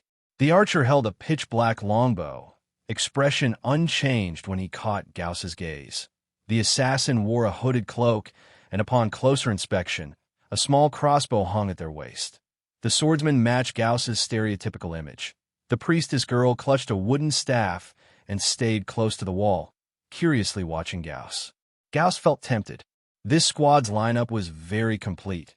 Range support archer, flanking assassin, frontline shield bearer, frontal damage swordsman, and even a logistics healer priest. In fact, even without him, they could handle most low-tier adventurer missions. "What tasks have you accepted?" Even though he was tempted, cautious Gauss didn't immediately agree. He wanted to hear about the missions they accepted first. If the missions were unsuitable or too risky, he wouldn't join. He worried they might choose only extremely difficult missions because of their strong strength. "Don't worry, just about 15 goblins," said Levin, patting his chest confidently. "Our squad consists of pre-professionals striving toward professional goals. We never take on missions beyond our capabilities. In fact, missions like these are just daily training to hone our skills. We've done similar missions more than a dozen times. Relax." Levin obviously sensed Gauss's interest and spoke more earnestly. 15 goblins seemed manageable. The last time in Birch Village, there were 20 goblins, including one unusual individual, and they still managed. Without wanting to badmouth others behind their backs, this squad was clearly stronger than Haley's trio by more than 1 tier and had more members. Combined with his own greatly improved strength, this should be safe to complete. Gauss quickly weighed the situation in his mind, made up his mind, and extended his hand. "Then, let's have a pleasant cooperation, Captain Levin. I'm Gauss. Welcome, Gauss." Levin shook his hand with a bright smile. Gauss smiled back. Joining a top-tier rookie adventurer squad first, and secretly developing for a while wasn't a bad choice. Gauss needed to improve skill proficiency, earn money, practice swordsmanship, and accumulate monster encyclopedia kills. But he couldn't blindly rush into the Emerald Forest to slaughter monsters recklessly. That would be suicidal. A well-rounded squad, even with a healing priest, could provide a stable environment for him to develop and level up temporarily. Moreover, he felt the others were clear-headed. Even if strong, they had no intention of taking on high-difficulty missions. for adventurers aspiring to become professionals. Taking on meaningful but manageable commissions while ensuring personal safety is the best pace. His thoughts aligned well with the others. That is, steady development, no reckless moves. The members of the Night Owl squad, aside from their leader Levin, all displayed somewhat cold attitudes. After Gauss introduced himself, the others merely stated their names and preferred weapons before falling silent. Some were simply shy. The female priest stole several glances at Gauss, but, seeing no one else speaking, hesitated before choosing silence as well. Others might have been naturally aloof. The cloaked rogue, who served as the team's assassin, offered a brief greeting before lowering her head to continue polishing her dagger. Interestingly, Gauss had initially mistaken the assassin for male due to her full-body cloak and perpetually bowed head, until she spoke and revealed her gender. The remaining archer and swordsman were similarly taciturn. Gauss understood perfectly well. One couldn't expect everyone to be outgoing and friendly, especially toward a stranger suddenly joining their ranks. If Levin's claims held true, and this was indeed an elite squad, then some aloofness among its members was only natural. Isn't that how experts typically behaved? Moreover, Gauss actually preferred this politely distant attitude over excessive enthusiasm from strangers. That would have made him uncomfortable. If there are no objections, everyone should rest this morning. We'll gather at the guild entrance this afternoon for joint training to familiarize ourselves with each other, Levin announced. Tomorrow at first bell, we'll assemble at the town gates to depart for our mission location. Rewards will be distributed based on individual contributions. Understood, Captain. I'll take my leave then. Before Levin could finish speaking, the cloaked woman waved and departed. The others soon followed suit after their goodbyes. Don't mistake their reserve for coldness, Levin told Gauss, who remained behind. Given time, you'll find them good people, provided, of course, you earn their recognition. Levin chuckled heartily. I understand, Gauss nodded. He suspected the others viewed him as a temporary member, someone not worth investing social effort in since he'd likely depart soon anyway. Maintaining distance from the outset made perfect sense. Now, Gauss, come with me to register the mission. I'll add you to our temporary roster. After completing formalities at the Adventurers Guild counter, Gauss officially joined the squad for this assignment. Levin's Night Owl squad was an unranked adventurer team properly registered with the guild. In truth, anyone could register an adventurer squad for 50 silver coins. The benefits of formally registering a team were numerous. Firstly, certain clients and organizations sometimes specifically requested guild-registered teams when commissioning missions, as established squads with consistent members naturally demonstrated better coordination and combat effectiveness than temporary groups of comparable individual skill. Moreover, the ability to pay the 50 silver registration fee itself served as proof of capability. Thus, registered teams could access more missions than independent adventurers or temporary parties. Secondly, adventurer squads could rank up just like individual adventurers, so registering early helped accumulate mission experience from the novice stage. Finally, registered teams found recruitment easier. Free agents naturally gravitated toward established squads when choosing between recruitment offers. After registration, Gauss bid Levin farewell to prepare his gear. Their mission location near Mill Village wasn't as distant as Birch Village, but still required over a day's travel. Factoring in necessary preparations upon arrival, intelligence gathering, potential combat, looting, rest periods, and return travel, they'd need at least 3 days before returning to Greyrock Town.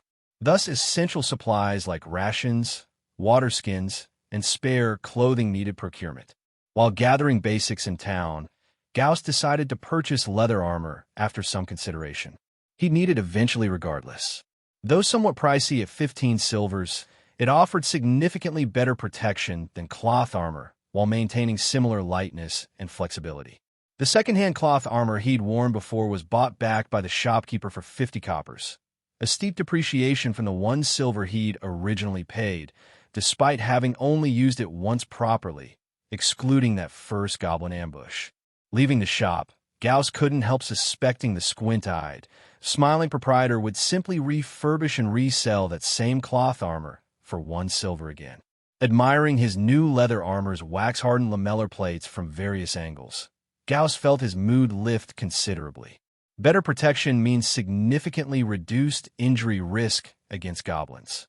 He refused to admit that part of his motivation stemmed from not wanting to embarrass himself during afternoon training by standing alongside well-equipped teammates in dirty, second-hand cloth armor.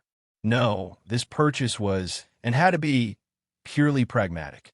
The afternoon's inaugural team training occurred, as usual, in the clearing outside town. Such sessions were standard whenever new members joined. Even normally, conscientious squad leaders conducted regular drills. These exercises served as mutual technical briefings. Newcomers demonstrated their abilities, skills, team roles, strengths, and weaknesses. In turn, existing members showcased their own specialties to the recruit. This meant none of those dramatic hidden talent tropes where someone suddenly reveals amazing skills during actual combat. Such behavior endangered everyone by treating teammates' lives as jokes. In real combat, you couldn't expect proper coordination from teammates completely unfamiliar with your capabilities. Without established teamwork, even game-changing secret techniques might accidentally harm allies. Thus, training was essential. Gauss arrived at the guild's entrance to find all 5 teammates already assembled, uniformly armored and armed. Captain Levin and Swordsman Doyle stood out most in their striking black metal scale armor, overlapping iron plates resembling fish scales protecting their torsos, with leather coats underneath and metal-reinforced limb guards. Levin's massive oak shield edged with metal looked particularly imposing. Admittedly cool, Gauss had to acknowledge their gear's impressive effect. Scale armor looked entirely different when worn versus displayed on shop walls. The other 3, Archer Oliver, Rogue Meva, and Priest Daphne, wore lighter leather armor that still appeared superior in quality and craftsmanship to Gauss's brand-new purchase. Seeing his teammates' luxurious protective gear, Gauss couldn't help but sigh in relief. Fortunately, he had upgraded his armor. Otherwise, standing together, he would have looked completely out of place compared to the others. Even now, he remained the poorest-looking member of the team. Thankfully, the others merely glanced at him before looking away, not paying much attention to his equipment. Whether they looked down on him, simply didn't care, or were too polite to stare, perhaps all of the above, was unclear. Despite being a mage, Gauss's unknown capabilities meant these experienced low-tier adventurers wouldn't treat him differently. For many adventurers, the only way to earn their respect was to demonstrate superior strength. Gauss had to admit that as a rookie adventurer who had only completed 1 mission, even if that mission had been highly profitable, he still lagged far behind these seasoned low-tier adventurers in terms of funds. Of course, this excluded the life magic stone hidden beneath his clothes, hanging around his neck. If that were counted, he might actually be the wealthiest in the group. Then again, it was hard to say. There might be a rich second-generation heir among them, and Gauss lacked the expertise to appraise his teammates' gear. In another sense, his teammates' wealth worked in his favor. The likelihood of being betrayed by them decreased somewhat. This wasn't to say wealthy people couldn't be villains or that they had higher moral standards. It just meant the price to tempt them into breaking rules would be steeper. At the very least, they were unlikely to cause trouble over trivial gains during the mission. Everyone's here, so let's head out for joint training, Levin announced, hoisting his large shield onto his back. The group made their way out of town. Along the way, they attracted curious gazes from the townsfolk. Though their equipment and aura couldn't compare to true professionals, among low-tier adventurers, they were elites. Their diverse gear and synchronized movements instinctively commanded a mix of respect and wariness from ordinary folk, who automatically cleared a path. A well-equipped adventurer team like this could easily overpower commoners if they chose to do harm. After leaving town and traveling some distance, Gauss quietly observed his teammates. He realized Levin hadn't been boasting when calling their group an elite squad. The others weren't just for show either. Take Levin, for example. Clad in metal scale armor and carrying a heavy oak shield, yet he moved with surprising lightness, demonstrating considerable strength and stamina. Gauss himself had grown much stronger after reaching 6 points in constitution and undergoing secondary physical development from a meat-rich diet. Even if he hadn't fully adapted to his enhanced physique, he was far from frail now, which was why he'd been mistaken for a swordsman at the guild recruitment area. Yet despite this, he still felt inferior to Levin in raw physicality. He estimated that if Levin had a status panel, his strength and constitution would both be at 6 points, stronger versions at that. Swordsman Doyle also possessed good strength and stamina, though not quite matching Levin's. Their builds differed, with Levin standing over 190 centimeters tall, while Doyle was just over 180 centimeters. As for Archer Oliver, Rogue Meva, and Priest Daphne, though none of their classes were strength-focused, their stamina was impressive too. They showed no signs of fatigue after the long walk. Even Daphne, who appeared the most delicate, maintained a light, steady pace. This realization immediately humbled Gauss, who had been feeling somewhat proud of his rapid growth. The world was full of strong individuals. Though Levin kept emphasizing their team was an elite squad, the fact remained, they were still an unranked adventurer team. Yet even so, every member was exceptional, with no glaring weaknesses. Experienced adventurers always worked to cover their shortcomings. Real professionals would be even more formidable. Pushing these thoughts aside, Gauss walked alongside Priest Daphne. Staring at the plant-based staff in her hand, he hesitated before finally asking, "Daphne, is that staff a magic wand?" Daphne, who had been enjoying the scenery, seemed startled by his sudden question. "Sorry, what did you say?" Gauss repeated himself. "Oh no, this is just what good for channeling divine power. It helps me cast spells, but isn't a true staff or wand. Just base material," Daphne explained frankly. This openness was why Gauss had asked. He sensed Daphne was, after Levin, the most approachable in the group. In fact, he'd noticed her subtle curiosity toward him earlier, likely because they were both magic-based classes, creating natural affinity. "I'm still attuning to this wood. Once that's done, I'll have it fitted with a suitable magic stone of matching attributes, then have it professionally crafted into a proper staff. This method produces the best compatibility," Daphne added.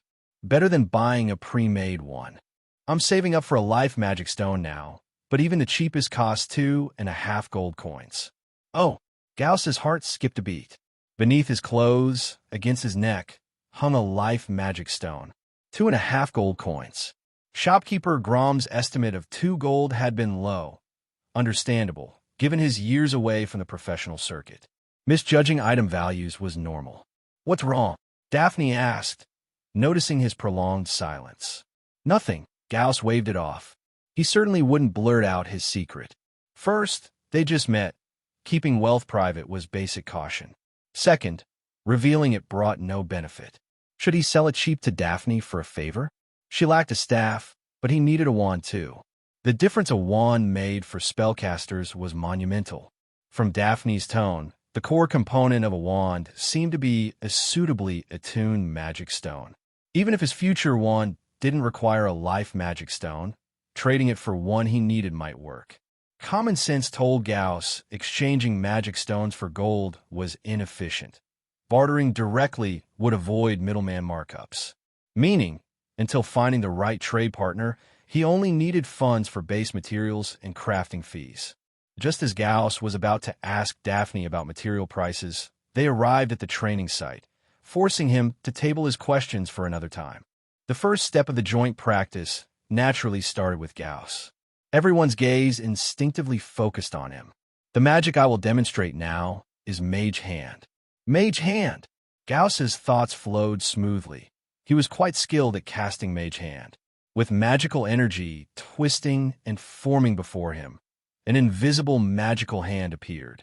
Except for the priest Daphne, the others couldn't really feel the change in energy flow in front of Gauss. But they all sensed something inexplicably strange after Gauss spoke the spell's name. Perhaps it was their so-called sixth sense. Since the others couldn't see the mage hand, Gauss controlled it to lift his rapier and waved it around in the air to demonstrate the effect. "It feels pretty weak," Doyle, The swordsman commented without much thought. His judgment was based entirely on his usual sword-swinging strength. Naturally, he found the slash soft and powerless. The others showed different expressions. Only Levin's eyes lit up when he saw the mage hand. No, it's a very powerful spell, he couldn't help but praise. Hearing such a completely different opinion, Doyle shot Levin a surprised look. It can help us detect traps and remotely trigger traps and mechanisms set by Meva. By the way, Gauss, how much force does your mage hand have? About 10 pounds. That's a bit light, but it's enough. It can intervene effectively in combat, Levin said thoughtfully, resting his chin on his hand. Can it stick to powder? I think so, Gauss replied, not having tried it specifically and uncertain. He controlled the mage hand back in front of him, bent down, grabbed some soil and dust, and carefully sprinkled it onto the mage hand. The dust quickly covered a thin layer on the mage hand surface. Though Gauss felt he could vibrate it off any time, it could indeed stick. It really is a hand. Oliver, the taciturn archer, was curious and leaned in to take a closer look at the visible hand in the air. Though they had all been exposed to magic to some extent before, close-up observation was rare. That's great. Levin suddenly clapped his hands. Meva, give Gauss some of your specially prepared poison powder later. The others understood Levin's meaning. One by one, their expressions showed sudden enlightenment. If poison powder plus mage hand combined, even if it revealed the mage hand shape, as long as it was controlled properly, applying or sprinkling it on monsters' vulnerable spots like their eyes could immediately cause negative effects and control. At least, it would weaken their combat ability. Against some poorly defended monsters, even a 10-pound force would be enough for a poison-coated dagger to break their defense. We can later think of specific ways to cooperate with Gauss based on Mage Hand's effect. Though it was a support ability with limited direct combat power, if fully developed and covered by the team, it could play a strong role. Doyle and the others looked at Gauss with noticeably more enthusiasm. Even Doyle, who always valued brute strength and disliked cunning magic, had to admit that compared to straightforward warriors, mages sometimes seemed scarier. At least he definitely did not want to be suddenly blinded by poison powder falling from the sky or stabbed in the back by a hidden dagger during battle. And who could pay attention to so many things during a fight? Thinking that, his gaze toward Gauss involuntarily carried a hint of awe. Mages really were sneaky and terrifying guys. All right, Gauss's skill demonstration is over. Next, we will... Levin was about to continue when he noticed Gauss hesitating nearby. What's wrong? Nothing, Captain Levin. I want to say I have another magic spell. Another one? The team, already preparing to warm up, all looked at him simultaneously, their expressions containing a strange, indefinable meaning. Generally, as aspiring professionals with limited energy, time, and resources, most would choose one skill to focus on deeply. Occasionally, some warriors might temporarily learn an extra skill to boost their combat ability. But would mages also learn an additional spell? Daphne, the team's healing priest, only knew one ring 0 cantrip, Life Sustain. Its power was to stabilize injuries so they wouldn't worsen, allowing her to perform further treatment with medical tools. The effectiveness of Life Sustain depended on the caster's level. It was said that a high-level priest could stabilize a dying person hanging on by a thread, even when Death's Scythe was about to strike. Gauss nodded. He still wanted to use Magic Missile in battle to improve his proficiency. If he didn't demonstrate it now, but used it later, it would only be embarrassing. Just as everyone subconsciously thought Gauss's next magic would be a similar support spell like Mage Hand, Gauss spoke. The second spell I have is called Magic Missile. Magic Missile. Magic Missile. Everyone silently repeated the spell's name in their minds. The next moment, before they could ponder it further, Magic Missile. Gauss activated his magical energy. A deep blue orb condensed and formed in the air before Gauss. At level 2 proficiency, he no longer needed to clutch it with his hand. The airflow seemed to change because of the orb's presence. The wind began to slowly stir. Make sure to keep a little distance. The power might be a bit strong. Gauss reminded the slightly distracted teammates, and confirmed they had moved to a safe distance. He fixed his mind on the casting target, a patch of empty ground far away. Then in the next moment, the magic missile launched. Boom! With a flash of thought, it accelerated continuously, quickly reaching maximum speed. This speed caused the magic missile to streak through the air, leaving a dazzling beam of light. At the beam's end, the moment it hit the distant ground, a heavy explosion thundered loudly. Thud! It sounded like a heavy object crashing deep into the earth. Soil and dirt particles scattered. Dust was kicked up by the blast, accompanied by faint shaking beneath their feet. When the dust cleared, a shallow crater dozens of centimeters wide appeared on the ground, with a fist-sized indentation at its center. So strong, Doyle and the others snapped out of their daze, swallowing hard. Their expressions toward Gauss completely changed. They hadn't expected that the mage Levin casually pulled from the Adventurers Guild would have such power. This spell's force was brutal. It was nothing like what a novice adventurer not yet at professional level could master. The magic missile had created such a large destructive impact just by hitting the soil. What if it hit one of them? It would probably kill or maim instantly, and its speed made dodging nearly impossible. They stared blankly at the crater, unable to suppress the chill running down their spines. After Gauss demonstrated his skills, especially magic missile, the attitudes of others toward him subtly changed within an extremely short time. Though no one said it outright, their gazes when looking at Gauss carried additional gravity. During the subsequent individual showcases and team tactical drills, everyone put in extra effort. It seemed that after Gauss set a good example, each person feared their abilities being underestimated and went all out to prove themselves. Sensing the shift in team dynamics, Gauss shook his head and couldn't help but sigh. Indeed, in any world, the strong are always respected. Even if the strong remain taciturn, the team wouldn't ignore their voice because of it.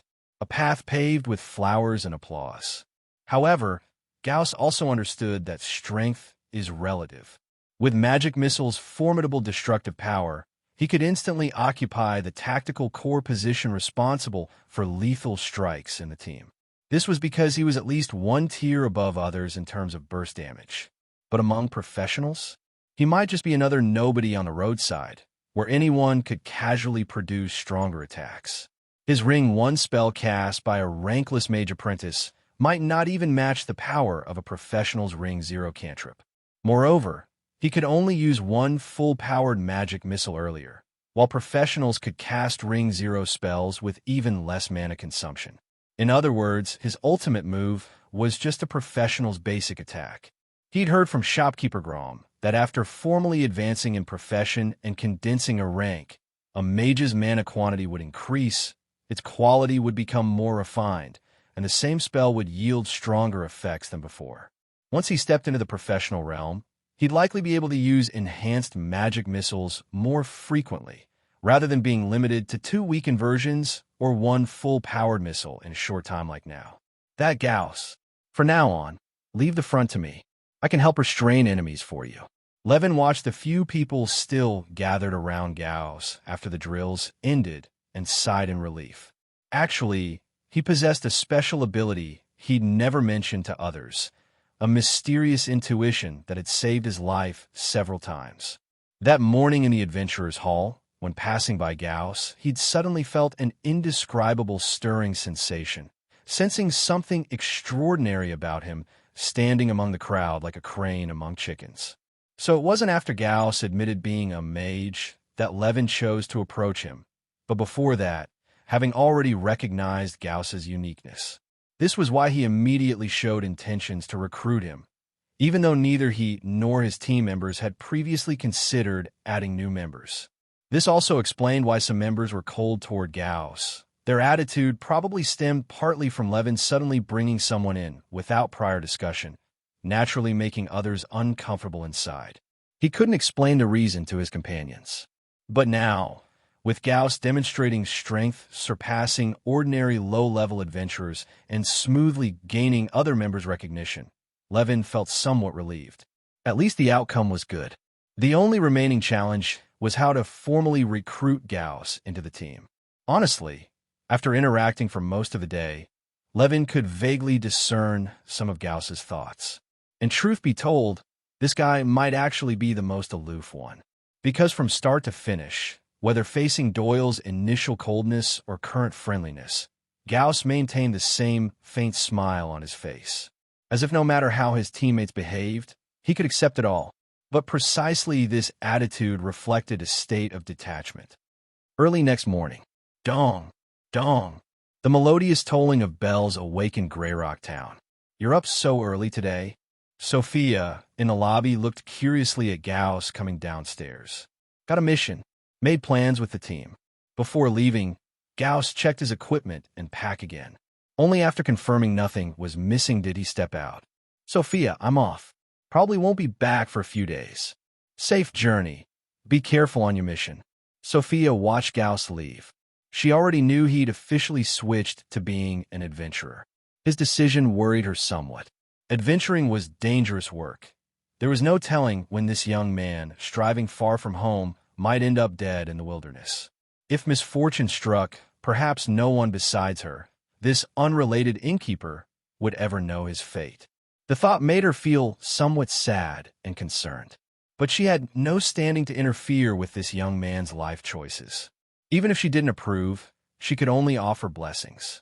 However, she could tell that recently Gauss's physical condition and mental state had been improving, even changing noticeably day by day, completely different from the past year.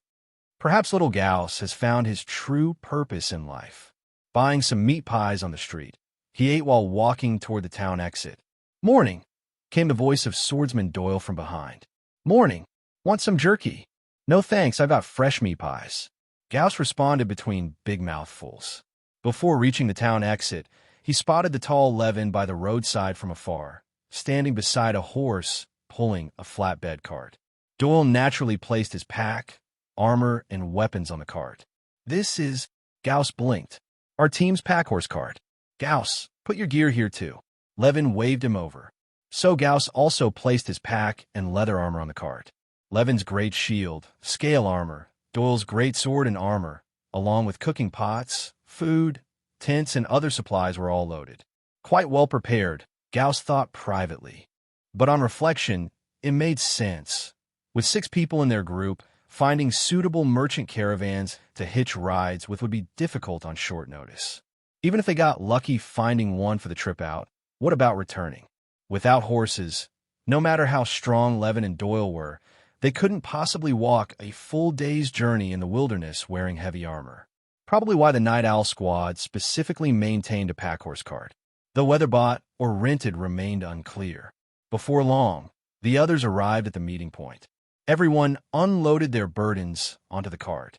After confirming no personnel or supplies were missing, Levin gave the signal, and the group set out from Greyrock Town, traveling light. Creak, creak. The sound of wooden wheels rolling over the ground accompanied their orderly progress. Those who got tired occasionally took turns resting on the cart. Overall, the experience was much better than Gauss had imagined. "I should get a horse later, too. Could carry my own gear and future team members' belongings," Gauss mused. Last time when he trekked back from Birch Village loaded with loot, he nearly collapsed from exhaustion. At first it was fine, but after an hour or two, he regretted it. Lugging various bags and trophies, needing to stop and rest every stretch, otherwise completely spent. It ultimately took over 2 days, with blistered feet, to return to Greyrock Town. And this was after boosting his constitution to 6. Now traveling light felt like an entirely different experience. Throughout the journey, Gauss felt he was constantly absorbing adventuring knowledge from Levin. Adventuring wasn't like games from his past life where you teleported straight to mission locations. In reality, low-level adventurers spent most time on the road, making preparation crucial. Of course, higher-ranked professionals might operate differently, but Gauss wasn't at that level yet. He was steadily absorbing nutrients, quietly accumulating strength, and growing. Speaking of which, he'd already inquired about basic wand material prices from Daphne, much more expensive than expected. Material quality varied, including holly, elder, lightning-struck wood, peach, hawthorn, etc. Not every branch could be used. Only rare segments suitable for mana conduction were selected for processing, so prices started at 70 silver coins. Some premium materials even cost more than the magic stone cores, exceeding 10 gold coins. Meva, shrouded in her cloak, emerged from the tree shadows and returned with light footsteps. The entire process was nearly silent. "How's the scouting situation?" The members of the Night Owl squad turned their gaze toward her. "Here." Meva retrieved a yellowish-brown piece of parchment from her chest. She spread it flat on a rock surrounded by the group. The paper was covered with simple symbols, markings, and handwritten notes. This was the advantage of having a rogue apprentice in the team. She served as both an assassin and a scout. While rogues might not match many professions in direct combat, and their role in a team might seem insignificant, their expertise in various other fields was unparalleled by other classes. For instance, they mastered various concealment and stealth techniques. In special terrains, their light build and athletic abilities allowed them to climb, search, scout enemies, disarm and set traps, pick locks, and more with ease. In combat, rather than relying on brute strength, they preferred devising plans to deliver precise strikes at an enemy's weak points. It could be said this was a profession with very distinct characteristics. Even though Meva was merely a rogue apprentice, her stealth skills remained indispensable for the team at present. Returning to the map, Meva began briefing the team on the intelligence she had just gathered. The paper was roughly divided into about a dozen squares. Each square represented a building. Their mission location was the ruins of an abandoned village. The dilapidated walls and rubble had somehow become home to a small group of goblins.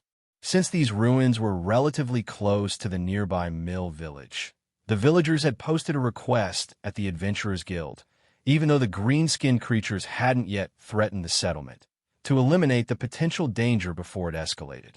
The goblin numbers ranged between 15 to 22. Some are hiding inside buildings, so I couldn't get a clear count. They're scattered. The exact numbers are marked on each building. Most are armed with stone spears, wooden clubs, wooden shields, and steel blades. There are 4 goblins using bows. Meva concisely relayed her intel while referencing the simple map. "Any special leader types?" Leva nodded and added another question. "None." "Good. We'll proceed with the previously devised plan. Everyone, prepare for combat. We'll ambush the enemies here on the map. Meva, see if you can lure out a portion of the goblins without alerting the entire group. That way, we can conserve some energy." Levin outlined the strategy to the team. "Even if it fails, it doesn't matter. We have enough combat strength to wipe out this goblin group head-on. Watch out for the archers." "Understood." No one had any additional input regarding his commands. One by one, they silently helped each other don their armor. As the newcomer temporarily joining the team, Gauss naturally had little to contribute. The team members coordinated seamlessly, and this mission wasn't particularly challenging. He mostly observed and absorbed the experience of being an adventurer from the others. They had arrived late last night, selected a suitable spot to camp, and rested until dawn. Now, fully rested, they were brimming with energy. Gauss fastened his leather armor, arm guards, and shin guards before thrusting his rapier a few times to warm up. Lately, he had been practicing some basic sword techniques. Though the results couldn't compare to professional swordsmanship training, diligent practice of foundational moves always yielded some improvement. At the very least, his thrusts now looked far more polished than before. Of course, a rapier could also be used for slashing and parrying, but those were supplementary. The primary attack method remained thrusting. The rapier demanded quick movements and agile handling from its wielder. While Gauss normally lacked in this aspect, he had his cheat. By activating that brain overload state and leveraging the immense advantage of his 7-point spirit stat, he could enter a budget version of bullet time, perfectly aligning with the rapier's specialization. Doyle, after getting help from his teammates to don his scale armor, finally had time to observe the others. Suddenly, his gaze caught Gauss practicing thrusts with short, quick steps in the distance, and a big question mark popped up at his mind. What was he doing? He had noticed Gauss carrying a rapier before, but hadn't paid it much mind. After all, Many professions kept a melee weapon handy for emergencies. But seeing Gauss warming up so intently, was he actually planning to engage in close combat? Was this guy really a mage? However, Doyle had no time to dwell on Gauss. He needed to warm up himself before battle. Once everyone was ready, they headed toward the designated ambush point. This was the difference between seasoned low-tier adventurer teams and rookie squads. Even when facing goblins weaker than them in direct combat, these veterans still set up an ambush to divide and conquer. As Levin had said, even if they could defeat the goblins head-on, recklessness would only waste more energy and stamina. In the boundless wilderness, you could never predict what enemies you might encounter next. Even near human-traveled roads, though the probability was low, groups of blade-wielding monsters could still emerge. Thus, rational stamina management was essential. Every bit of conserved stamina meant an extra layer of survival security. Before long, after signaling the team, Meva vanished into the shadows, sneaking toward the ruins. Her movements were as nimble as an old cat. The others hid in their positions, quietly awaiting Meva's return. Soon, faint footsteps echoed from the ruins' direction. They didn't belong to Meva, but to a few green-skinned creatures standing chest-high to an adult. These goblins had been lured out by Meva's distractions. Suddenly, one leading goblin seemed to spot something valuable and turned to its companions, chattering excitedly. Under a tree in the clearing ahead lay a bleeding gray rabbit, kicking its legs in a futile struggle against death. Gra-gra, gra-gra-gra. After an excited exchange, the goblins cautiously huddled together. While warily scanning their surroundings, they inched toward the rabbit. Goblins weren't intelligent, but they were cunning by nature. Even with fresh prey right before them, they didn't charge forward recklessly. This was what made goblins dangerous. Even as monsters, they maintained decent discipline as long as their group remained unbroken. Gauss, who was hiding, had already silently activated Mage Hand. Because of concerns about sin exposure, the other team members hid relatively far away. Only Gauss stayed within about 10 meters due to the casting distance limit of Mage Hand. However, Meva had already helped him handle his hiding spot and mask his scent, so the 6 goblins approaching did not notice anything unusual. As they walked up to Gray Rabbit, one of the goblins cautiously threw a stone in Gray Rabbit's direction. Plop! The stone hit the ground beside Gray Rabbit, but nothing happened. Seeing this, the goblin visibly relaxed a lot. One by one, they observed their surroundings, confirming that within several meters there were no other creatures nearby, then eagerly came under the tree. The largest goblin, the leader, grabbed Gray Rabbit with both hands. Its face showed an excited yet cruel smile, thick saliva dripping from its coarse lips. Using its yellowed claws with force, it killed the barely breathing Gray Rabbit. Wah!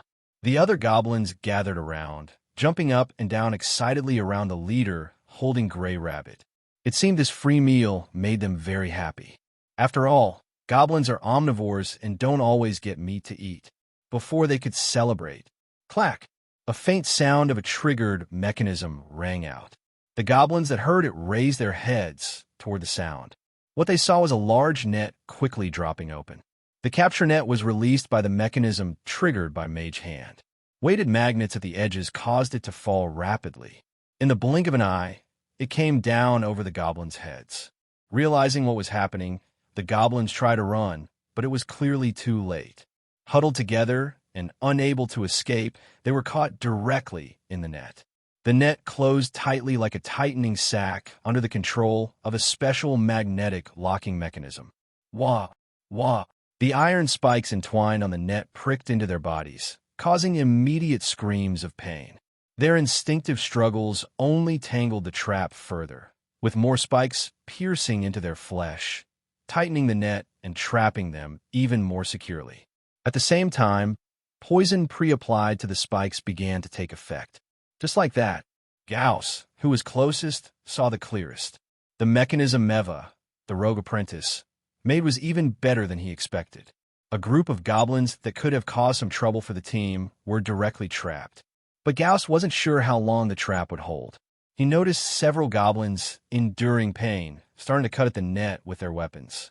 The other Night Owl squad members began to emerge from their hiding spots. However, their speed was not fast because they were responsible for triggering the trap, while Gauss, being closest, moved quickly.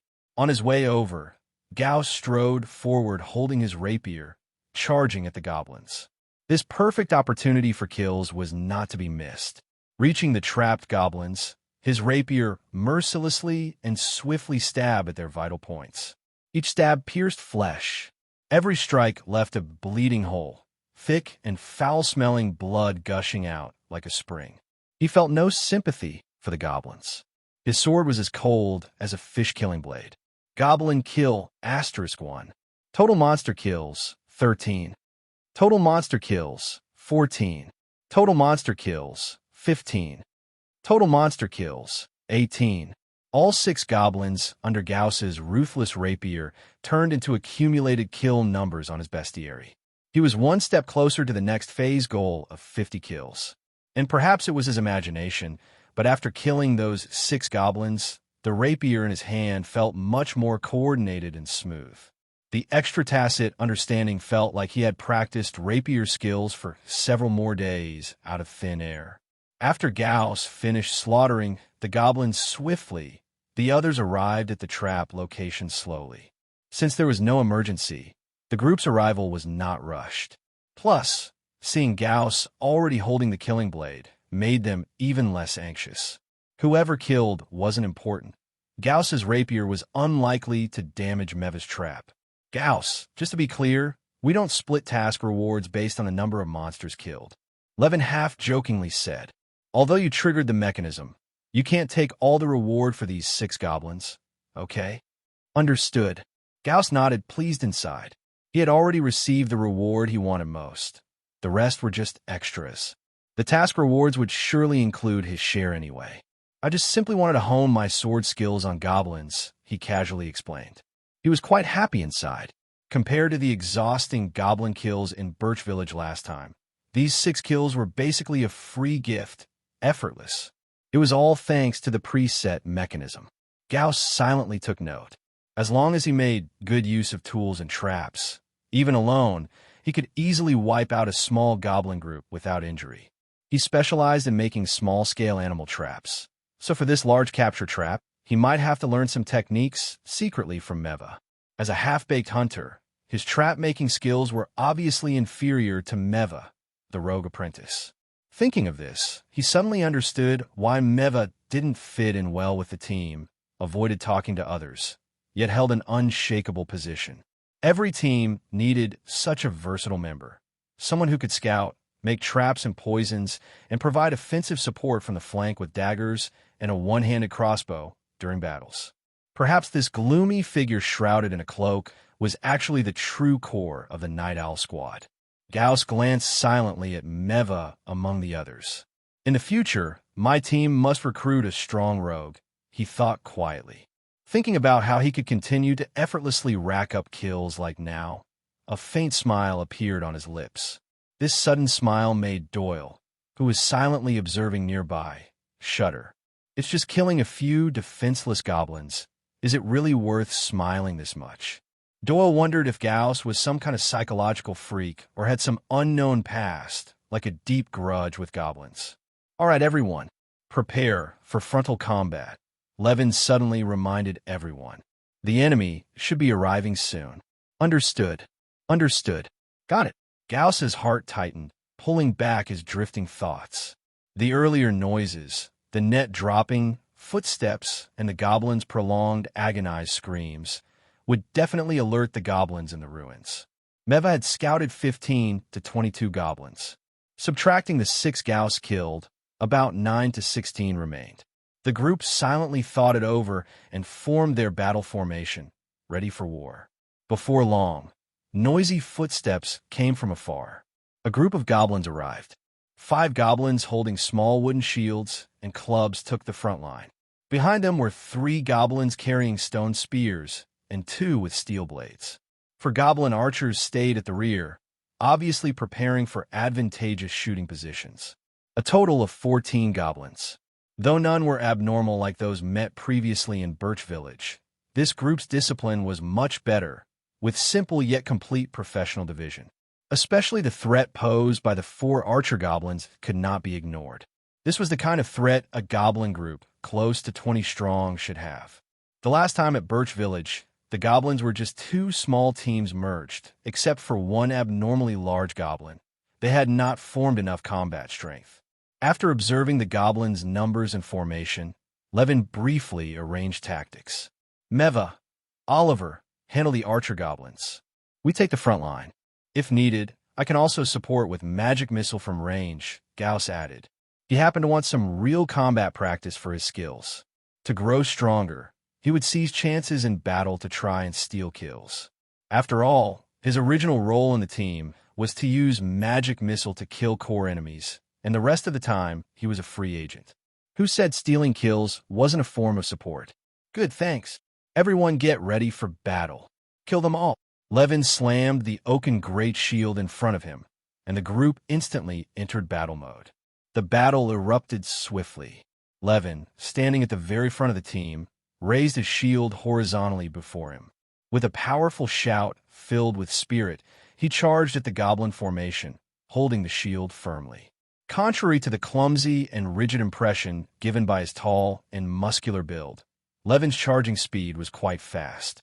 A faint white airflow could be seen slicing along the edges of his shield. He was like a fully loaded heavy truck, pushing straight through the goblin ranks with the oaken great shield as a battering ram. Behind and to his flanks, Doyle, Gauss, and Daphne closely followed. Bang! With full force and mass, Levin collided directly with several goblins at the front line, all holding small wooden shields. After a very brief struggle, Levin's immense strength erupted like an underwater volcano. 5 shield-bearing goblins were instantly slammed and toppled by the great shield he wielded. Gauss, following behind Levin, flashed a look of admiration in his eyes. In actual combat, Levin's great shield charge technique was far more effective than during training. Probably because having a real target to act against provided explosive feedback. The 5 shield goblins tumbled out, howling miserably as they rolled on the ground, their wooden clubs and small round shields falling to the earth. Seeing the goblins attempting to pick up their weapons and shields again, Doyle leapt forward, raising his long sword to slash downward. Swish! A cold gleam flashed. The next moment, a terrifying gash slashed diagonally across a goblin's entire body from its left shoulder. The horrifying massive wound instantly drained the goblin's strength to resist. It was sent flying backward and never got back up. So fast, Gauss felt a little anxious. The 5 shield goblins were shattered by Levin's skill, their combat power greatly reduced. Although his stamina was decent, his burst strength was not quite on par with Doyle's. By the time Gauss arrived, Doyle had already slain a goblin with a single sword strike. Fortunately, it wasn't too late. One goblin in front of him was struggling to get up, clutching its wooden shield and club with its back turned. Gauss certainly wouldn't miss this perfect opportunity. With a combined force of his arm and wrist, his rapier thrust straight into its back.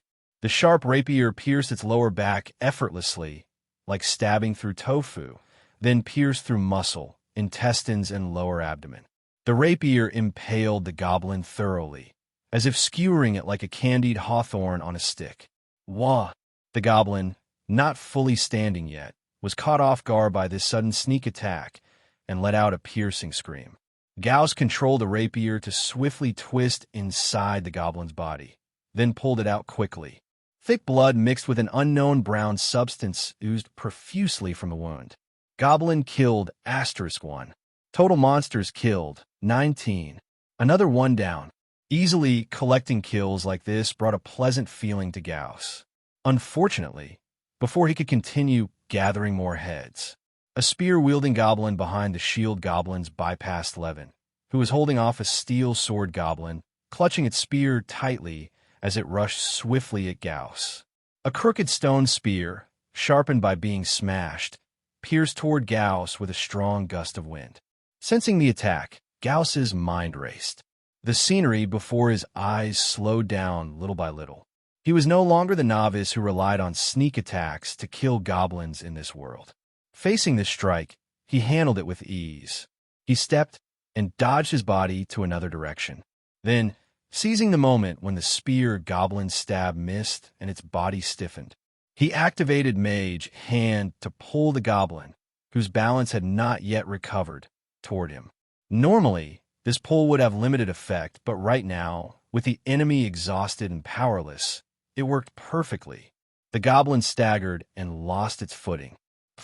Gauss's rapier pierced the goblin's lower abdomen again, twisting and then withdrawing, executing the move with fluid grace. His experience killing goblins was growing. Goblin killed *1. Total monsters killed 20. Gauss's gaze quickly scanned the battlefield. Suddenly, he spotted Doyle knocking a goblin flying along with its shield, heading right toward his direction. "I'm coming to help you." Before Doyle could reach it, Gauss strode over quickly. His rapier pierced through the hard area of the goblin temporarily incapacitated on the ground. Pierce. Twist. Goblin killed *1. Total monsters killed 21. Doyle blinked when he saw this. Thanks. He felt something was off, but decided not to dwell on it. Since Gauss helped, this should quickly finish off the remaining goblins. Less than 10 minutes passed in the blink of an eye. The battle ended quickly. Gauss raised an eyebrow as he looked at the scattered green-skinned corpses and body parts on the ground. He calmed his breathing. This fight was unexpectedly easy. So easy it was almost unbelievable.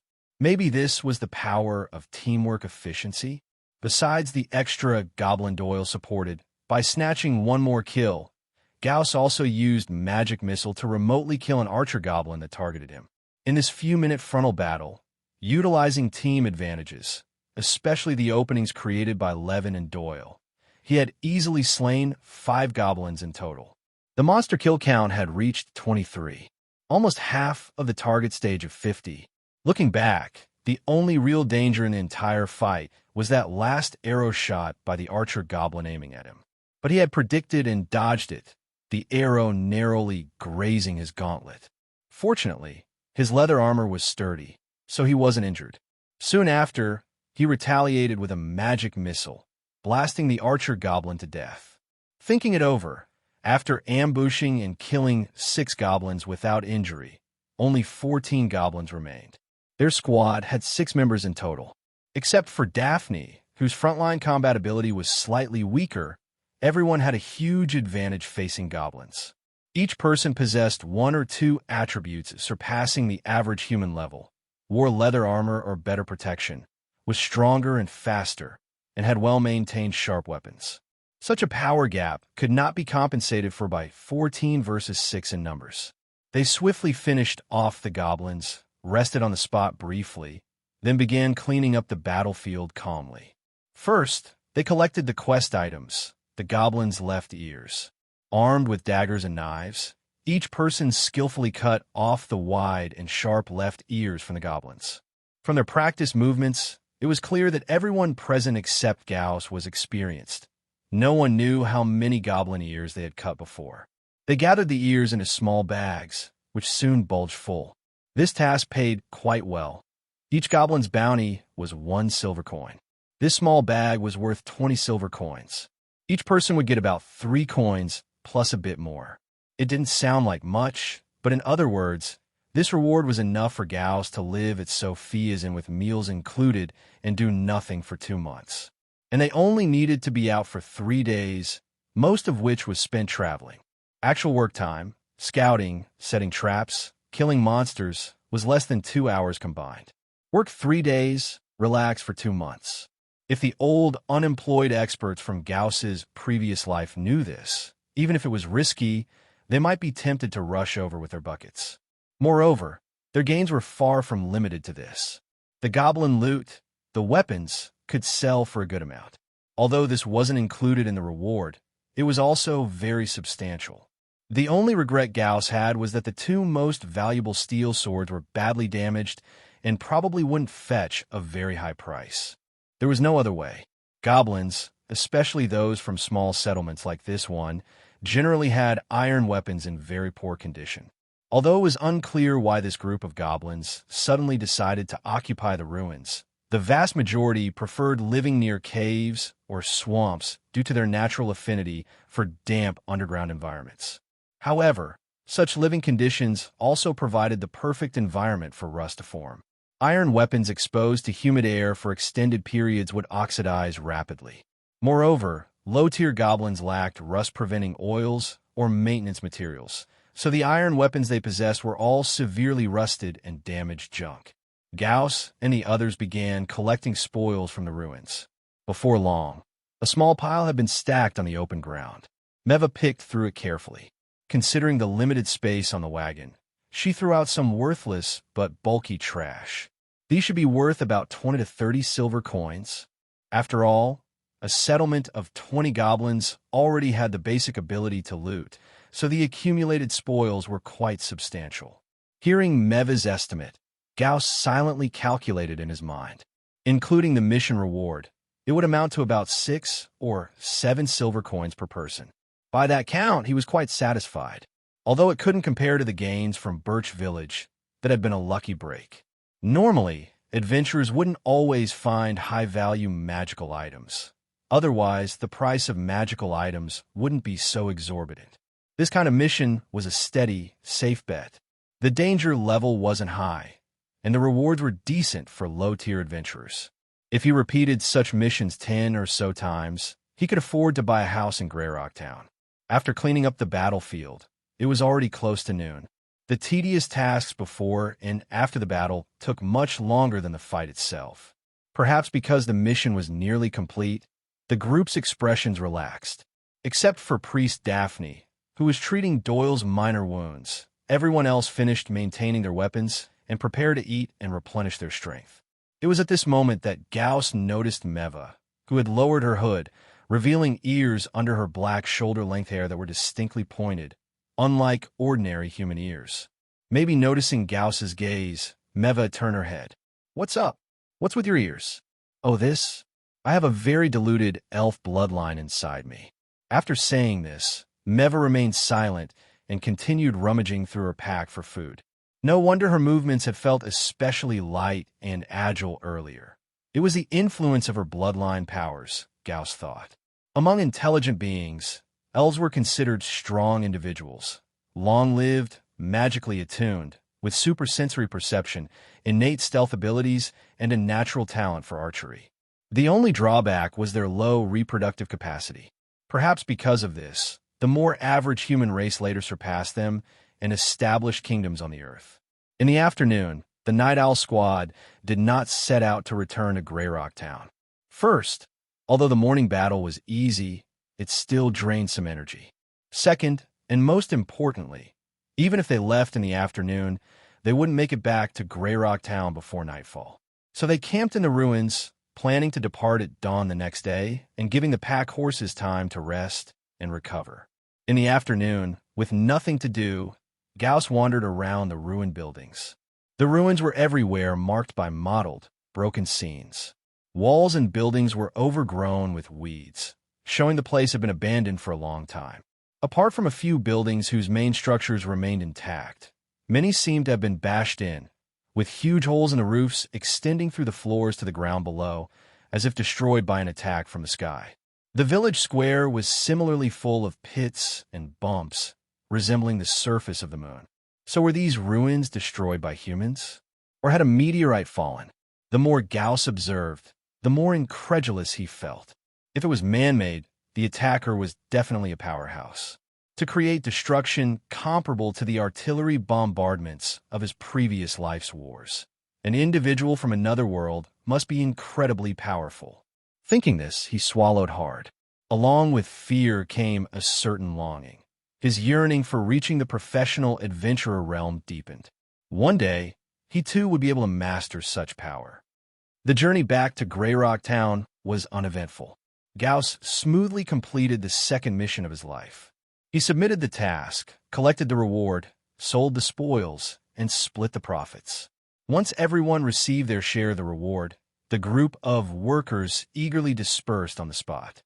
Although the mission itself was not difficult, the travel fatigue was hard to ignore. Several days without bathing left them smelling, and none wanted to linger for a moment longer. Gauss recounted his own reward of 7 silver and 15 copper coins and put it away in his wallet with satisfaction. Cash on hand, 19 silver and 30 copper coins. For the foreseeable future, Gauss would need to be relatively frugal. He had previously spent 10 silver coins on a rapier and 15 on leather armor, considered early investments to obtain better weapons and armor for safer future missions. But after investing, he naturally needed to earn returns. He planned to follow Levin's Night Owl squad on missions for a while, to earn some money and replenish his small treasury. After all, making a magic wand would require at least 70 silver coins for the base material. Of course, he wasn't just leeching. In fact, he and the Night Owl squad benefited mutually. His magic missile spell was the squad's trump card, playing a role similar to Priest Daphne's Life Sustain. Even if it wasn't often used, their presence reassured the team during missions. After taking a hot bath in the bathhouse and restoring his cleanliness, Gauss headed toward the inn. Sophia was about to close the door when she suddenly spotted a familiar figure on the dark street. She immediately stopped what she was doing and reopened the door. "Little Gauss, you're back? Come on in." Gauss looked up and saw Sophia, her plump figure waving at him under the warm orange-yellow light, stirring warmth in his heart. After several busy days, seeing a familiar face again felt just like coming home. That said, the original owner actually had a home too, but thinking of home, Gauss, who had absorbed the original owner's memories and feelings, felt a complex mix of emotions. Someday, when there was time, he'd go back and take a look. Pausing, Gauss calmed the sudden surge of emotion. "Yeah, I just finished the mission smoothly." He forced a smile at Sophia. Although the process was somewhat dull, Gauss thought it wouldn't be bad if every mission were this uneventful.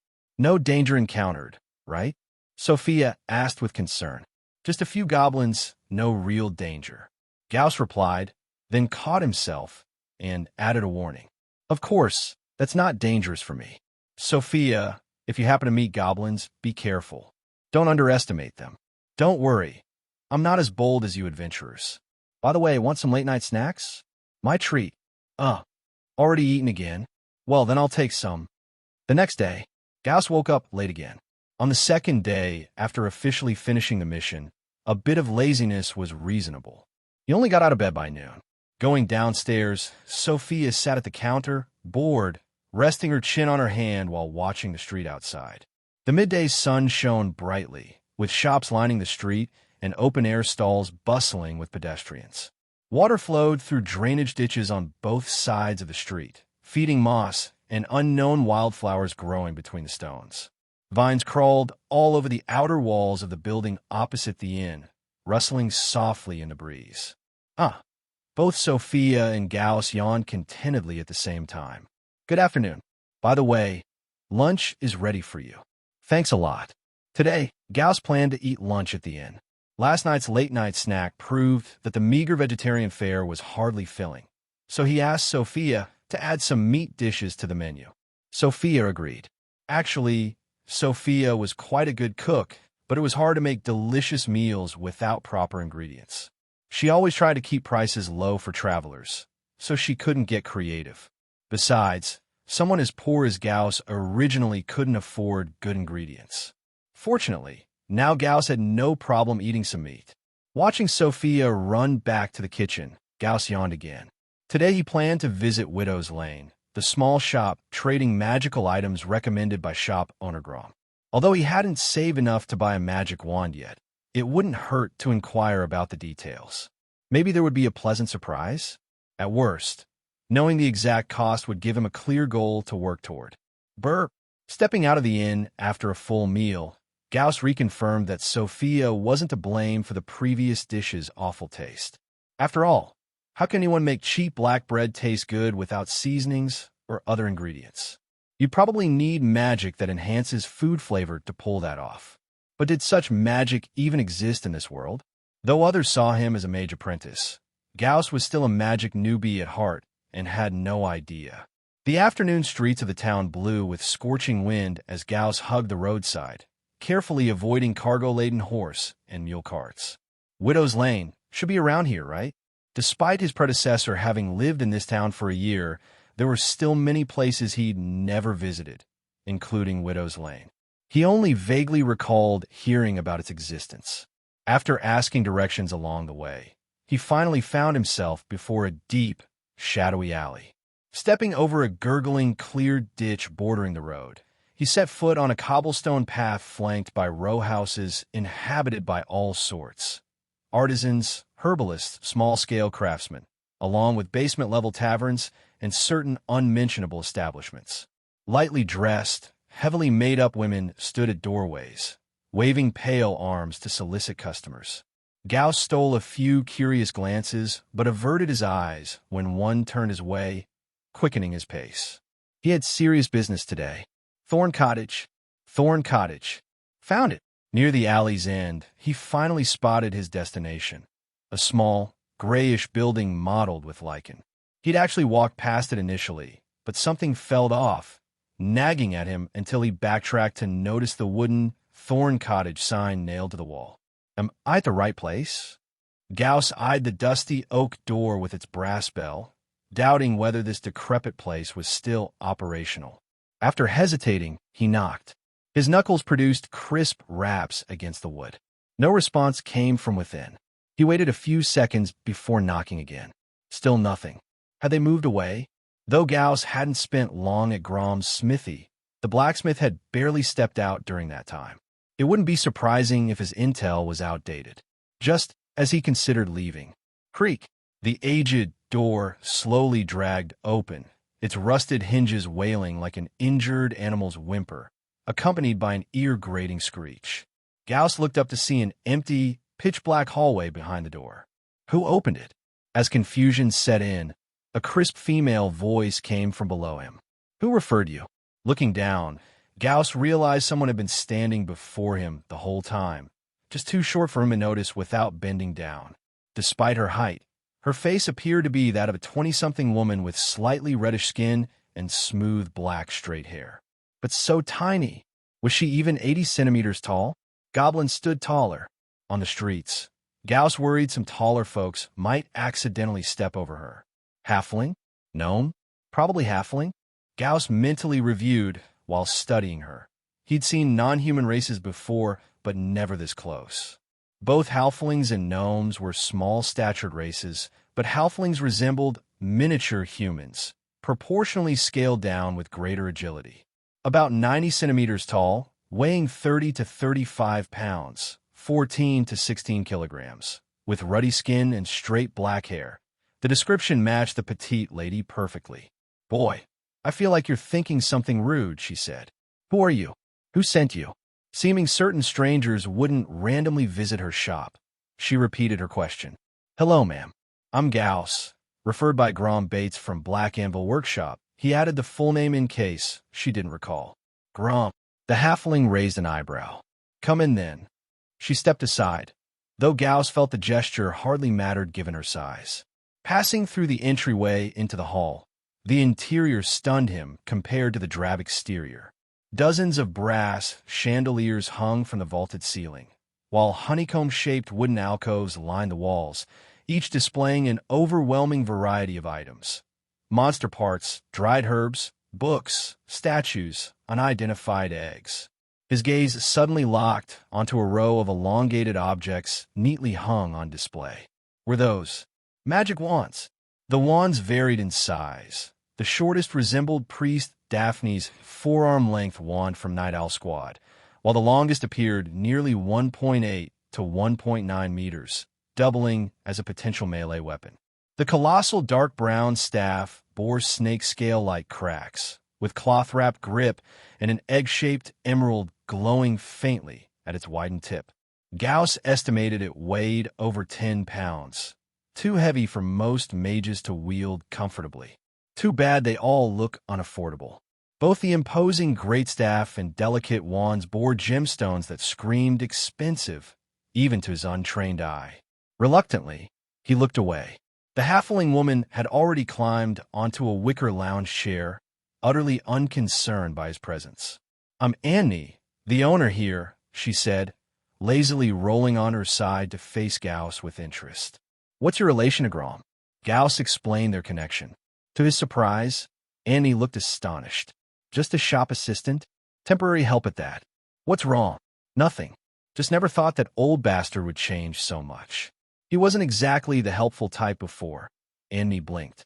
In fact, he killed without blinking. Gauss paused, but offered no comment. Grom had treated him well, and the past was irrelevant. Noting Gauss's brief hesitation before calm return, Annie secretly found it boring. Were you close with shopkeeper Grom? Used to be. Same adventuring party. Haven't spoken in years, though, both in Greyrock Town all this time. Yet that heartless man. She shook her head, her tone wistful but expression flat. After all these years, you're the first outsider he's ever referred to me. So, Gauss, what brings you here today? Don't tell me you want to buy a magic wand. Annie noticed how he had been staring at her wand almost immediately after entering, his face full of longing. Senior, may I ask about the price? Gauss inquired cautiously. He called her Senior because he naturally assumed that Annie, a halfling with an entire room full of collections, was no ordinary person, most likely a professional. Second from your left, that short one is the cheapest, 20 gold coins. Yikes, that's expensive. Expensive indeed. Annie's casual quote made Gauss suck in a sharp breath. 20 gold coins meant he'd need to complete at least 280 missions like the one he just finished to afford it, and that wasn't even counting his daily living expenses. Mages truly were a noble class. Even their weapons were terrifyingly expensive. Expensive? That's just the cost price. Even if you had 20 gold coins, I wouldn't sell it. These are for my personal use, not for sale. Annie revealed the truth with a bright smile. Do you want to buy anything else? Or perhaps you have something to sell? I can appraise it for you. Gauss hesitated for a moment before pulling out the life magic stone from under his clothes. Senior, could you tell me how much this life magic stone is worth? Come closer. I can't see properly. Annie sat up from her wicker chair and beckoned him over. Gauss approached while holding the stone. Annie leaned in and lightly tapped it with one pale finger. Gauss sensed an unusual fluctuation in the air. Before he could properly register it, the fluctuation vanished as quickly as it appeared. A life magic stone of ordinary quality with slight energy loss. My offered buying price is 2 gold coins and 40 silver coins. Annie stated the price decisively. 2 gold and 40 silver. About the same as what Daphne had estimated. Senior, if I wanted to commission a magic wand using this life magic stone as partial payment, how much more would I need to prepare? Do you have a base wand staff prepared already? No. Then including testing and customization fees, you need at least 1 more gold coin on top of this stone. And I mean at least, the final amount depends on the price of the base staff material that suits you. 1 gold coin, compared to the shocking 20 gold, this seemed almost acceptable, just about the price of a house. His current savings were around 19 silver.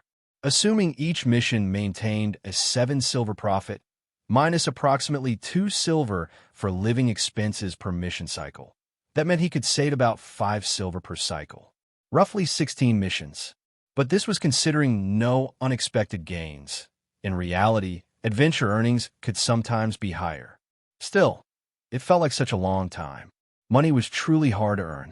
Annie reclined in her chair, propping her chin as she watched Gauss, counting on his fingers before finally making a bitter face, which only made her smile wider.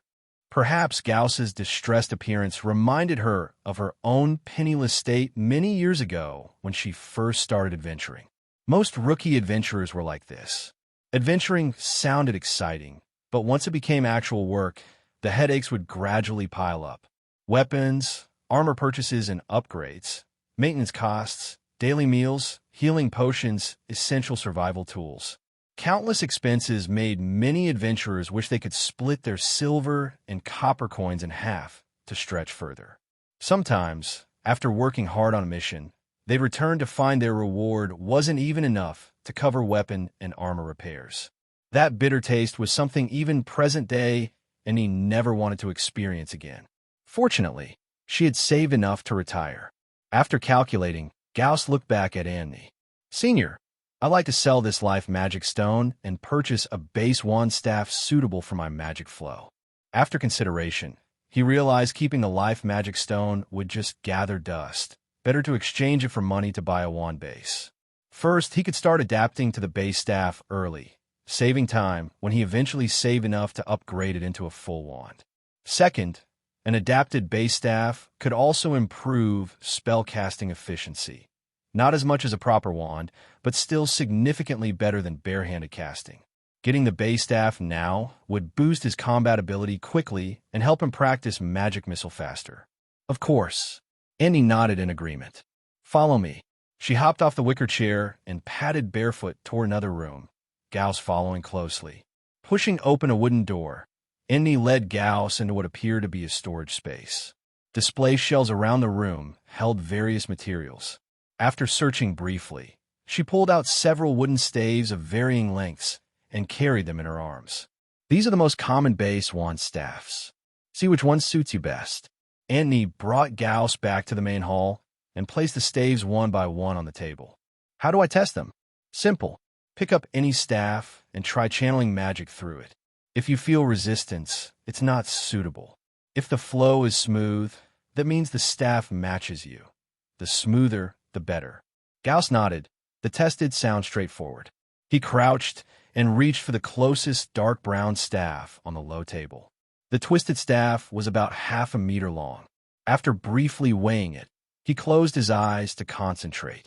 Following a short meditation, he began channeling magic from his body, slowly infusing it into the staff. The moment his magic left his body and touched the staff, a repelling force immediately pushed back. He tried applying more force, this time breaking through the staff's resistance as his magic seeped inside. However, the flow remained uneven, as if countless tiny beings inside the staff were fighting his magic. Gauss withdrew his energy and returned the staff to the table. How was it? Not very compatible. Gauss shook his head. Then try the next one. Annie wasn't surprised. The probability of finding a perfect match on the first try was indeed small. Still, she had selected the most common materials this time. Based on her experience, most mages could find a suitable base among these. Gauss nodded and picked up the next staff. A while later, he set it down with another head shake. Try the next one. This process repeated 5 or 6 times. When he placed down the final staff, disappointment showed on his face. None of them worked. Annie pinched her chin, deep in thought. That's quite rare. It seems your magic is special. So what should we do now? Let me think. Annie closed her eyes in contemplation. After a long pause, she reopened them. I remember now. I have a few very special treasures. Very expensive? Gauss worried. Even selling the life magic stone might not cover it. Cheaper than these. They're just unconventional staffs rarely needed, so I stored them away. Annie stood up. Wait here. I'll be right back. Gauss didn't have to wait long. Annie soon returned to the hall, carrying an armful of long staves. Good thing I have a habit of keeping old items. Haven't lost them after all these years, Annie said proudly, placing the staves on the table and putting her hands on her hips. Gauss looked down at her. Though he knew her age could likely make her his mother, or even grandmother, her petite stature made her seem more like a mature child. What are you staring at? Hurry up and try them, Annie said, nudging Gauss's waist to urge him on. Gauss examined the staff-like objects on the table and noticed these were indeed different from the wooden staffs earlier. The base materials were far more varied now: bone, stone, vines, and several other types of wood. Earlier, the wood types I tested you with were the most common and suitable for crafting wands.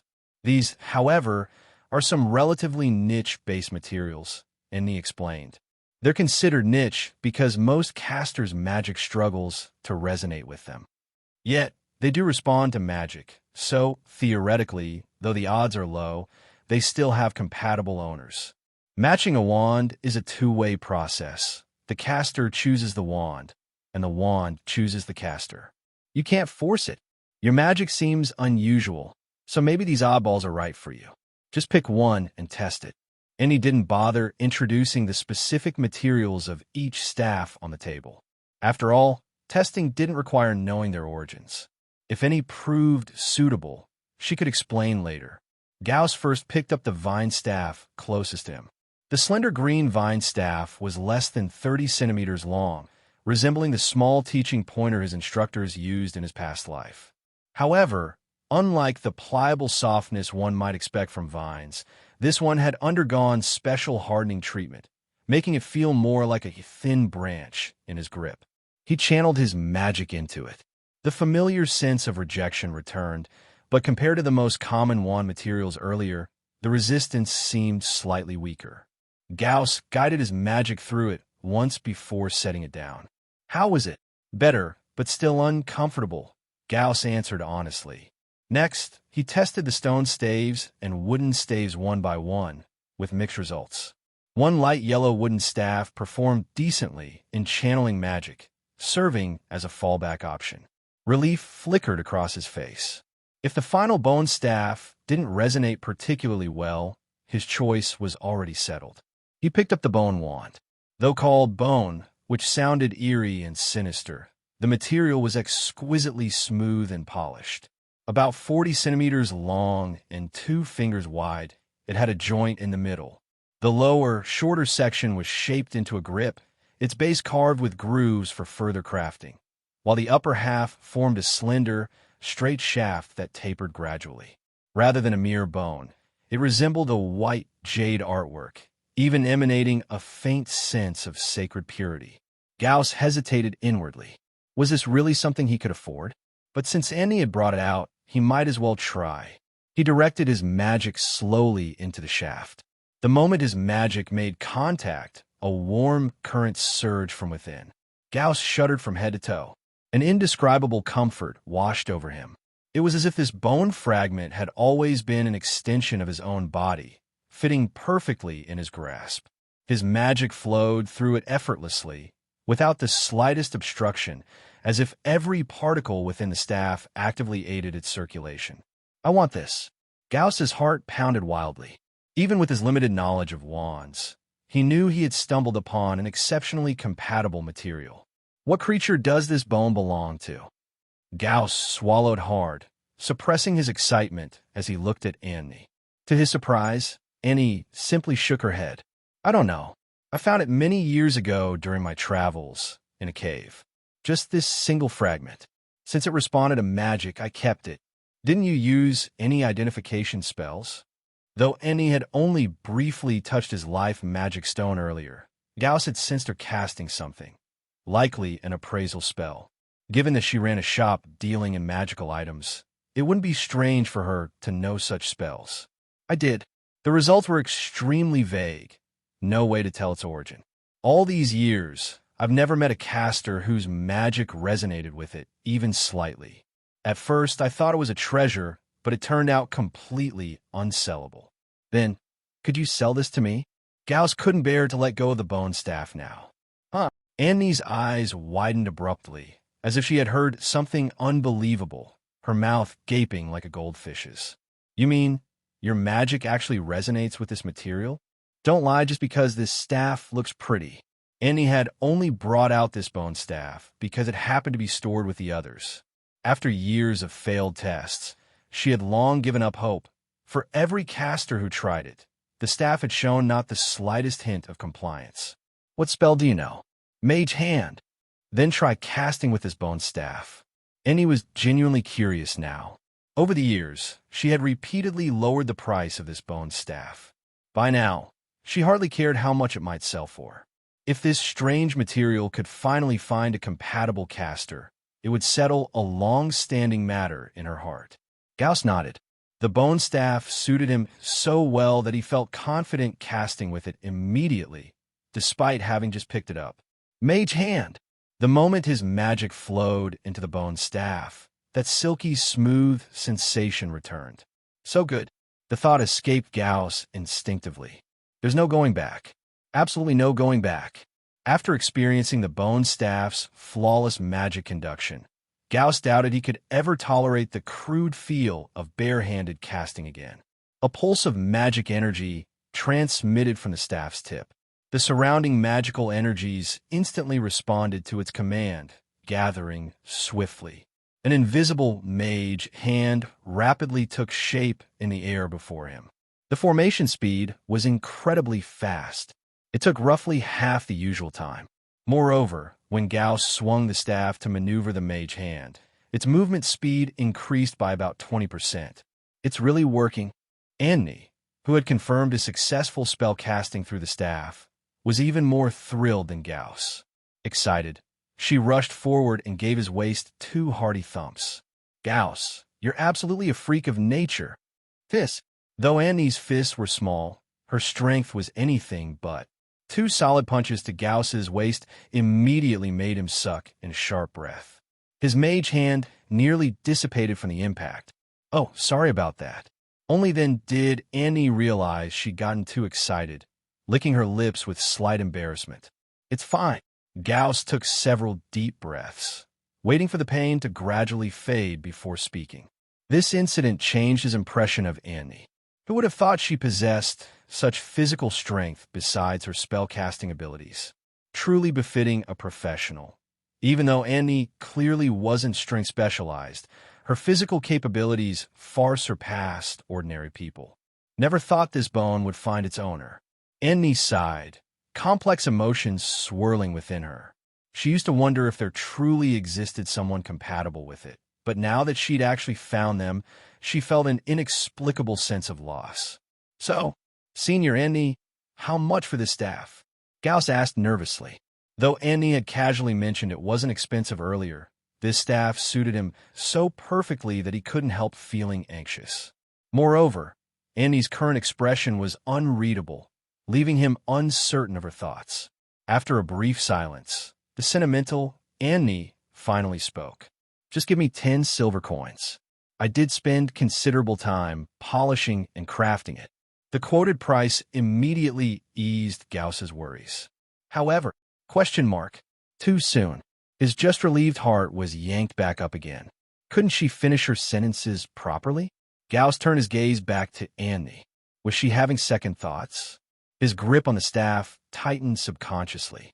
"However, you'll likely face significant difficulties turning this bone staff into a proper magic wand later." Annie grinned mischievously, her canine teeth nibbling her lip. "Perhaps it's my limited skills, but over the years, all my attempts to transform it into a true wand have failed. I've tried every suitable magical core material in my possession. Not one succeeded. That's it." Gauss maintained a straight face, but secretly sighed in relief. All this drama for something so trivial? For him, crafting a formal wand was future business. His current priority was securing ownership first. But it should serve you fine for now. You'll eventually acquire your second, third wands anyway. Annie glanced at Gauss's solemn expression and added comfortingly, "For spellcasters like us, owning multiple wands is perfectly normal. Each wand has its specialties and characteristics, just like people: rapid assault, precision, burst damage, coordination." Annie gestured toward her collection, which included one wand nearly twice her height. Imagining her wielding, it was almost comical. "Understood." Gauss nodded. "Should I pay now, Senior?" "Merely 10 silver coins." He had enough cash on hand. "'Tis fine, since you're so eager." Annie shook her head, ending her teasing. She extended her pale palm. Gauss promptly counted out 10 silver coins from his pocket onto her hand. The coins vanished the moment they touched her skin. Magic? Or something like storage spaces from fantasy stories. But since Annie offered no explanation, he didn't pry. Gauss remained at Thorn Cottage a while longer, mainly because Annie kept him for additional instructions. Before leaving, she even lent him one of her early magic notebooks, perhaps out of respect for Grom, or because he was now the bone staff's owner. When Gauss finally stepped out, dusk was approaching. As the oak door slowly closed behind him in the twilight, he felt as if emerging from another world. Thorn Cottage seemed to gradually fade, blending seamlessly back into the unremarkable alley as the most inconspicuous building there. Such fascinating magic. After observing for a moment, Gauss withdrew his gaze. Holding the bone staff, he walked toward the alley's exit with noticeably lighter steps. This visit to Thorn Cottage had been immensely fruitful. Not only did he borrow a notebook explaining magical fundamentals from Annie, but he also acquired a suitable wand base for just 10 silver coins. The life magic stone remained unsold and in his possession. Annie advised keeping it unless he urgently needed money. Long-term proximity to a life magic stone offered subtle health benefits, minor individually, but accumulating to noticeable effects over time. In the following days, like other adventurer teams, after completing a mission, Night Owl Squad had no immediate assignments. Gauss didn't know what the others were doing, but his own days were thoroughly productive. Waking to bell chimes, meals, practicing magic with the bone staff in open areas outside town, studying, sword training, returning to rest, then repeating the routine. The staff reignited his initial passion for learning magic. Naturally, he focused on practicing magic missile. After their last mission, his magic missile proficiency had reached LV2 3/20. But with the staff and dedicated practice, his proficiency rose rapidly from LV2 3/20 to LV2 6/20. The bone staff's enhancement, combined with improved spell proficiency and steadily increasing mana reserves, significantly boosted his combat capabilities compared to days prior. 1.65 standard units of personal mana. Magic Missile's mana compression improved from 60% to 50% output. This meant he could now unleash 3 micro-magic missiles consecutively without exhausting his mana. Additionally, the staff accelerated casting speed and slightly increased spell potency. A 50% output magic missile through the staff now matched a 70% output barehanded version's destructive power. His combat prowess had clearly ascended another tier.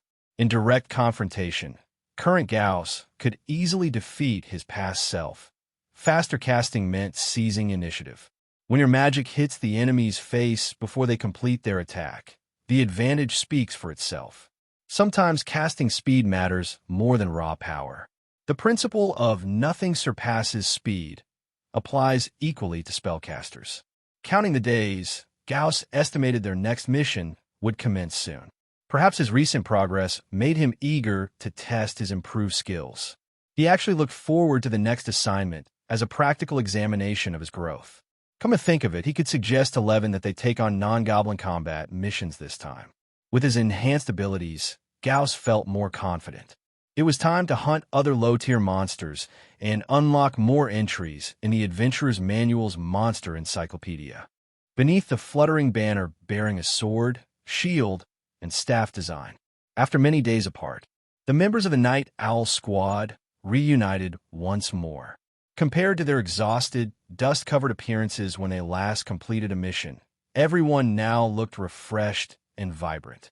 Clearly, their fatigue, both physical and mental, had been alleviated after several days of rest. Morning, Gauss.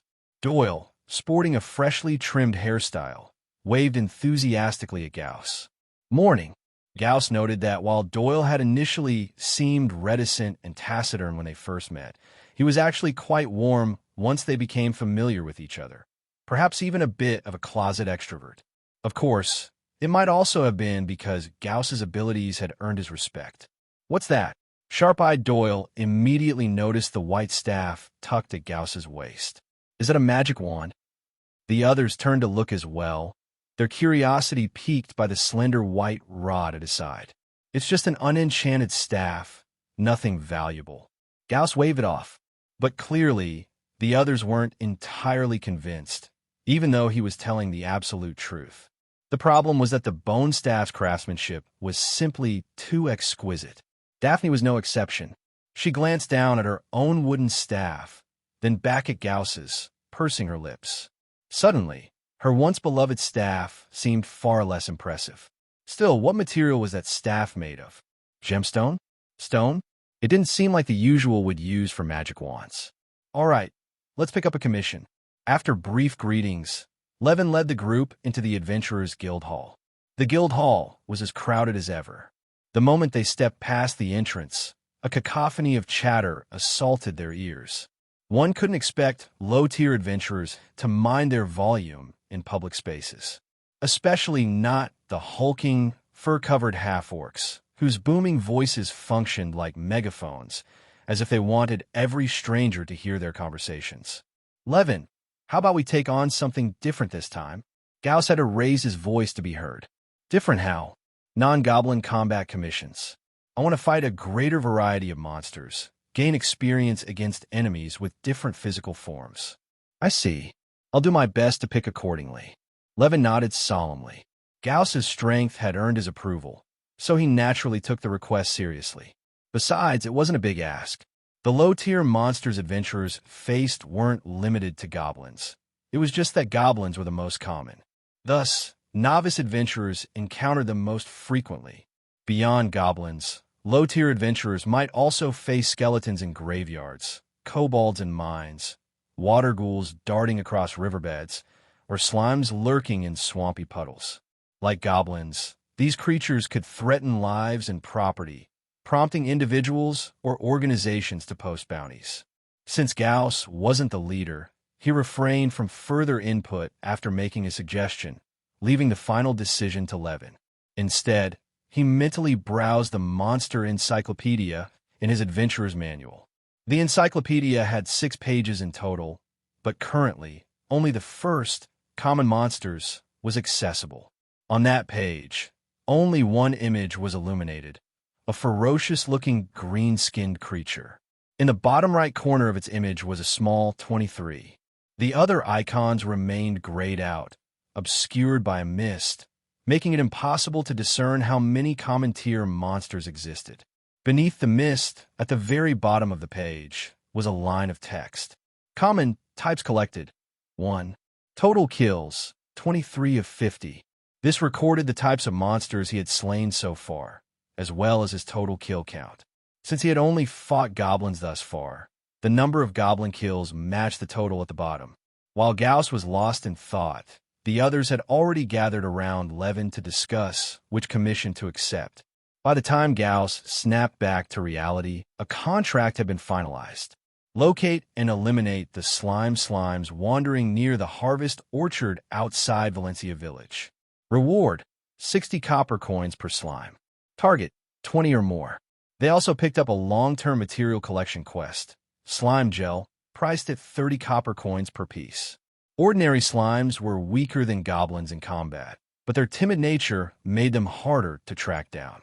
That said, they weren't entirely harmless. Their acidic innards had corrosive properties. All in all, it was a relatively easy mission. The destination wasn't far either. Judging by the map, Valencia village was only about half a day's journey away. After some discussion, the group settled on accepting the quest. At noon, once they had gathered their gear and supplies, the team reconvened at the town's exit and embarked on their mission. Since the journey was short, the pack-horse-drawn cart carried fewer supplies this time, giving the rotating, resting squad members more space to move around. When it was Gauss's turn to rest in the cart, he didn't waste the opportunity. Pulling out a notebook from his clothes, he propped himself against a bundle and began reading quietly amidst the cart's jostling. Lately, he had been squeezing in time to study this notebook, one of Annie's earlier records. Though it didn't teach any specific spells, it contained her personal reflections on magic and mana, as well as various arcane knowledge she had gathered during her early adventures. For Gauss, a complete novice who had never encountered, let alone wielded, supernatural forces in his past life, this notebook served as an excellent primer on foundational common knowledge. What he valued most were the introductions to common cantrips and low-level spell effects. He also learned that the identify spell Annie had used to appraise his life magic stone was a first-tier spell. Its effect, while maintaining contact with an item, casting the spell would, in most cases, allow the caster to discern its properties if it was magical or mana-infused. Who would have thought such an unremarkable-looking spell was first tier? Still, its effects were undeniably useful.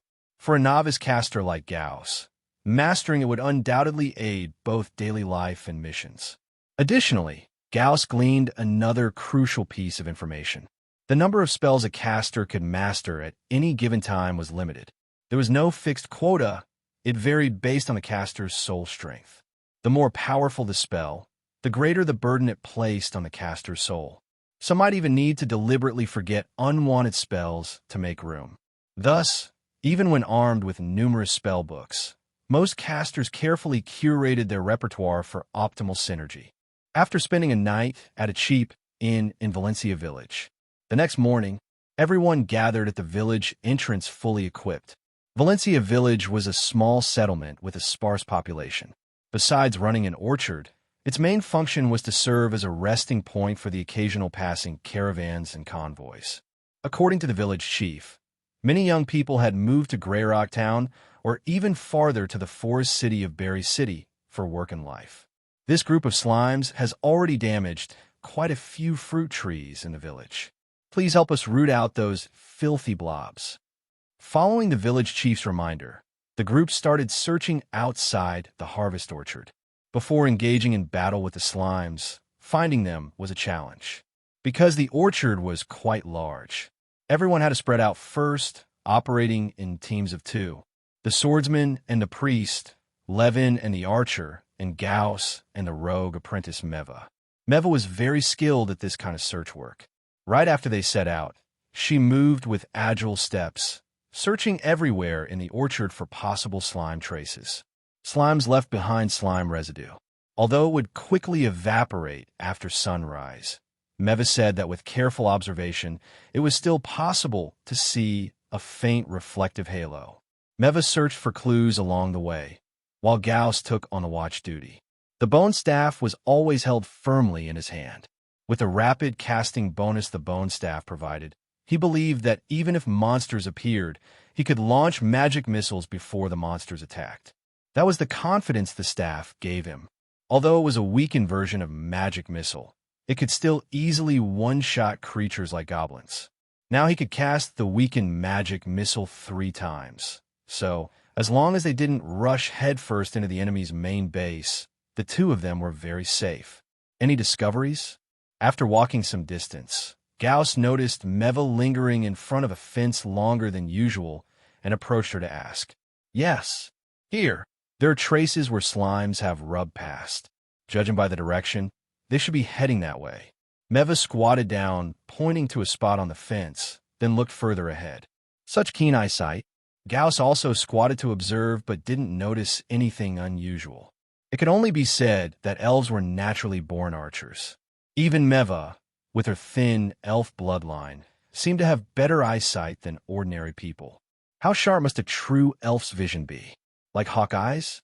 Gauss followed Meva further along. All the while, Meva was writing and drawing on a piece of parchment, recording information. Finally, she looked up. Let's go back and regroup with Levin and the others first. Okay. Even though they had found slime traces, neither Meva nor Gauss wanted to explore further. Safety was paramount in this mission. Returning to the agreed gathering point, they waited for a moment. The other 2 teams gradually returned as well, but judging by their expressions, it seemed they hadn't made any gains. Fortunately, they weren't the main force for this search. When everyone learned that Gauss and Meva had found slime traces, they all breathed a sigh of relief. It's all up to you, Meva. Luckily, we arrived early before the sun came out.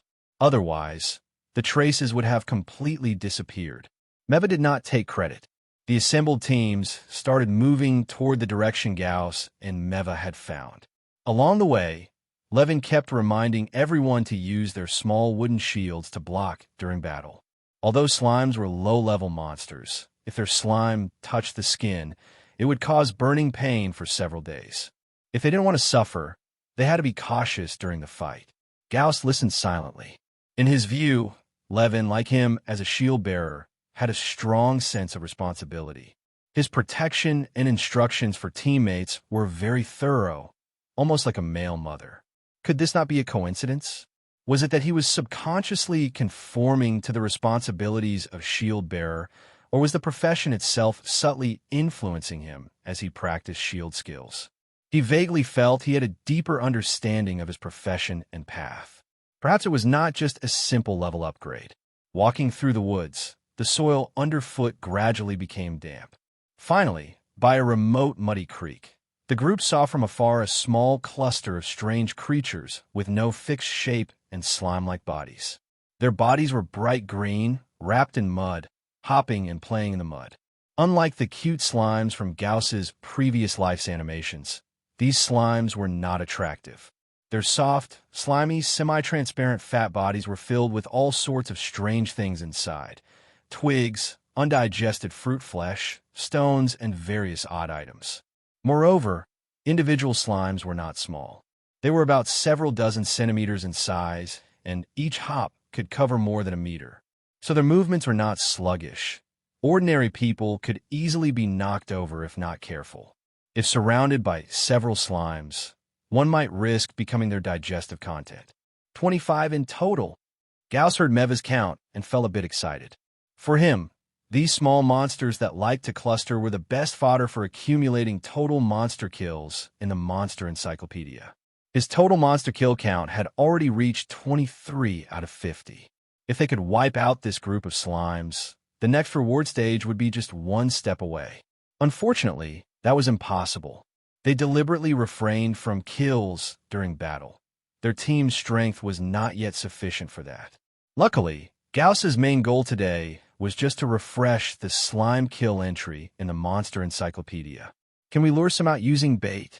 Gauss recalled that in a previous mission, they had first lured 6 goblins out and easily killed them with traps. Probably not. Levin shook his head and explained. Judging by the bloated state of these slimes, they're obviously full. It's hard to lure them out of their habitat at this time. Prepare for battle. Everyone be careful. Fortunately, the slimes were not very strong opponents for their group. If they couldn't lure them out and had to eliminate some directly, it was no big deal, just more effort. Oliver, Meva, Gauss, you 3 with range capabilities will prepare to strike first. Levin named the 3 who had ranged methods in the team. They all crept closer. The slimes still hadn't noticed them. At about 20 meters away, they stopped. Gauss, the archer Oliver, and Meva with her one-handed crossbow exchanged glances. They began to prepare. Gauss naturally got ready to launch magic missiles. He would never miss a chance to practice magic missiles in real combat. Although this spell was the team's trump card kept for emergencies, if he never used it, his proficiency would not improve. His gaze locked onto the mud where 2 or 3 slimes were huddled together, constantly rubbing against one another. It's you, Gauss, Oliver, and Meva gestured to confirm no overlapping attacks. Bow bent, an arrow knocked. Trigger pulled. Gauss simultaneously raised the bone staff. The 3 struck simultaneously. Whoosh, whoosh, shing. 3 piercing sounds tore through the air. The fastest was Magic Missile. The already incredibly fast missile sped up even more with the staff's bonus. Gauss concentrated and entered a low-tier bullet time state again. The magic missile precisely hit the moment when 3 slimes lined up side by side. Bang, bang, bang. 3 crisp sounds rang out as the magic missiles pierced through the cores of the 3 slimes in succession. They finally fell into the mud, splashing mud and water several meters away. The 2 arrows followed the whoosh sound, tearing through the air, leaving thin trails, and then accurately pierced into the cores of 2 slimes about the size of ostrich eggs. Splatter! The slimes with pierced cores instantly melted, their slime and mud merging into one. Slime count 5. Slime kill *3. Monster kill total 26. Title obtained, Slime Hunter. This title upgrades as the kill count of this species increases.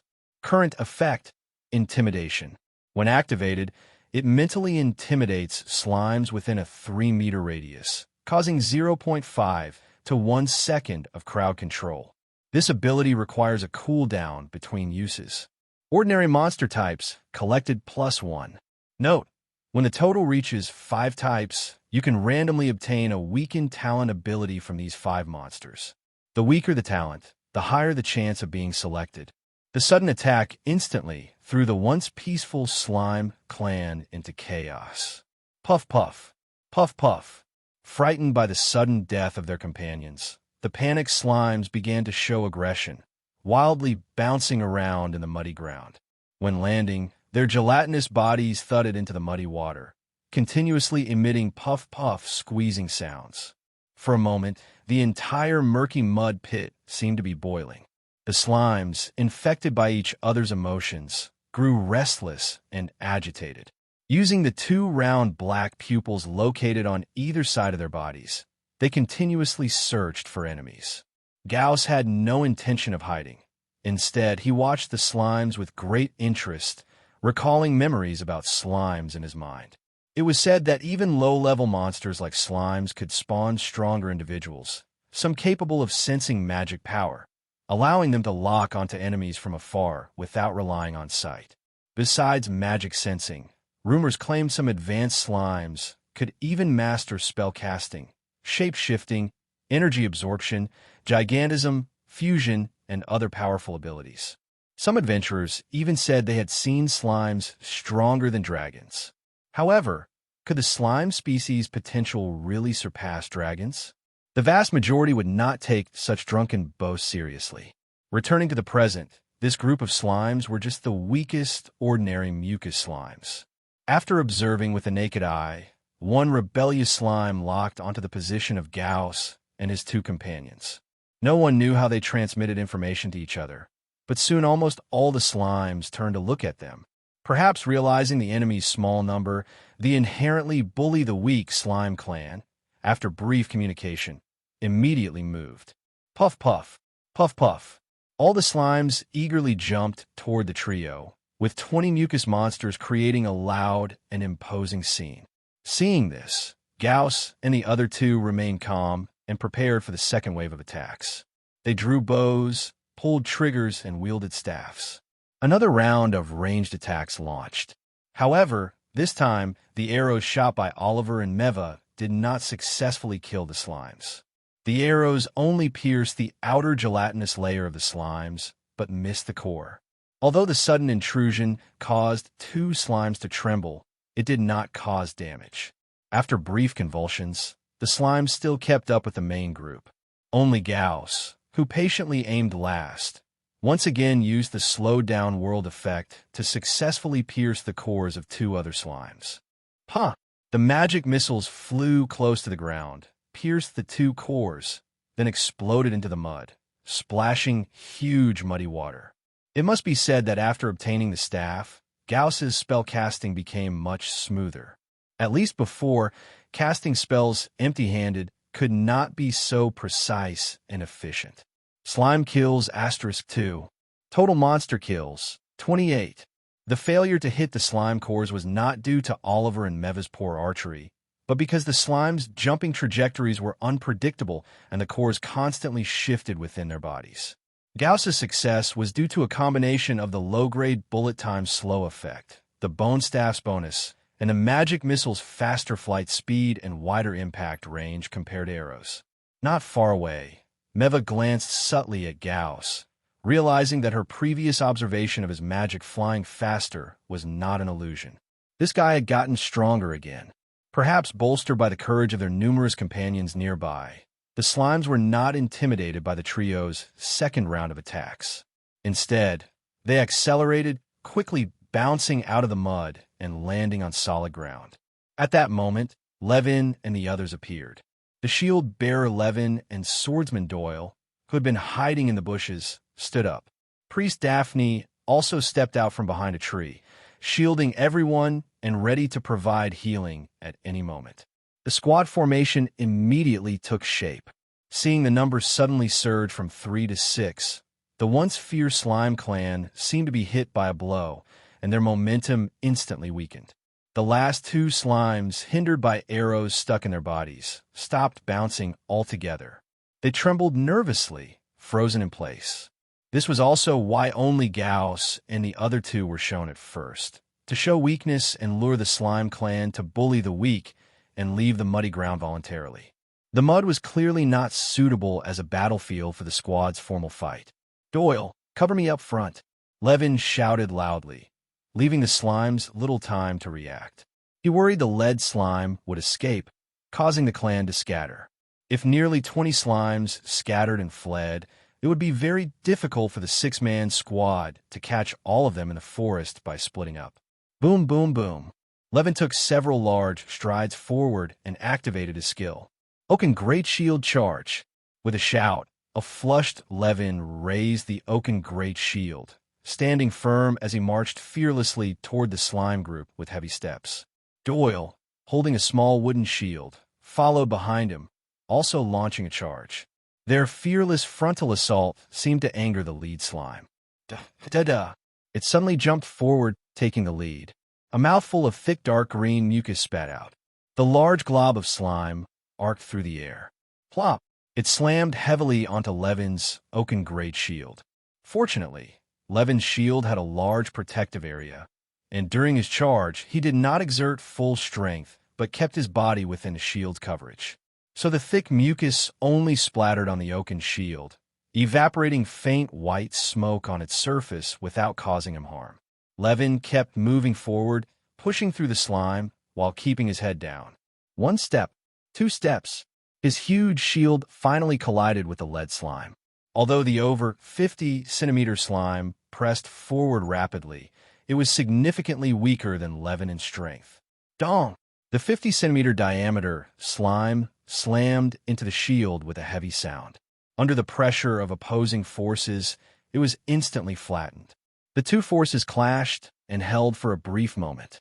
In the end, Levin, who activated his skill, had the upper hand. He charged a second time, pushing against the dozens of kilograms lead slime. Boom! Levin, carrying the great shield and charging headfirst, carved out a path through the army of slimes. The slimes along the way were knocked flying by his tremendous strength. Doyle, following closely behind, drew his long sword and engaged the slimes. The ranged group was also busy, quietly moving to the battlefield's flank to aim and try to snipe isolated slimes from a distance.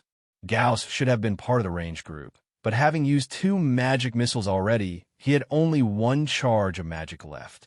Plus, with teammates at the front, he was reluctant to recklessly cast spells. So he chose to follow Levin and Doyle's steps cautiously, holding a small wooden shield in his left-hand half in front of his face and wielding his rapier carefully with the other. Pah! Doyle was clearly no stranger to killing slimes. After using his shield to bat away a small glob of spit slime from the enemy, he swung his long sword down with his other hand. Cross-slash. Swish. Swish. The long sword traced white light, delivering 2 quick slashes, one horizontal, one vertical, precisely overlapping to cut at the slime's central core. Shatter. With the core cleaved into 4, the slime melted away again. Use the small wooden shield to block the mucus. Slimes cannot continuously spray mucus, so blocking it allows for counterattack. But watch out for attacks from other slimes. Don't get surrounded by their swarming. Oliver, Meva, provide range support as needed. Levin shouted a warning at the top of his lungs. In fact, his first charge had already knocked back nearly half the slimes, scattering their attack formation. So the most dangerous initial assault had been neutralized. Now was a good opportunity to kill the slimes. Gauss naturally heard Levin's voice. He imitated Doyle and targeted 1 slime. It was only 30 to 40 centimeters big, emitting a strong, rotten stench. This slime had likely directly absorbed the strongest impact from Levin's charge. It was now dazedly wriggling, while its core inside trembled violently, moving irregularly left and right. This was their instinctive self-protection, avoiding easy core hits while dizzy. Facing an enemy that had lost most of its mobility, Gauss showed no mercy. He was even ready to use the intimidation effect from the newly obtained title, Slime Hunter. When you have a power, you have to use it. Besides, this effect was specifically for slimes, if not now, then when, drawing his rapier, he faced the slime in front of him. His mind shifted. The intimidation effect against slimes that he had just gained felt like an instinctive skill. In just a breath, he understood how to unleash intimidation on slimes. His eyes narrowed, focusing his awareness. As he concentrated, an invisible aura rapidly spread from his body outward. Buzz! The intimidation aura expanded 3 meters, and 3 slimes caught in its path suddenly twitched simultaneously, their bodies freezing as if a pause button had been pressed. Whoosh! Almost at the exact moment the intimidation field was released, Gauss thrust his rapier forward. Concentrating fully, the world in Gauss's eyes slowed down bit by bit. The rapier, pre-coated with protective oil, reflected the rising sunlight as its blade pierced through the outermost layer of slime mucus. A flash of cold light, unlike the rough resistance felt when stabbing into goblin flesh. The slime's body was very soft. Apart from some undigested debris slightly hindering the blade along the way, there was no other obstruction. The rapier's tip unerringly pierced the target. The slime core, immobilized by the intimidation aura, was ruthlessly stabbed through. SHHHH. Dead. In the blink of an eye, the slime dropped dead without a fuss. The dead slime dissolved again, leaving behind a puddle of foul-smelling mucus. Slime asterisk 1 kill. Total monster kills, 29. Gauss glanced at his rapier and noticed the condensed slime gel hanging on the blade. He quickly swung his arm, forcefully flicking the gel off. Although he had pre-applied protective oil, for the sake of the rapier's lifespan, he still had to minimize the time it stayed inside the slime to avoid acid corrosion on the blade. Glancing at the stinky puddle ahead, he instinctively appreciated the intimidation effect. It worked pretty well, though the immobilization lasted only about half to 1 second. If used correctly, it saved a lot of effort in killing slimes. Just now, at the moment he used intimidation, the slimes had already completely lost any chance of resistance. Moreover, as he killed more slimes, the tidal would level up. Later on, the immobilization effect on normal slimes might not be just 1 second, but several seconds during which they couldn't move at all, or even be knocked unconscious or killed outright under his intimidation. He turned his head and looked around, noticing Doyle had once again stepped forward to engage other slimes. His expression immediately grew serious. We need to kill fast. If we delay, we'll get wiped out. On the battlefield, the others were also quickly killing slimes. Doyle and Levin drew the slimes' attacks head-on. Gauss swept the outskirts, and the ranged team provided support. The Night Owl squads' clearly divided roles made the slaughter of slimes finish in just a few minutes. Real battles rarely have evenly matched exchanges. Unlike back-and-forth clashes, when there's a difference in strength, fights rarely last more than 10 minutes. In fact, after killing most of the slimes in direct combat, the slime group had already scattered and lost the will to fight. But even if they tried to flee, they couldn't avoid the dual encirclement of frontal longsword strikes and covert backstabs. The slimes retreated step by step, only to continuously dissolve into piles of gel fragments. It took some time to chase down the last 2 or 3 deserters on the outer edges. Eventually, they completed the thorough eradication of 25 slimes. Their current commission task was to annihilate this group of slimes. If they could kill them, they would do so as much as possible. Every slime was basically a silver coin that jumped. Low-level adventurers didn't do missions for free. Naturally, they wouldn't let those silver coins slip away. After the battle, it was Priest Daphne's turn to work. Although the 3 responsible for melee had already taken protective measures, wearing wooden shields, armor, and gloves for layer defense, they still couldn't avoid some corrosive acid exposure during the fight. Among them, Levin and Doyle's conditions were relatively serious. Yes, Doyle kept gasping sharply, letting out strange cries. Hang in there, Doyle. Daphne knelt beside him, holding her wooden staff. As she focused, she activated Life Sustain. Magical energy flowed from her staff, forming a pale green sphere that enveloped his reddened skin. Life Sustain could slow the worsening of injuries. The simple skin burning and itching sensations were immediately suppressed under the spell's effect. After releasing the spell, she quickly took out some prepared ointment and applied it to Doyle's wounds. It should completely fade in about half a day. Thank you, Daphne. It's great to have you. No need to be so polite. All right, Captain, I'll help you heal too. After some busy work, The skin injuries of Levin and Doyle were quickly treated. Daphne then turned to look at Gauss, who wore a calm expression.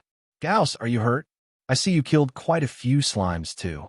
Although Gauss didn't show signs of pain, he had been fighting slimes up close, so Daphne ran over with concern. "I'm fine. Don't waste magic on me." Gauss waved his hand. "Counting the spells, I think I killed 9 slimes. Besides slight mental fatigue from repeatedly using intimidation, he had no physical injuries." 9. Doyle and Levin looked over at once, especially Doyle, whose face showed obvious disappointment. He had only killed 5 slimes. Could it be that Gauss had completely become the team's offensive core? Is this the difference between a warrior and a mage? Nearby, while everyone was healing and chatting, Oliver and Meva diligently collected loot, picking up the gel fragments scattered on the ground into their bags. In the end, they filled a small pouch completely with slime gel fragments of various sizes. This was the condensed product formed after the slime core was pierced. Complete slime gel was about the size of an egg and quite elastic. But most of the collected gel was fragmented, with only a few pieces relatively intact. Fortunately, these fresh gel fragments could be combined to make whole units. Once they gathered roughly 1 full unit, it could be submitted as a material. 25 slimes total, 60 copper coins per kill reward, 30 copper coins per recovery reward, totaling 22 silver coins and 50 copper coins. Meva calculated the mission's earnings. Slimes couldn't equip weapons, and the debris they swallowed inside was seriously corroded, so it was hard to find decent loot. Each person could evenly split less than 4 silver coins. Luckily, the mission was close to the town, and except for Levin and Doyle's minor burns, the overall danger level was not high. Completing it smoothly was a pretty good commission. Under the shade of the trees, the group leaned together resting, calculated the pay, and showed satisfied expressions. Taking commissions, fighting battles, honing skills, gaining rewards, resting, gearing up, and then the next commission. Low-level adventurers could only bury their heads in this cycle, slowly growing stronger, hoping one day to step onto the professional path's guidance. Of course, no one knew when that day would come. Maybe tomorrow, maybe never. Gauss also sat under the tree, maintaining his rapier while looking at the adventurer's manual, starting to think. Total monster kills, 32. Magic missile LV2, 8/20. This was the progress gained after the battle. He had killed 9 slimes in total, besides 5 with magic missile. The remaining 4 were killed with a rapier, using intimidation and low-level bullet time for quick kills. At this rate, after roughly 2 more missions, the total kill count would reach 50, triggering the next stage of advancement. Magic Missile was already almost halfway to level 2 on its progress bar. The efficiency was impressive. Moreover, killing like this was almost risk-free. The enemy's first wave of frontal attacks was usually tanked by the team's front line, Levin and Doyle, while he only needed to sweep and clean up on the outskirts. Of course, he also did his job well. As the team's offensive core, even without picking up easy kills, he killed nearly 40% of the enemies in the entire battle. No strict person could criticize his contribution to the team. But what Gauss cared about wasn't this. It was the realization of his own shortcomings during the fight. He lacked a crowd control method. Although 2 magic missiles had killed 5 slimes, which looked like area attack capability, it was actually just clever single-target attacks. He might need to add a group attack spell skill later, or make Magic Missile more flexible. If Magic Missile didn't travel in a straight line, but could turn mid-flight, given its piercing nature, could it kill multiple enemies in one attack? Even against enemies with impenetrable shields, a turning missile could bypass defenses and hit weaker vital points. Gauss pondered this. In fact, he could already slightly influence the missile's trajectory, but true large-scale control was still far away. Of course, this was just his own idea. Whether it was feasible or realizable, he wasn't sure. Besides, there was an efficiency issue.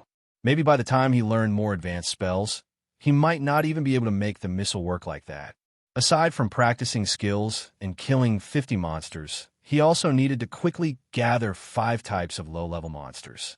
Though he didn't know what abilities he'd draw from that, It would probably boost his combat power. Muttering to himself, Gauss suddenly felt very busy. His current goals and pending plans seemed to be increasing rapidly. But then he smiled again. After all, this was a happy kind of trouble. If other low-level adventurers had such busy opportunities, they'd probably laugh themselves awake in their dreams. After resting to recover their stamina, the group returned to Valencia village. They reported their success in eliminating the slimes to the village chief and showed him the fresh slime gel as proof. Around noon, they took a short break at the inn before departing from the somewhat run-down village in the afternoon. This village has so few people. Yeah, besides the bar and inn where outsiders like us gather, you barely see any locals elsewhere. These days, young folks prefer seeking opportunities in big towns. In a few more years, this village might become completely abandoned. I've noticed many villages showing similar signs. But my hometown village is still quite lively. Yet here you are, having left it too. Now you're just being difficult. Sighing, someone added, "No wonder we've been getting more and more commissions in recent years." During their return journey, Levin and the others engaged in casual conversation. Gauss had little to contribute since he was still new to this line of work, so he simply listened quietly. "By the way, Gauss, what were you before becoming an adventurer?" Doyle turned to look at Gauss, who had been walking silently beside him, thus shifting the topic onto him. The others also glanced subtly at Gauss in the middle of their formation, as Doyle's question reflected their own curiosity. Though this was already their second mission together as a team, Gauss's background remained shrouded in mystery to them. All they knew was that Gauss was a rookie adventurer. Before temporarily joining their team, he had only completed one commission, and that hadn't gone particularly well. After the mission ended, his previous team disbanded, with everyone except Gauss heading to Barry for treatment while he remained in Greyrock Town. If his record stopped there, he wouldn't seem much different from any other novice adventurer who'd suffered early setbacks. But the Gauss before them was clearly no ordinary rookie. Logically speaking, someone with such shallow experience shouldn't possess the impressive abilities Gauss demonstrated, especially when they compared his performance to their own years of adventuring experience. Their curiosity had finally gotten the better of them. Of course, you don't have to share if it's uncomfortable for you. The path they walked was flanked by knee-high wildgrass. Winds swept across the plains with a rustling sound, making the green blades ripple like waves. Gauss smoothed his wind-tousled bangs and shook his head. "There's nothing I can't talk about." He didn't consider his pre-adventurer life particularly noteworthy. His memories consisted of over a decade living as a mountain village farm boy, barefoot in the fields catching mice, fishing in rivers, and trapping rabbits and pheasants. Had his predecessor not refused his parents' arranged marriage upon coming of age and stubbornly ventured out to seek his fortune, he'd probably still be holed up in some mountain hollow, living a back-breaking rural life with some plain, broad-hipped farmer's wife. Though Gauss found his past unremarkable, seeing his teammates so curious, and since it wasn't anything shameful worth hiding, he briefly summarized the story. "After leaving, I lived alone. As for magic, I learned it through sheer coincidence." The moment Gauss finished speaking, his teammates exchanged glances with complicated expressions. His answer bore absolutely no resemblance to what they'd imagined. They'd privately speculated about his background. Perhaps he was a noble's offspring, considering his limited funds likely illegitimate, or maybe a mage's descendant or apprentice. Never had they guessed that just a year ago, he'd been an utterly ordinary farm boy. "So you're saying you achieved your current strength in just 1 year?" Levin immediately noticed the unusual time frame and asked in astonishment. "Actually, it was only about half a month," Gauss thought to himself, though his expression remained unchanged. After a brief pause, he nodded. In his view, taking a full year to reach his current level didn't seem particularly outrageous.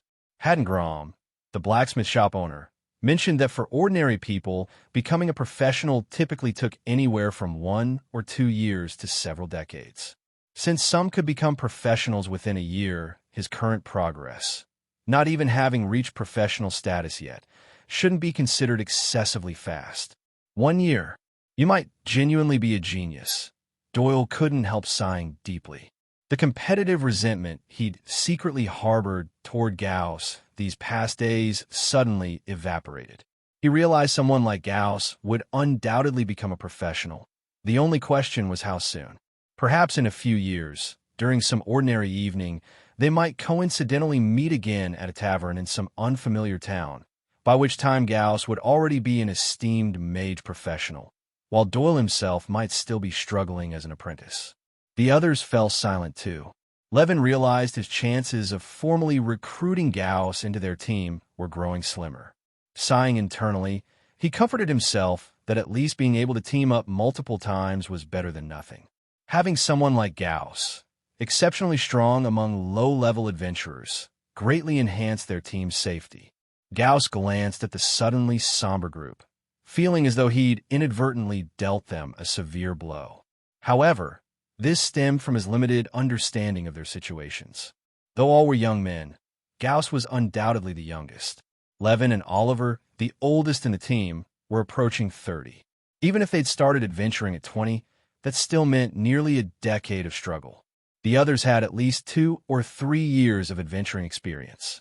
Moreover, compared to warriors or rangers, spellcasting professions had significantly higher entry barriers. Yet here was Gauss, younger than all of them, already far ahead in the more challenging field of magic and improving at a visibly rapid pace. This realization filled them with an inescapable sense of powerlessness. Sometimes, the gap between people was wider than that between humans and dogs. The rest of the journey passed in silence. Just as they neared Grey Rock Town, the clear sky abruptly darkened with storm clouds. Howling winds hurled pea-sized raindrops directly into their faces. The downpour turned the previously smooth dirt road into a pockmarked mess of puddles, each raindrop kicking up filthy splashes. Caught completely off guard by the sudden storm, and with Grey Rock Town so close, they had no choice but to quicken their pace. Cloaks pulled tight and boots slogging through mud, they pressed onward, occasionally having to push their cart when its wheels got stuck in waterlogged ruts. By the time they finally reached Grey Rock Town, it was already late at night. The drenched group couldn't be bothered to report their completed mission at the Adventurers Guild Hall, agreeing instead to meet at the entrance first thing next morning before disbanding. Gauss hurried back to the inn, glancing up at the still thundering sky. He couldn't help marveling at how quickly the weather had turned. One moment clear skies, the next a torrential downpour. At least they'd brought waterproof tarps, so the cart's supplies remained dry. That, at least, was some consolation. The next day, when Gauss woke up, he sneezed several times in succession, feeling slightly chilled. Fortunately, his current physique surpassed ordinary people. If it were his previous life's sub-healthy state, he might have already caught a fever. Phew, Gauss drank some water. With his current 6-point constitution, he rarely fell ill under normal circumstances. He glanced at the life magic stone hanging around his neck. Besides the previous constitution point allocation, this stone also played a significant role.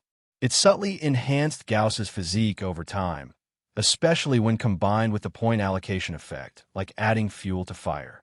Stretching his limbs, his height had now reached 1.8 meters and stopped growing. More important than mere height increase was his much sturdier build. At least walking for half a day wouldn't exhaust him too much now. Moreover, the rest time needed after battles had shortened considerably. His sustained combat capability during fights had also improved. These were all benefits brought by enhanced constitution. For all professions, whether warrior, ranger, or spellcasters, constitution remained a crucial physical attribute. Sitting on the bed, he immersed himself in the adventurer's manual deep within his consciousness.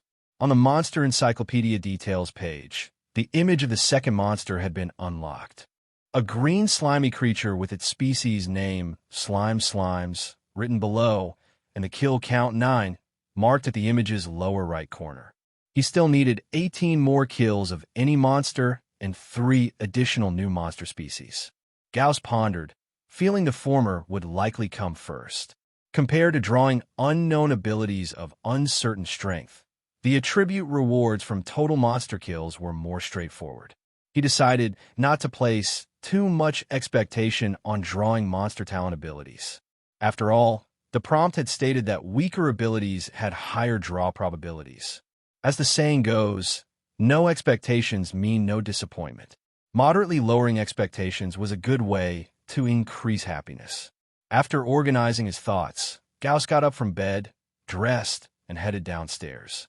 The heavy rain had come and gone quickly. The weather outside had cleared now. In the inn's first-floor lobby, several unfamiliar tenants were having meals. Gauss wasn't surprised. The infrequently changed temporary tenants. Noticing Gauss's elite equipment, weapons, and generally intimidating appearance. The chatting tenants at nearby tables pursed their lips and unconsciously lowered their voices.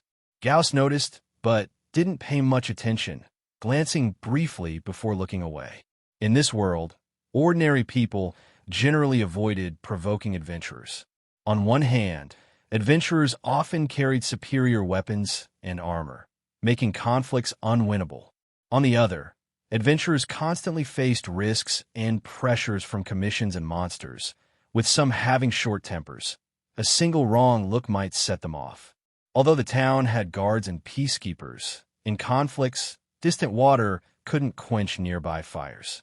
The best approach was minimal interaction when unnecessary. Awake? Yesterday's rain was heavy. You should have rested another day before returning, Sophia said while tending to the potted plant she'd just placed on the counter. Couldn't be helped. The weather was fine when we set out. The rain caught us midway. Gauss shook his head. Such sudden changes couldn't be predicted in advance. What plant is this? He had the fragrant herb on the counter. Rosemary. It's been a bit damp lately, using it to mask odors and repel insects. Gauss smiled, doubting its effectiveness. After breakfast at the inn, he headed to the Adventurers Guild. His morning priority was submitting yesterday's commission. Walking along, he felt quite cheerful. Though this was only his third commission, submitting tasks and receiving rewards always gave him the relieved feeling of handing in his final exam paper from his previous life. The Night Owl squad members lived scattered, some renting standalone houses, others long-term staying at tavern second floors, so arrival times varied. When Gauss arrived, only Levin was present. He always seemed to be the first at gatherings. Morning. They exchanged greetings. The rain had left Levin somewhat listless, but perhaps fearing awkward silence, he forced himself to chat intermittently with Gauss. Monster commission numbers should increase significantly soon. Why? After heavy rains clear, many monsters become more active. It's an observed pattern. Should we focus on more commissions these days? Gauss's question wasn't baseless. More commissions meant better tasks to choose from. Adventurers couldn't blindly accept tasks. Distance, monster types, potential weapon damage, payment, required medical preparations. All needed careful consideration beforehand. Accepting recklessly might lead to troublesome tasks where they'd lose money after all efforts. This analysis was always done collectively by Levin and the team. That's the idea, but depends on everyone's condition, Levin nodded. If possible, Captain Levin, could we accept commissions involving other monsters next time? Gauss felt slightly embarrassed saying this. Non-goblin, non-slime? Levin smiled knowingly from prior experience. Yes. All right, I'll consider it next time. Though Levin didn't promise outright, he'd already started contemplating suitable monster commissions. Seeing Levin's serious expression, Gauss guessed their next commission would likely involve new monsters and relaxed. He needed to reach 50 monster kills quickly and hopefully draw a monster racial talent soon. He sensed these two rewards would bring another power surge. Then he could consider soloing smaller commissions. He couldn't always rely on the team. Frankly, he felt capable of handling about 10 low-tier monsters now. The simplest commissions usually involved such numbers. But he couldn't guarantee no accidents. His last commission involved nearly 10 slime kills, but with teammates tanking damage, drawing aggro, and providing range support. Facing tenfold enemies alone would be much harder. Prudently, he wanted more safe development time. Unlike efficiency, his guaranteed growth meant prioritizing personal safety before fully maturing. Adventuring wasn't a game with respawns. Safety came first. Finally cleared up, Gauss opened the window, looking at the bright sunshine outside with a smile curling at his lips. A few days ago, after submitting their commission and each member receiving their share of the reward, the team had originally planned to take on another assignment in a couple days. But unfortunately, several more days of heavy rain followed, so their original arrangements had to be postponed. Gauss couldn't shake the feeling there was something odd about this rain, but he had no leads. Could we already be in the rainy season? He wondered as he walked down the street for the first time in days. Having been cooped up in the inn all this time, he'd had nothing to do but practice with his rapier in his room or chat with Sophia downstairs to pass the time. A few more days of this, and he'd have started feeling completely rusty. Now that the weather had finally cleared, naturally he wanted to stretch his legs. He wasn't the only one with this idea. The town streets were crowded with bustling pedestrians and wagon teams. "Hey, you lot, move faster, or get out of this gentleman's way." A tall, shirtless half-orc was roaring at some pedestrians walking side by side ahead. Hearing the commotion behind him, Gauss turned to look. He wasn't involved, just curious what was happening.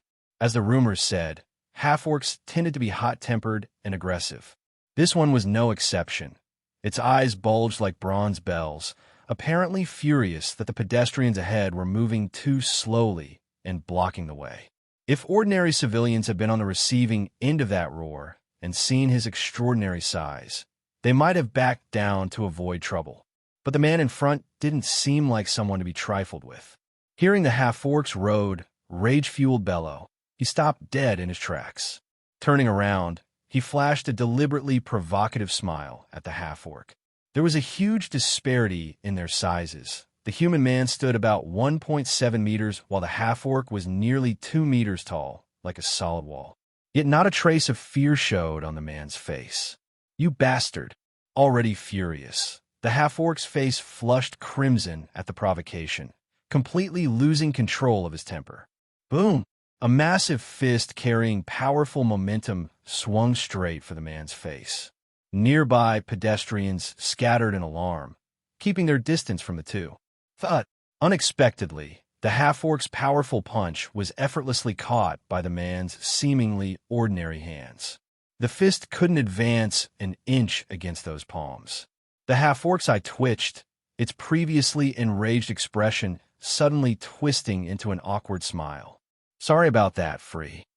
Before it could finish groveling, a lightning-fast knee strike slammed into its abdomen. Gook! As the man retracted his leg, the half-orc collapsed to its knees, retching violently. Watching from a distance, Gauss's expression turned serious. A professional. That terrifying strength defying the size difference could only belong to a professional. Incredibly strong. Gauss replayed that kick in his mind. It had been too fast for him to even see clearly. Even without entering accelerated thinking mode, this was frightening enough. Not being able to track muscle movements with the naked eye. No wonder people said professionals were human weapons. There truly was an insurmountable gap between ordinary people and them. Even a half-orc with inherited bloodline strength couldn't withstand a casual kick. An ordinary human would fare even worse. At close range, could I react in time? The thought flashed through Gauss's mind. No. He quickly arrived at the answer. Even with accelerated thinking allowing him to perceive the attack trajectory, his body couldn't physically react fast enough. At a certain distance, he might be able to launch a magic missile attack. But Gauss worried that given the opponent's physical abilities, he might lose target lock during casting.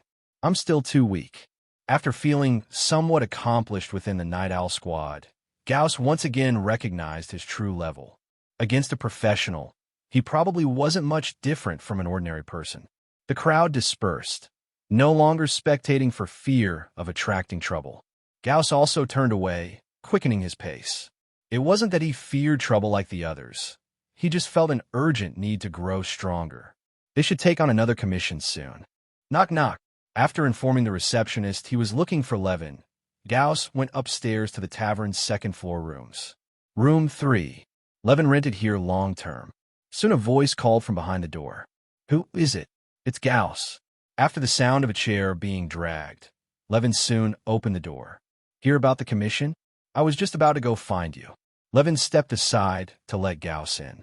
Though not luxurious, his room was fully furnished. He seemed to have been maintaining his weapons when Gauss arrived.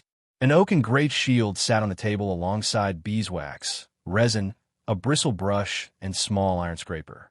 I plan to visit you today, Levin said as he resumed shield maintenance.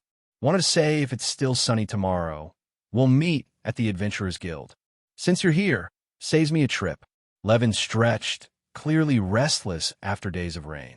A professional's skills would degrade without practice. Not that a few days would make a difference, but Levin still felt uneasy, like lying around was reducing his chances of advancing as a professional. Want me to notify the others? No need, I'll go myself this afternoon. Good chance to get out. Gauss stayed a while longer, observing Levin's shield maintenance techniques. With his excellent memory, he quickly memorized the simple upkeep steps before leaving satisfied. Next day, still sunny, Gauss geared up and left the inn. The Adventurers Guild was packed, as usual. Even more commission notices than normal were pinned to the walls. What mission should we take this time? Doyle rubbed his hands excitedly. I feel my cross-slash is about to reach full mastery. I can sense it. You kept saying that last year, too, Meva deadpanned. This time it's different. That's exactly what you said last year, too. Many adventurers often had this illusion that their skills were about to reach full mastery and enter the guided path stage. After all, without clear quantitative indicators, they could only rely on personal feeling. But feelings change with mood and subjective thoughts, highly misleading. Just stay grounded. Careful. I've heard of adventurers who kept hallucinating they were about to enter the path until they had mental breakdowns, Oliver added, patting Doyle's shoulder. Gauss watched silently, once again feeling grateful his skill proficiency was visibly quantifiable. What an overpowered advantage. Are we almost there? Should be. Let me check. At noon in the wilderness, on a seemingly endless narrow path, several figures followed a cart-pulling old horse, moving slowly forward. Gauss walked while observing the surroundings, not admiring the scenery, but comparing it with the map in his mind. Wherever he walked, the surrounding area on his map would light up. So, when traveling outside, he habitually named and marked landmarks or places with obvious features as he passed them. This made the map information look richer. Currently, except for the Greyrock Town area, the rest of the map was pitch black. From Greyrock Town, as the center, several winding paths were lit, each connecting to multiple villages. These were all places he had passed during past missions. This map feature didn't seem very useful at first, but when you're lost in a vast sea of trees or endless wilderness with no man-made structures in sight, you truly appreciate knowing exactly where you are and how far the nearest town is. You never have to worry about getting lost. This itself was a powerful skill, especially for low-level adventurers.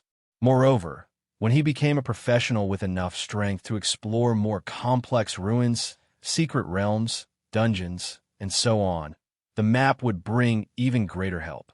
Mazes, caves, underground worlds, sea adventures, no matter the environment, as long as he passed through, he would never lose his way. After casually marking a water source, he exited the mental map. Before his eyes, the shimmering outline of a great river appeared in the distance. That was their destination for this mission, the Ennis River. This time, the task was to clear out a group of water ghosts lurking along the riverbank, about 20 in number. The team needed to search around the dock and kill the monsters. This was the second mission after the heavy rain. The previous one was clearing skeletons in the graveyard. Ordinary skeletons were, by far, the weakest monsters he had encountered so far. Unfortunately, there weren't many, and Gauss had already killed a lot. Only 8 in the end. Also, skeleton-related commissions were rare, so it was lucky for Gauss and the others to get this one. Probably because skeletons were so weak that villagers didn't even need to pay adventurers. They could just grab a pitchfork and handle them themselves. They were the pure shame of monsters. Fortunately, Those 8 skeletons helped advance Gauss's monster kill count a little. Now he was just 10 kills away from the 50 total monster kills goal. 10 monsters sounded like something achievable in a single mission. Everyone be careful. This heavy rain might have brought some strange creatures besides the water ghosts, Levin warned, as usual before formally entering the dock. Gauss nodded in response. Many monsters already hid in the river, and with continuous rain, it was indeed possible that creatures from elsewhere had been brought here. Above the dock, along the riverbank's high ground, sat a small fishing village. Below was a flat wooden pier, with dozens of small boats moored at the dock. Underneath the boats, colorful aquatic plants swayed, and sunlight pierced the water's surface, creating a breathtaking view. Sailors, dock workers, and fishermen labored diligently on the dock. Looks like nothing unusual. After a long look from their elevated position, they could see the entire riverbank scenery nearby, but apparently found no water ghosts lurking as described in the commission. Let's ask in a tavern first. The group headed toward the village's only tavern. This mission had been issued by a trade guild from Greyrock Town, which also managed this dock. The tavern belonged to the same guild. Looking for someone in the tavern was definitely the right move. The Merfolk Tavern. The tavern sign depicted a beautiful fairy with a fishtail for a lower body. Even during the day, the tavern was already bustling with noise. Workers eating meals, merchants drinking, and some locals chatting and toasting each other. Squeak. Accompanied by the grating sound of door hinges, the door opened, letting blinding sunlight spill into the dim and noisy tavern. The sudden movement attracted everyone's attention inside. Under the gaze of everyone, a group of fully armed men and women entered the tavern with measured, heavy footsteps. The leader was a burly man with a serious expression. Walking forward, he seemed like a cold, hard wall. The people following him looked equally intimidating. Their presence made most of those present instinctively avert their eyes and return to their own business. The previously noisy atmosphere dropped in volume, as if someone had suddenly called for silence. Gauss observed without leaving a trace and deliberately looked seriously at Levin. He thought to himself that he had learned something. Properly putting on a tough front could reduce unnecessary trouble from others, especially in a tavern full of all kinds of people. If he looked too easy to bully, drunken ruffians might come pick a fight. What he didn't know was that, to others in the tavern, he looked even less approachable. Leather armor, round shield, long sword at his waist. Except for his striking emerald eyes, he seemed ordinary. But anyone who met his gaze would unconsciously feel a strange pressure slowly rising deep from their mind. That was the oppression caused by a mental strength rating of 7 on ordinary people. Even if Gauss didn't intend it, this sometimes happened. You must be the adventurers who took the commission. I'm Harvey, the owner here. Hello. After standing in the hall for a while, the tavern owner soon came over to meet them. Let's talk inside the VIP room. To avoid disturbing the tavern's normal business, the owner led them to the VIP private room. We haven't seen any water ghosts. Didn't you say there were about 20 lurking by the riverbank? Gauss asked casually after the door closed. Hearing Gauss's question, tavern owner Harvey showed a bit of embarrassment. After meeting his gaze, he felt an unnamed pressure and quietly looked away. That was true before, but yesterday some sailors from the village had a few drinks and, fueled by the alcohol, went to kill the water ghosts. Kill them all? Gauss asked instinctively, thinking their trip might have been for nothing. Harvey shook his head with a bitter smile. Of course not. A few sailors were injured. They left behind 2 water ghost corpses, but the rest disappeared somewhere. They haven't appeared along the riverbank since then. Many merchant ships will dock here, soon to unload goods. Warriors, can you help us quickly search for the hiding water ghosts and wipe them out completely? The group looked at each other in silence. They were somewhat speechless. What were those drunkards doing, stirring up the snakes? Now the water ghosts were frightened and hiding, which only increased their workload for no reason. Perhaps seeing the silence, Harvey spoke again. How about this? I'll apply for an extra commission from the guild and offer you an additional 20 silver coins as compensation. Hearing this, everyone started reconsidering. Water ghosts were relatively high-reward monsters, which was why they chose this task. The original commission was 1 silver coin per water ghost. Now, with the extra 20 silver coins plus potential loot from the water ghosts, the total reward might surge to 60 silver coins or more. That could mean over 10 silver coins each. To be honest, earning over 10 silver coins from a single mission was quite substantial. We need to discuss it further. All right, let me know once you have a decision. Harvey left the room tactfully, giving them space to talk. What do you think? An extra 20 silver coins makes it worth continuing. Besides, we can also scavenge plenty of loot from the water ghosts. Their weapons, supplies collected from shipwrecks, even their gallbladders, internal organs, tongues, and brains can be used to make venom materials. If no one objects, let's proceed with the mission. Levin nodded after collecting everyone's opinions. But everyone be cautious. I have a bad feeling about this. Since arriving nearby, Levin felt his chest tight and a restless irritation lingering in his heart. His instincts as a shield soldier seemed to be kicking in again. But he couldn't quite explain what the feeling meant, so he warned the team again to be careful. Everyone nodded, but didn't take his unease too seriously. After all, Levin often reminded them like this. Gauss was still pondering whether he could push harder to complete the last 10 monster kills this time. Total monster kills, 40 of 50. Monster kill types, 3 of 5. Goblin, slimes, ordinary skeletons. After confirming to continue with the commission, the group had a simple meal at the tavern and then rested for a while. When the sun was no longer so strong, they began to head to the riverbank to search for clues.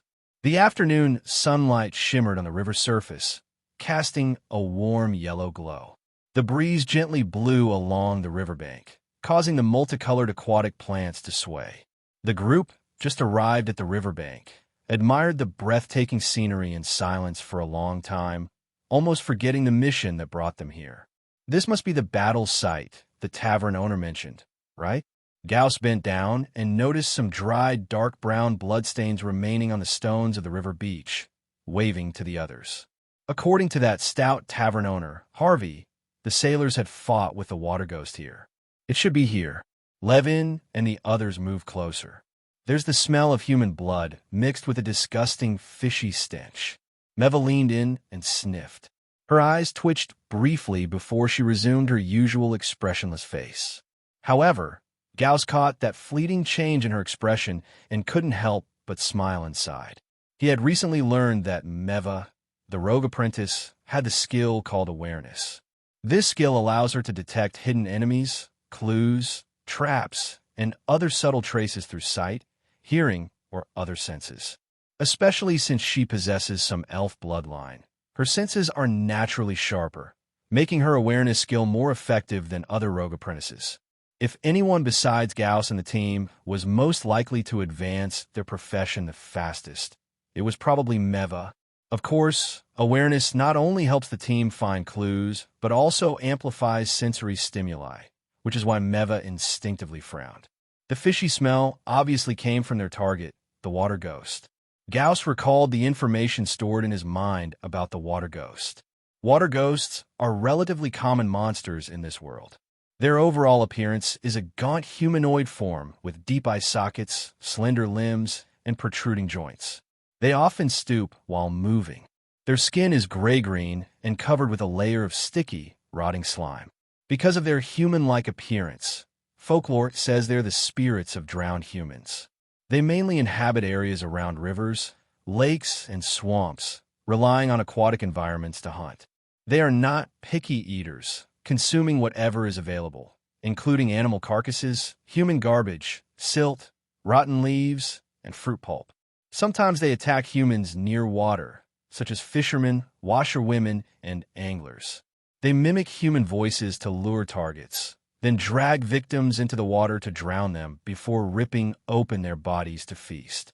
Water ghosts rarely operate alone, but they also don't form very large groups. They usually move in groups of 10 to 15. This time, over 20 were reported, which is considered a relatively large water ghost group. Not sure where they're hiding? Doyle, a bit impatient, picked up a stone and slammed it into the water. The stone splashed a large wave, but it was quickly swallowed by the flowing current. Though ordinary water ghosts are skilled swimmers, they cannot live entirely underwater and need to surface for air regularly. Moreover, compared to hiding in deep water, water ghosts usually prefer to dwell in shallow water areas like shallows, swamps, or muddy riverbanks unless absolutely necessary. So where are the water ghosts hiding now? If it doesn't work, we'll have to wait until sunset. Water ghosts are more active then. Since the team accepted the Water Ghost Commission, they were prepared for this kind of situation. If the water ghosts insisted on swimming deep into the river, given their underwater mobility, most low-level adventurers would be powerless against them.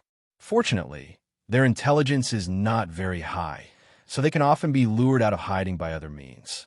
This thing isn't useless after all.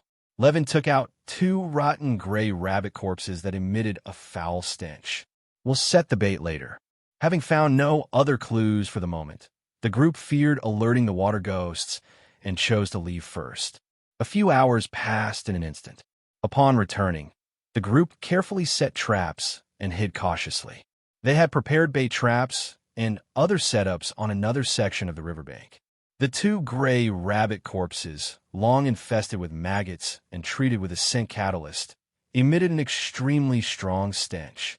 This intense, rotting smell was exactly what water ghosts loved most. After finishing everything, the group could only hide quietly and wait. The sun set westward, finally sinking below the horizon. The night deepened gradually, but fortunately, the riverbank was still quite open and the moonlight was enough to illuminate the river beach. Just as everyone waited for a long time, thinking they wouldn't gain anything today and prepare to pack up and rest for the night, the sound of splashing water approached from afar. Under the bright moonlight, gray-black figures parted the reeds along the shallow riverbank, their dark toes stepping on stones as they crawled toward the shore. Dozens of black, slimy shapes silently emerged from the water, evoking a chilling sense of horror. The lead water ghost cautiously looked around, confirming no other creatures were nearby before leading the others away from the water's surface, but they did not venture far from the water. They're surprisingly cautious? Levin frowned. Their reaction didn't match the description given by the tavern owner Harvey, nor did it fit Levin's impression of water ghosts. They seemed more like they were wary of some unknown predator lurking nearby, trembling with fear. But since the traps were already set and the target water ghosts appeared as expected, Levin had to suppress his doubts and focus on the upcoming battle. Clack, clack, clack. After hesitating for a long moment, the group of water ghosts let out low hoarse roars and finally couldn't resist moving toward the preset bait trap. The specially prepared, enhanced stench of the rotten corpses was like a delicious feast to these water ghosts after going hungry for a day or two, irresistibly tempting. The group watched the water ghosts approach bit by bit, but still did not act. Gauss silently counted their number in his heart, seeing that he was just 10 kills away from triggering the next stage reward. Naturally, he cared most about the count. 17 water ghosts. That seemed fewer than expected. The mission info said there were more than 20 water ghosts. Even if 2 were killed by the sailors, there should still be about 20 left. Where did the missing few go? Were they hiding somewhere else, not following the main group? Or did something else happen? Just like humans face unknown risks in the wild, monsters also encounter various threats. These might come from uncontrollable accidents like falling to death, being swept away by turbulent whirlpools, or being struck by lightning with low probability. They might also come from attacks by other large beasts or monsters. Under the watchful eyes of everyone, the main force of water ghosts finally arrived near the trap. The nearest few immediately began eagerly fighting over the rotting corpses on the ground. Their slender fingers with sharp nails continuously dug out soft, sticky pieces of bloody rotten flesh and stuffed them into their mouths. While feeding, they emitted low growls, appearing thoroughly delighted by the feast. Gauss felt physically nauseated watching this, especially recalling the intense stench he'd smelled from afar while setting up the traps earlier. He nearly vomited just thinking about it. Though they bore some superficial resemblance to humans, in terms of habits and nature, water ghosts were completely different creatures from humans. Seeing how the water ghosts fought over those putrid corpses that smelled worse than feces, as if they were delicacies, Gauss absolutely refused to believe the folktales claiming water ghosts originated from drowned humans. This misconception needed to be completely severed. When the water ghosts were thoroughly engrossed in their feast and had let their guard down, Mev on the other side began signaling to Gauss with hand gestures. Noticing her movements, Gauss immediately responded with a gesture of his own. This was part of their prearranged plan, the signal to spring the trap. Gauss then activated Mage Hand. With a thought, an intangible ghostly hand materialized skillfully a short distance in front of him. The Mage Hand floated several meters forward and triggered the preset mechanism. Whoosh! In the next instant, a large connected net sprang up from the ground, completely cutting off the water ghost's retreat path back to the river. Simultaneously, Meva activated her own mechanism on the other side. Since the riverbank was relatively open with limited options for traps, Meva had prepared fire-based traps targeting the water ghost sphere of flames. Thump! A flaming arrow landed precisely among the prepared flammable materials, pine resin, dry reeds, and other combustibles soaked in oil. Boom! Almost instantly, massive tongues of flame erupted around the arrow's impact point. The nearest water ghosts were engulfed in flames, rolling on the ground while emitting hoarse, agonized shrieks. Screech! The surrounding water ghosts, untouched by flames, panicked, instinctively trying to flee back to the water, but their escape route was already blocked. While the net barrier wasn't exceptionally sturdy, it was sufficient to delay them momentarily. On either side of the net waited the rest of their ambush team. The squad had the main water ghost force surrounded from two directions. Don't let any escape. Water ghosts on land weren't particularly formidable opponents, but if they reached the water and gained environmental advantage, things would become much more troublesome. Levin, Gauss, and others stepped forward. To catch bandits, first catch their leader. Spotting the leader of the water ghost group still issuing commands, Gauss immediately swung his staff. Magic power surged from within him into the staff. A deep blue energy sphere condensed in front of him. Locking onto the lead water ghost with his consciousness, with just a thought, the magic missile shot forth like an arrow released from its bow. Magic missile! The lead water ghost noticed the shimmering light and instinctively tried to dodge. But how could an ordinary water ghost possibly react fast enough to evade a first circle spell? Thud! The magic missile struck true against the creature's rotting, softened neck. With a pulse of magical energy, the entire neck area was blasted apart, cleanly separating head from body. Thump! The head hit the ground and rolled some distance away. Water ghost killed ×1. Total monsters killed, 41. Title unlocked, Water Ghost Hunter. This title will improve as kills of this species increase. Current title effect, Dancer. In combat against water ghosts, easier to predict enemies' next move and react accordingly. Current bonus, 10%. Successfully killing a water ghost, Gauss unlocked his 4th monster encyclopedia entry while also earning the Water Ghost Hunter title. Judging by the title's effect, it seemed to enhance his predictive reactions against water ghosts. Combined with his brain's accelerated processing state, ordinary water ghosts would have great difficulty landing attacks on him. Securing his staff, Gauss drew his rapier, grabbed his round shield, and charged forward with Levin. The reason he stopped after just one magic missile was because during dinner, Levin had privately shared some concerns with him. At the time, Gauss had been asking Levin to help create more killing opportunities for him that night. Levin agreed, but also shared his own ominous premonitions. Though unsure how reliable Levin's intuition was, Gauss decided to conserve some magic power, just in case. In fact, if not for believing that taking out the leader first would throw the water ghosts into disarray and conserve their energy, he wouldn't have even used that first magic missile. Kill them all. Doyle excitedly charged at the forefront. Gauss kept pace easily. As his brain began accelerating, the world around him seemed to slow down once more. but this time felt different from before. Against water ghosts, he felt exceptionally in control. It was as if he were an expert who'd studied water ghosts for years, able to predict their every move with just a glance. The dancer effect was reassuring. Gauss closed in on a water ghost and raised his small round shield. The shield appeared precisely in the path of the water ghost's claw, swipe an instant before the attack, blocking it perfectly. Thud! The wooden shield resonated with the impact. A flash of cold steel. Without pause, Gauss's rapier darted out like a viper from behind the shield, piercing straight for the water ghost's heart.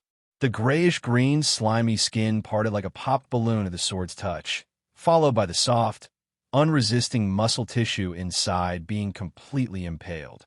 The rapier twisted inside the wound before withdrawing. The round shield followed up by batting the now limp water ghost away. The entire sequence flowed like water. Water ghost killed ×1. Total monsters killed, 42. Just 8 more. Gauss, over here. Levin suddenly called from a distance. Looking over, Gauss saw Levin had done exactly as they'd planned earlier, using his skills to knock several water ghosts away, creating perfect finishing opportunities. Silently thanking him, Gauss didn't waste Levin's efforts. Moving swiftly, rapier in hand, he charged forward to deliver the killing blows to the struggling water ghosts. His rapier became Death's scythe, harvesting lives, each flash claiming another water ghost. Water ghost killed ×1. Water ghost killed ×1. Stabbing, slashing, shield bashing, treacherous arrows cutting through the night air. First ambushed by traps, then losing their leader, the water ghosts were steadily pushed back, falling one after another to the team's onslaught. Total monsters killed, 49. Seeing he needed just one more kill, Gauss scanned his surroundings. Corpses already littered the ground. Looking around, the only remaining water ghost was the one Doyle was currently engaging. Doyle, leave the last one to me. Not wanting to postpone this special opportunity until another mission, Gauss's tone carried unusual urgency. Doyle, about to pounce for a killing strike, hesitated at Gauss's words. With a sigh, he withdrew several steps.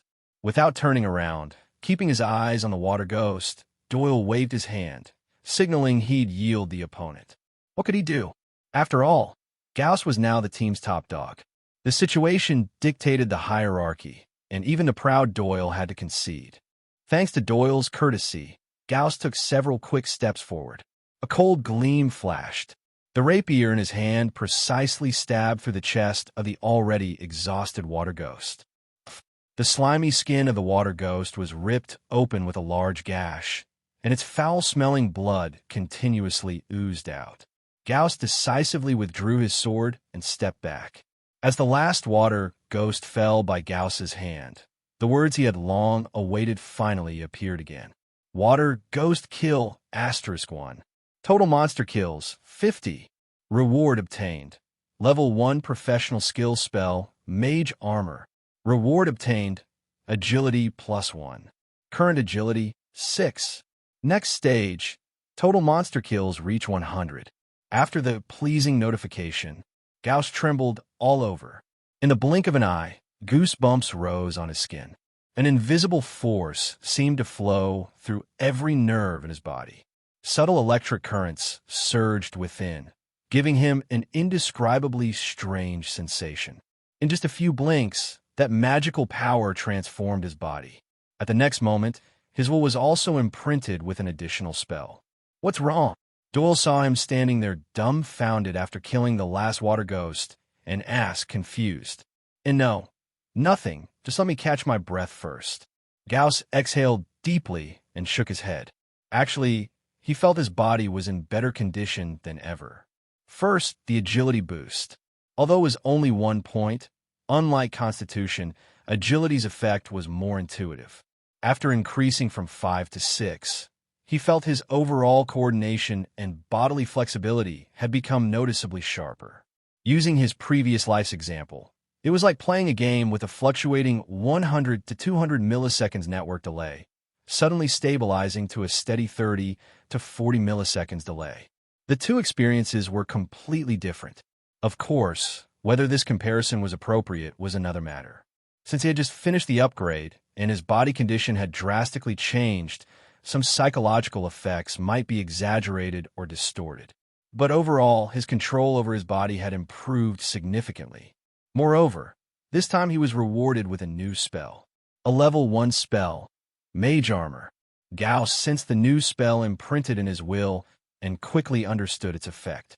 Its specific function was to actively cast, consuming a certain amount of mana to form an invisible armor enveloping his entire body, equivalent to wearing a zero-weight invisible force field armor.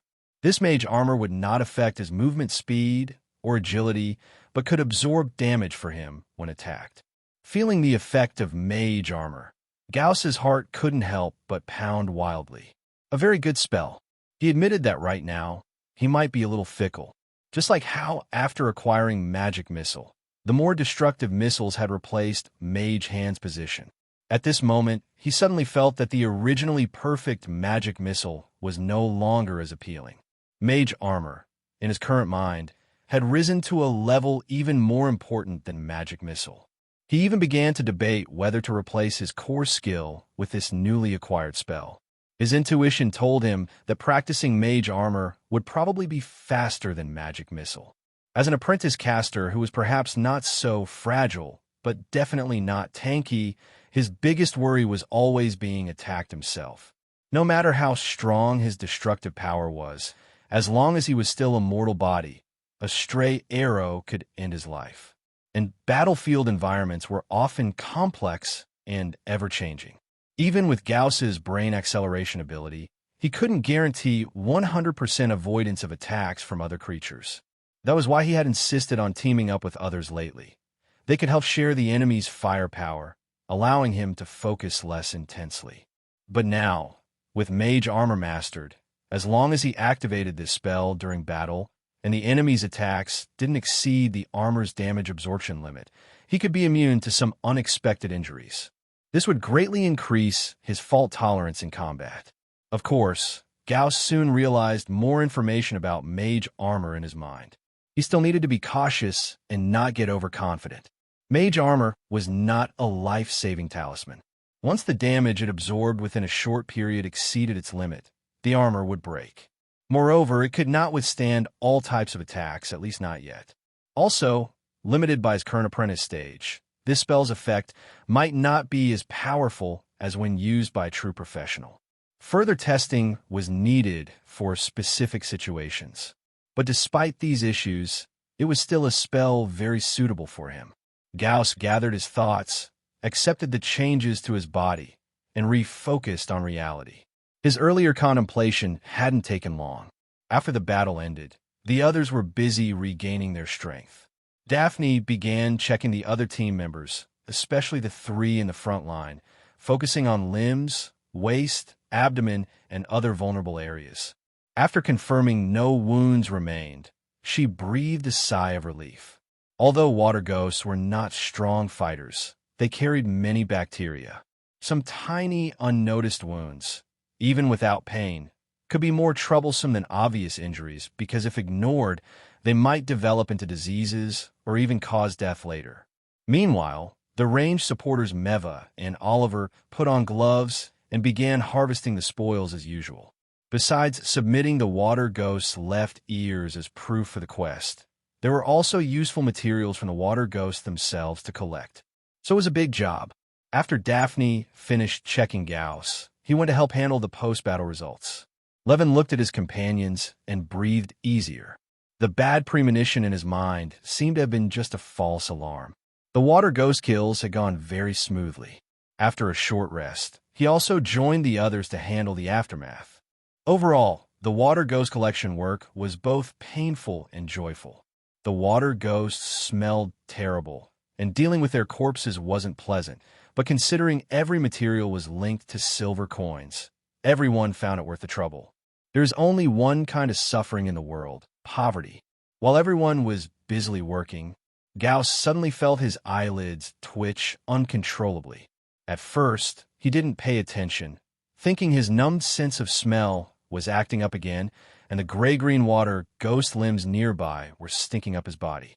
But soon, his cerebral cortex tingled sharply, like his body was instinctively warning him. He finally realized something and abruptly raised his head. He looked in a certain direction. Under the moonlight, on the river's surface shimmering with pale silver light in the distance, a tall blue figure was walking along the riverbank. Was it a human? Or, no, it was a monster. Squinting under the moonlight, Gauss finally saw the detailed appearance of the humanoid outline. Its shriveled skin was covered with blue spots, tightly clinging to the bones like a layer of dried leather.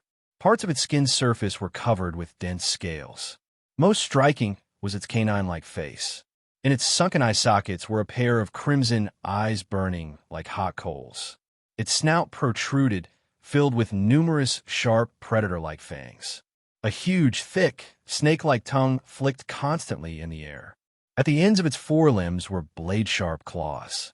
It moved with a hunched back, like a bipedal canine creature, lightly but swiftly approaching the group. Hello, everyone! As we wrap up this video, I want to share a quick note. I have a Patreon account. If you'd like to support me and enjoy on-demand audiobooks, you can become a Patreon member. Alternatively, you can check out my Google Drive link, which has 500-plus novel audiobooks available through my Ko-fi or Patreon shop. I appreciate your support.